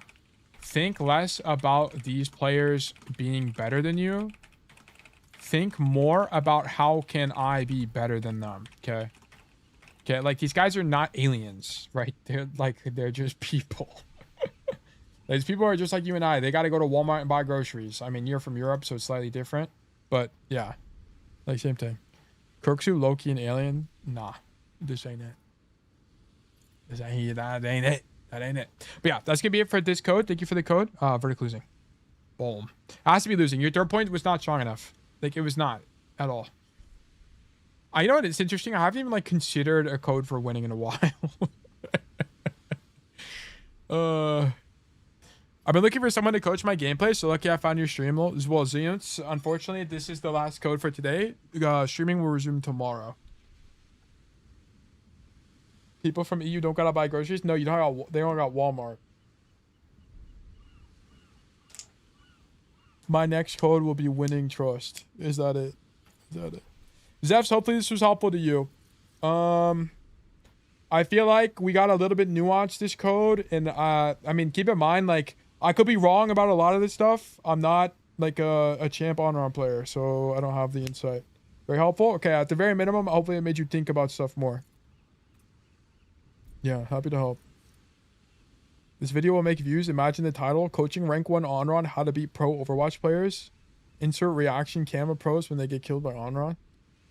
Oh, that actually be kind of interesting. I might try that. Typically, the videos that do the best are not, like, coaching champion players, because it's just too dense. Like the average player is gold, and if they watch this review, they're not going to understand some of the stuff. Like, it's too nuanced. Like, they're not going to know why forcing CDs is important. They're not going to know why denial on certain things. Like, I explain it. I try to do a good job explaining it, but it's just, like, a little bit too nuanced. But I mean, it would be interesting. This is definitely a good code for a video. It was also just kind of long, so it's gonna take me a while to edit. So that's the only thing as well. Let me get the code here. Student notes, Mr. Zephs. My next code will be in gold trust. This is fantastic. That's what I'm saying. TV Demon, I think you got a bright future ahead of you. Okay, here's your notes, Zephs. Let me make sure this is resolved. I also don't think there's an Anran video on the channel. How was the latest video doing? It was doing really well. Let me see.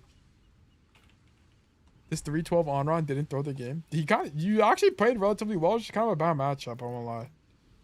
Like, there's just, like, no time to kill. How are you supposed to kill people? How is the latest video doing? We can just get a pic of Hazard raging. Yeah, mint thief throwing up. Exploding kind of idea. Okay. Anyway, that's gonna be it for today. So here is the situation. Okay, streaming will resume on Friday at 10 a.m. EST or CST. And then we will stream all day tomorrow with more coaching. I think we got like 4 VODs today. 3.5 basically, or 4. Are you making videos of all the recent? Yes. Well, some, not all of them. Some like the Diva one, no. But some of the other ones, yes. So yeah. But yeah. So the idea would be on tomorrow, it's just more coaching. And then we'll go from there. But yeah, that's gonna be it for today. Let's raid somebody. Let's get a raid going. Raid. Who's streaming? I'll be back in another co in like 3 months, but I've gotten the hang of everything. So it shouldn't take 3 months. I would raid Mint Thief, but he's playing Minecraft, so we're not gonna do that. We'll raid Athena Hart, the Venture player. W streamed, Loaf Devour, thank you for being here. Much appreciated. Yeah, you should be, honestly, probably be, I mean, depending on how much you what? Depending on how much you play, it'll just depend on when the next VOD would be appropriate. Okay, raid Rack. Okay, we can raid Rack. Sure. Raid. Search Rack Attack. 370 billion viewers. Alright, go watch Rack. Have fun, guys. Thank you guys for tuning in. I appreciate you all being here, and I hope all of you have a fantastic rest of your day. Bye-bye.